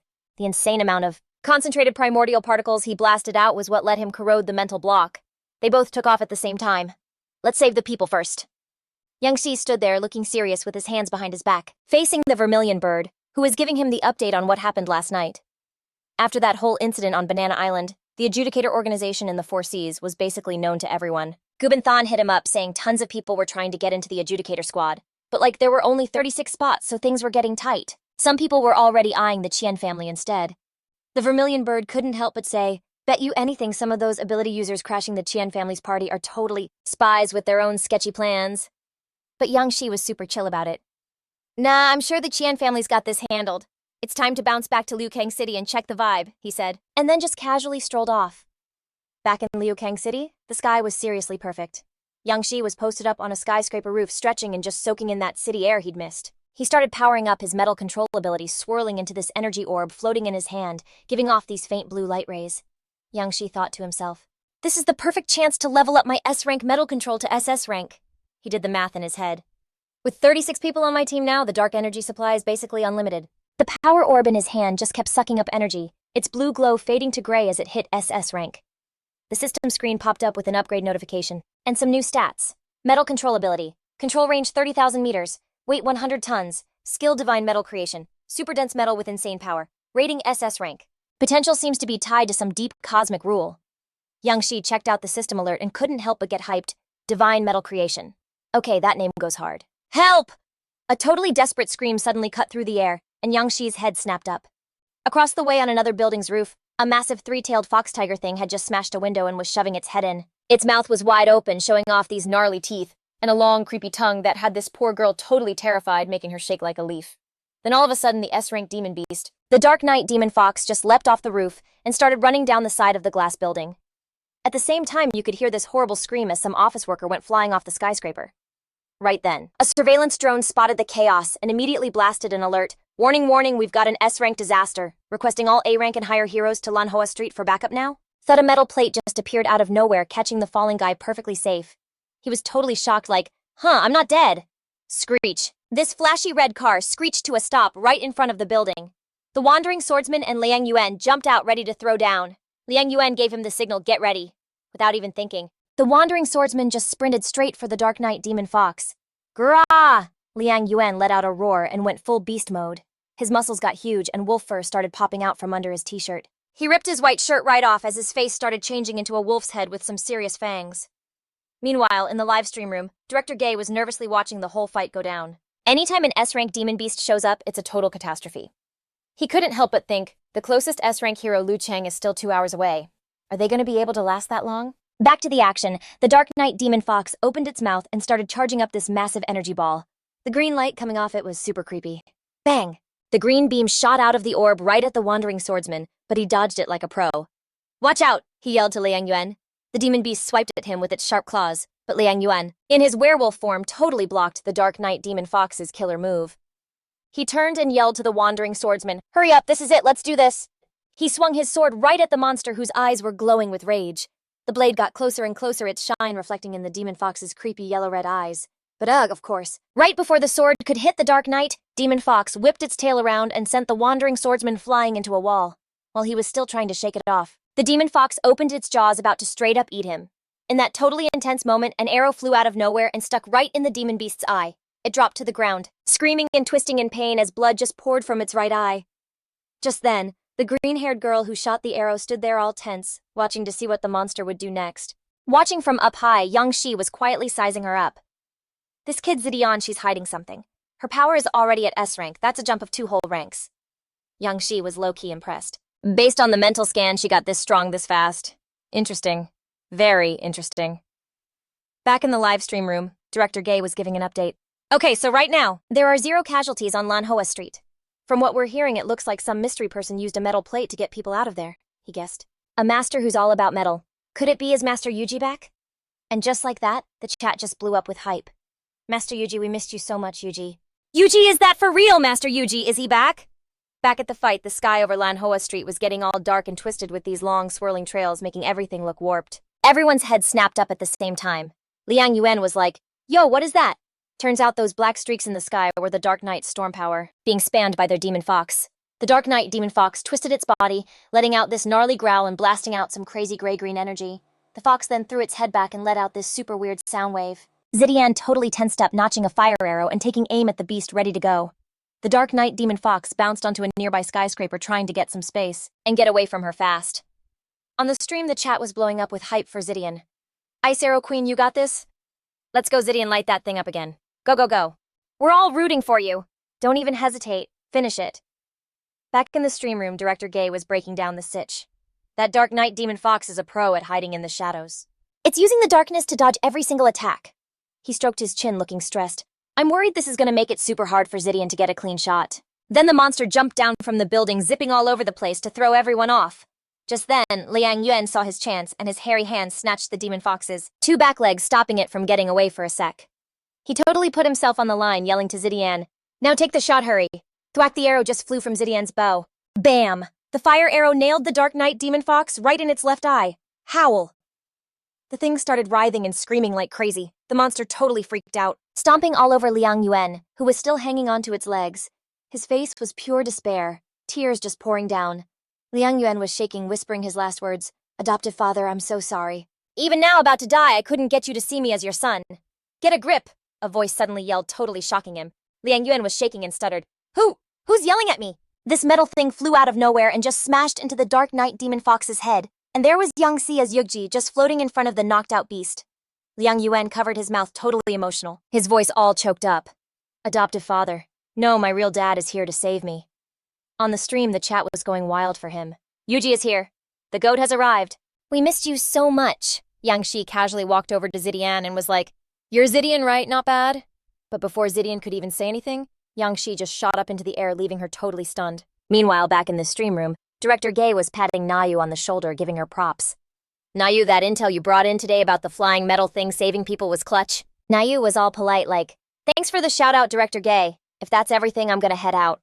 But right before she could dip, Director Gay stopped her, calling out, "Hold up a sec, Nayu." He kept hyping her up. "Nayu, you've been seriously killing it lately. I bet you'll be a main commentator in no time." Nayu just answered politely, "Thanks, Director Gay."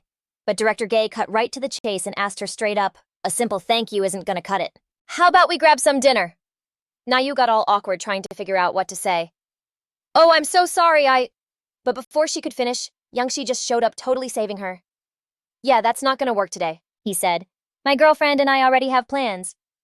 Nayu was kinda surprised. She asked him all cute, what are you even doing here? Yangshi just smiled and said, came to pick you up from work. Let's go. Nayu's eyes got a little teary. She just whispered, Then they just turned and walked out, leaving Director Gay watching the whole super cute lovey-dovey scene go down between them. With a little pout, Nayu playfully scolded him. Why didn't you tell me you were coming back? Yangshi just grinned. I wanted it to be a surprise. She looked up at him, her eyes all full of love, and asked worriedly, So how long do I get you for this time? Yangshi promised her, Don't worry, I'm sticking around for a while this time. When she heard that, Nayu got super excited and started making plans. Yes, okay, we have to go to that new hot pot place that just opened. I want to take you everywhere. The two of them were just happily walking and talking with no clue that someone was secretly watching them from a rooftop across the street, and that someone was actually Yangshi in his Yuji getup. He was standing way up high, looking down and thinking, Nayu, I guess I'll have to let this clone of mine hang out with you. Back at the office, Luong Nuan burst through the door. The second he saw Yangshi, he totally lit up. Godfather, I missed you like crazy. Meanwhile, Yangshi was just chilling, legs crossed in his chair. He asked Luong Nuan, Hey Nuan, you feel like going on an adventure to the West Sea? Luong Nuan just looked confused and asked. The West Sea. Yangshi got up and walked over to the big window. He stared out at the horizon and told Luong Nuan for real. That's right. The West Sea is where the real legends are meant to be. Yangshi turned to him and asked again, So Nuan, what do you say? Luong Nuan immediately dropped to his knees, bowing over and over. He just kept thanking Yangshi. Thank you, Godfather, for everything. He just patted Luong Nuan's shoulder and said softly, Come on, you know you don't have to say that to me. Yangshi was just looking out for the kid. But like with your current E-rank powers, you're totally not hitting your full potential. He thought for a sec, then did the math and told Luong Nuan, How about this, I'll slide some of my credit over to you. Enough to snag a vial of that S-rank ability serum. Over at Kylin Hall, Duong Hai asked him, Yo Nuan, which S-rank ability are you trying to get? Luong Nuan answered without even thinking, The S-rank werewolf bloodline. He quickly laid out his plan. I've thought this all the way through. It's better to go all in on one thing than spread myself thin. I want to max out the werewolf bloodline. To its absolute limit. Duong Hai clapped him on the shoulder, all proud. That's what I'm talking about. I'm expecting big things from you. He asked Leon Wen, Besides the ability serum, you remember that promise I made you. Hearing that, Leon Wen thought, Is this it? Is Godfather finally going to claim me for real? Just then, he whipped out the mask that symbolizes a stellar's identity and gave it to Luong Nuan, laughing, Haha, you got it! The Kui Mulong stellar spot is all yours now. He took the mask from Duong Hai's hand with a dark thought. So it looks like the only time we'll be a real father and son is when he's got the entire adjudicator organization on lock. Luong Nuan grabbed his hand, put it on his own shoulder, and said with total confidence, Godfather, don't even worry. That day's coming sooner than you think. Duong Hai mumbled, Man, I really wonder what's ticking inside that kid's brain. He told Luong Nuan, Kui Muang reports to the White Tiger Hall. You're gonna head out with Bua Wu soon to take over the Western Alliance's sea territory. After you wrap things up here, follow me to the West Sea. Before he even finished, Duong Hai just vanished. Luong Nuan looked around all confused, trying to find him. Where'd Godfather go? Then it clicked. As he put on the Kui Muang mask, he said to himself, All right, looks like it's time for me, Luong Nuan, to start a whole new chapter of total domination. Luong Nuan shadowboxed, hyped and confident. Godfather, don't you worry, the adjudicator organization is going to be ours for the taking. Just then, Duane Hai, who was just cruising on his sword in the sky, suddenly sneezed. He wondered, is someone thinking about me? On a rooftop, Duong Pham was shirtless, banging out push-ups and counting 5,554, 5,555. All of a sudden, he sensed someone was coming. Duong Pham thought, This vibe, it feels a lot like the chief's. He instantly shot up, dropped to one knee, and clasped his hands to respectfully greet Duong Hai, who was standing right there. Greetings, Chief. Duong Hai just cut to the chase. Heard you totally crushed it and got first place at the ability tournament. Did you get the conquest? Invite from the Hero Association. Duong Pham answered respectfully, Yes, sir. Liediana Chao and Huanju all got invites from the Hero Association, too. Duong Hai didn't beat around the bush and asked Duong Pham straight up, So you know Lee Zidian pretty well? Duong Pham kept it real and answered, Honestly, we grabbed food once, but we're not exactly tight. Hearing this, Duong Hai got curious about Zidian. Does she have any weird habits or anything? Even though Duong Pham didn't get what he was after, he didn't even skip a beat and answered right away, She's just really into meditating. Duong Hai repeated, kinda skeptical, meditating. He thought to himself, No way. Could Lee Zidian have accidentally figured out some kind of meditation thing through her totally chaotic fighting style? Duong Hai thought about it and told himself, I've got to go check this girl out for myself. After a moment, he zipped off on his sword. Before he bounced, he made sure to give Duong Pham some orders. I've got other stuff to deal with, so I'm out. You keep up the grind. Hearing his orders, Duong Pham clenched his fists, his face totally set as he told himself, Yes, one day I'm going to be the chief's ultimate weapon. The chief Duong Hai wasn't even that far away when he sneezed again. He couldn't help but wonder, what's up with me today? Am I getting sick or something? In a park deep in a forest in Lukong City, Zidian was just chilling, meditating with her eyes closed. All around her, these thick clouds of dark energy were just getting sucked right into her. Duong Hai, who was hiding up in a tree watching, was totally blown away. He couldn't help but think, whoa, so this is the Champu method. No wonder she hit S rank so freaking fast. Ah! Zidian felt something was off, and her eyes snapped open, totally on guard. She shot a death glare right where Duong Hai was hiding and yelled, "Get out here!" Duane Hai hopped down from the branch, hands up like, "Whoa, chill. I'm not here to fight. I just want to make a deal with you." Zidian did not lower her guard one bit. She asked suspiciously, "What kind of deal?" Duong Hai told her straight up. "The secret to how you powered up so fast, obviously." Hearing that, Zidian was completely stunned and shook. She thought, just as I thought. He knows. Duong Hai wasted no time and laid out a seriously sweet deal. "In exchange, I can make you an SS rank master. I can also get you lifetime protection from the Adjudicator organization. Or," he paused, thinking. Finally, he threw in another killer offer. "I could also hook you up with more money than you could ever spend in your life." Zidian asked, still not sure. "Wait, there's an SS rank above S rank." Duong Hai just calmly confirmed it again for her, answering, "You could also call it Tier 3. Zidian was still full of questions, trying to figure out what his angle was. "Like, if your crew already has a way to make people SS rank, why are you so obsessed with my power-up secret?" Duong Hai said, super chill, turning his back to her. "The serum tech only boosts a few people, but our real goal is to level up all of humanity." Zidian pressed him again. "Are you for real?" Duong Hai glanced back, totally sure of himself. 100%. Zidian finally let her guard down. She looked down and started spilling. "All right, fine. I kind of stumbled upon this meditation hack with my soul ability, and it can seriously boost your rank like super fast." She paused for a sec, then added, "But this Lichma meditation I made, it's not a one-size-fits-all deal. It's basically coded to only work with my specific power." An arrow made of fire just shot out, whistling through the dark. The flaming arrow went straight for a phoenix with its wings spread wide, which let out a shriek. Screech! Back at Kylan Hall, the real Duong Hai was panting and drenched in sweat. He muttered, "Whoa, so this asterisk is meditation, I can't believe. Jumping from F rank to D rank could be this insane." Duong Hai stared at his palm, soaking up the dark energy particles, and thought, kinda bummed, "I'm already used to absorbing way bigger amounts of dark energy. This meditation thing is barely doing anything for me." At the same time, Duong Hai's Yuji clone asked Zidian, "So you're saying this only works on one specific power?" Zidian nodded, a little unsure. Yeah, that's right." He scratched his head and was like, that's not a huge problem." But inside, Duong Hai was totally scheming. As long as I get my hands on that Lichma meditation and can copy Zidian's ability, I could build a whole army of beasts. Seeing him just spacing out, Zidian tapped him a few times, worried he was going to bail on their deal. And she quickly asked, "So are we still on? I'm choosing the Adjudicator organization's protection." Asterisk. Whoa, hey. Zidian shook him so hard it totally snapped Duong Hai out of his daydream. "Yeah, for sure," he replied. Duong Hai reached out and handed her this awesome mask that looked like a deer with a crescent moon on its forehead. He told Zidian, "Take it. This is for the stellar guard of Ju Kui Hal Jiang Yu. The Ju Kui will slide in to help you when you need it." Zidian grabbed the Ula mask, but made sure to clarify with Duong Hai. "Oh, and just so we're clear, there's a huge chance this meditation thing is like a me-only deal," he replied, all chill. "As long as we can grab enough of your ability factors to cook up a serum, and that serum gives people the Lichma ability, then the problem is pretty much solved." Zidian was kinda lost by his whole explanation. She couldn't help but ask, all worried, "Wait, collecting ability factors? Is that gonna mess me up?" Seeing how freaked out she was, Duong Hai waved her off. "Nah, not at all. It'll only take like 2 or 3 minutes tops."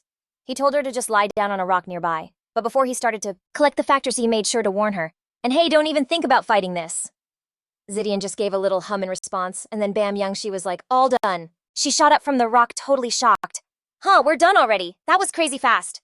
On the outside, Yang-Shi was a total stone wall, and didn't say a word. But inside his head, it was a whole different story. "Dude, what you just said sounded super sus. You know, inside Kylan Hall, the real Yang-Shi was holding this scroll that was giving off a 6-starry glow." He thought to himself, "Energy, activity, mana. They're all just different labels for the same thing, really." Just then, a figure pulling back a bow popped up inside the scroll. Yang-Shi was completely shook to see it. No way this can actually happen. Over in the Four Seas region, Yang-Shi and Liu Yuan were on a rooftop just staring out at everything. Hands on his hips, he took a huge gulp of the chilly air. Liu Yuan was totally hyped, yelling, "Are you kidding me? There are this many crazy strong people here. This is the Four Seas," Yang-Shi just explained from beside him. "This is the 4th defense line on the 7th main island in the Free Alliance's waters. It's the new turf where our organization just started setting up shop." Then Yang-Shi used his metal powers to just lift off with Liu Yuan. The kid was totally clinging to him for dear life, so Yang-Shi tried to chill him out. "Hey, just take a breath, man. Come on, let's go meet the rest of the team." At the port of the BO6 defense line on the 7th main island, a whole squad was already there waiting when Yang-Shi and Liu Yuan touched down. Yang Shi's Buwu clone stepped up to greet them, bowing with total respect. Welcome, Lord Yuji. Right then, Yang Shi pulled Liu Yuan forward and introduced him to the crew. Yo, I brought Quan Wong with me this time. From now on, you guys are gonna have to watch over this useless adopted kid of mine. Liu Yuan looked super nervous but managed to say hi, introducing himself. Hey everyone, I'm Quan Wong. I hope you'll all help me out. Yang Shi's Buwu clone was all smiles. Welcome to the Four Seas, little bro Liu Yuan. He whipped around totally confused and looked at Yang Shi's Yuji disguise. Foster dad, is he allowed to just say my real name like that? Yang Shi put a hand on his shoulder and whispered, It's cool. I'm the one who put Buwu in his spot. I already gave him the lowdown on you before we even got here. He explained to the kid, plus with Buwu running things here. So like the whole defense line thing, that was the org's call. And bringing you here? Yeah, I had to run that by him too. Hearing this, Liu Yuan totally read that wrong. He was thinking, okay, so the vibe between my foster dad and this Buwu guy is like super tense. Wait, did this Buwu dude get a big head and decide he's too cool to listen to my dad anymore? He frowned, totally overthinking it. OMG, that's gotta be it. No wonder dad was rushing to get me here. His little project is about to go rogue. Liu Yuan could barely hide a smirk, feeling pretty pleased with himself. Asterisk. Of course, asterisk, I'm the only one dad can actually count on. He looked right at Yang Shi and said, Don't even sweat it, dad. Our Yuji crew is totally taking back the reins. I get it. And with that, he just bolts over to the Buwu clone, shaking his hand like they're best buds, leaving Yang Shi just standing there like completely bewildered. Hold up, does he actually get it? Am I supposed to feel chill about this now? But seeing the kid just dive in and make friends, Yang Shi shrugged it off. He walked over to the old guy from the Chen fam and was like, Hey, old man Chen, you got a sec? In the command center's hangout room, Yang Shi and old man Chen sat across from each other. Yang Shi kicked things off. So old man Chen, my crew is like running an experiment, and we were wondering if the Chen family wanted in on the action. Old man Chen's face was a total poker face though, as he just gave a chill nod like, I'm listening. So Yang Shi just cut to the chase and asked him straight up, ever heard of the meditation method? And when he heard that, old man Chen was actually shocked. He shot back, You're telling me your crew has a meditation method? Yang Shi kinda leaned in. Sounds like you know a thing or two about it yourself, huh? It's like next level stuff that only the absolute best of the best can even get. Old man Chen took a sip of water, keeping his cool as he kept talking to Yang Shi. Right, but the method the top human players use is a whole different beast from what the aberrations have. Ours has like never been written down or anything. Hearing that, Yang Shi decided to spill. Well, right now our org has this technique, the demon-slaying meditation method, and it can literally give regular people powers. He kept laying out the deets for old man Chen. And to like speed up the training, we're also planning to hook everyone up with a bunch of low-level ability-syncing elixirs. Listening to the whole plan, old man Chen was completely floored. He was totally on board saying, What your crew is doing. It's a total game changer for all of us. Seriously, how can I Chenmu help you guys out? Seeing that he was in Yang Shi didn't waste any time and just laid out what he needed. Okay, so for the first test run, we need 100 young guys and girls. The tougher the better, people who don't give up easy. Upon hearing his request, old man Chen was all for it. Don't you worry. I've got this down from when I picked my forging apprentices. Give me 1 week, that's all I need, the old man said, stroking his beard. Then he asked, So where's this all going down? Yang Shi thought about it for a sec, then said, Let's set up on Banana Island. See you there in 1 week. Meanwhile, over at the Tanggong Cloud Summit, Yang Shi was just chilling hands behind his back, listening to Ju Su's update. I think I'm onto something with that painting you had me check out. He looked super interested and was like, Okay, Ju Su spill. With a totally straight face, she just started dropping all this info. Okay, so I found out that when you picture the painting in your head, your brainwaves totally shift. And that shift is what lets the dark energy get pulled into your body, she explained. When you visualize it, the dark energy you pull in acts differently from the dark energy that's already there. Basically, think of the normal dark energy as these solid black blocks floating around you. But when you use the visualization trick, it changes and turns into these wisps of black smoke that are way easier to absorb, Ju Su went on. So for now, let's just call it demon-slaying energy.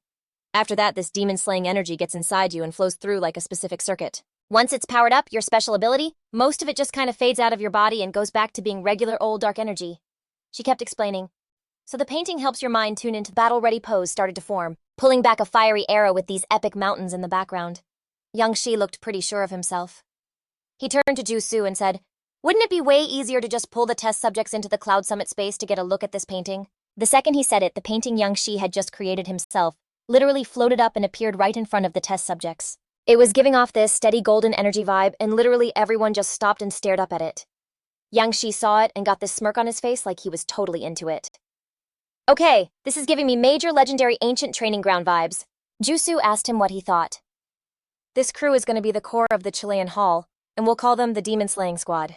Yang Shi just gazed out at the horizon and answered her instantly with like zero hesitation. A few days later, a bunch of people were already hanging out at this cliff super early.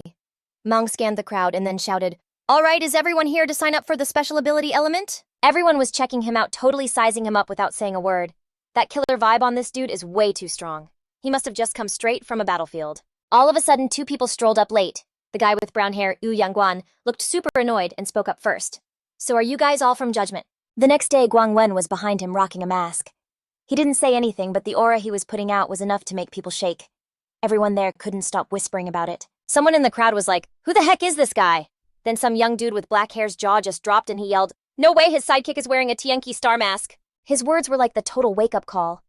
The guy next to him chimed in, "Isn't that the mask that the top-tier Zilli expert Guan jacked?" Just then, Yang Shi, who had snuck up behind them using his metal powers, said out of nowhere, "Oh hey, the whole party's here." Maong was kind of shocked to see him. He asked Yang Shi, "Yuji, did Judgment send you to grab the special ability element too?" Yang Shi, cool as always, just casually strolled over to greet him. Well, if it isn't an old friend. "Mong, it's been a minute." Seeing how chill he was, Mong couldn't help but scoff. He let out a cold huff and announced, "I'm already on your level. One of these days I'm gonna leave you in the dust." On the outside, Yang Shi just calmly replied, "I'll be waiting for you to pass me." But on the inside, he was totally smirking, thinking, wow, so this guy can actually have a moment of clarity. Yang Shi put a hand on his shoulder and said slowly, "Then let's just start by taking those superpower elements off your hands." Hearing that, Maong totally flinched. Even with the mask, you could see how tense he was. Seeing this, Yang Shi calmed him down. "Just relax! Don't fight my spiritual power." Wu Yangguan, who'd been running his mouth a second ago, was now dead silent off to the side, watching every single move Yang Shi and Maong made. He thought to himself, I have to figure out how this whole superpower element collection thing actually works. But before Wu Yangguan could even get a clue about what was going down, Yang Shi had already let Maong go and said casually, "All done." Even Maong, the one who just got his power swiped, couldn't help but ask, totally stunned, Is it really over already?" Yang Shi shot back with full-on sarcasm. "What did you think I needed to skin you alive and rip your tendons out just to grab a few superpower elements?" Wu Yangguan's face tensed up and he thought completely lost. What is going on? Aren't they supposed to be collecting his powers? I can't feel a single thing. He kept watching super focused, making a quiet promise to himself. The next one, I am definitely going to be able to sense it. While Wu Yangguan was concentrating like crazy, Yang Shi, on the other hand, just casually held out his hand for the next person. Let's keep it moving. We don't have all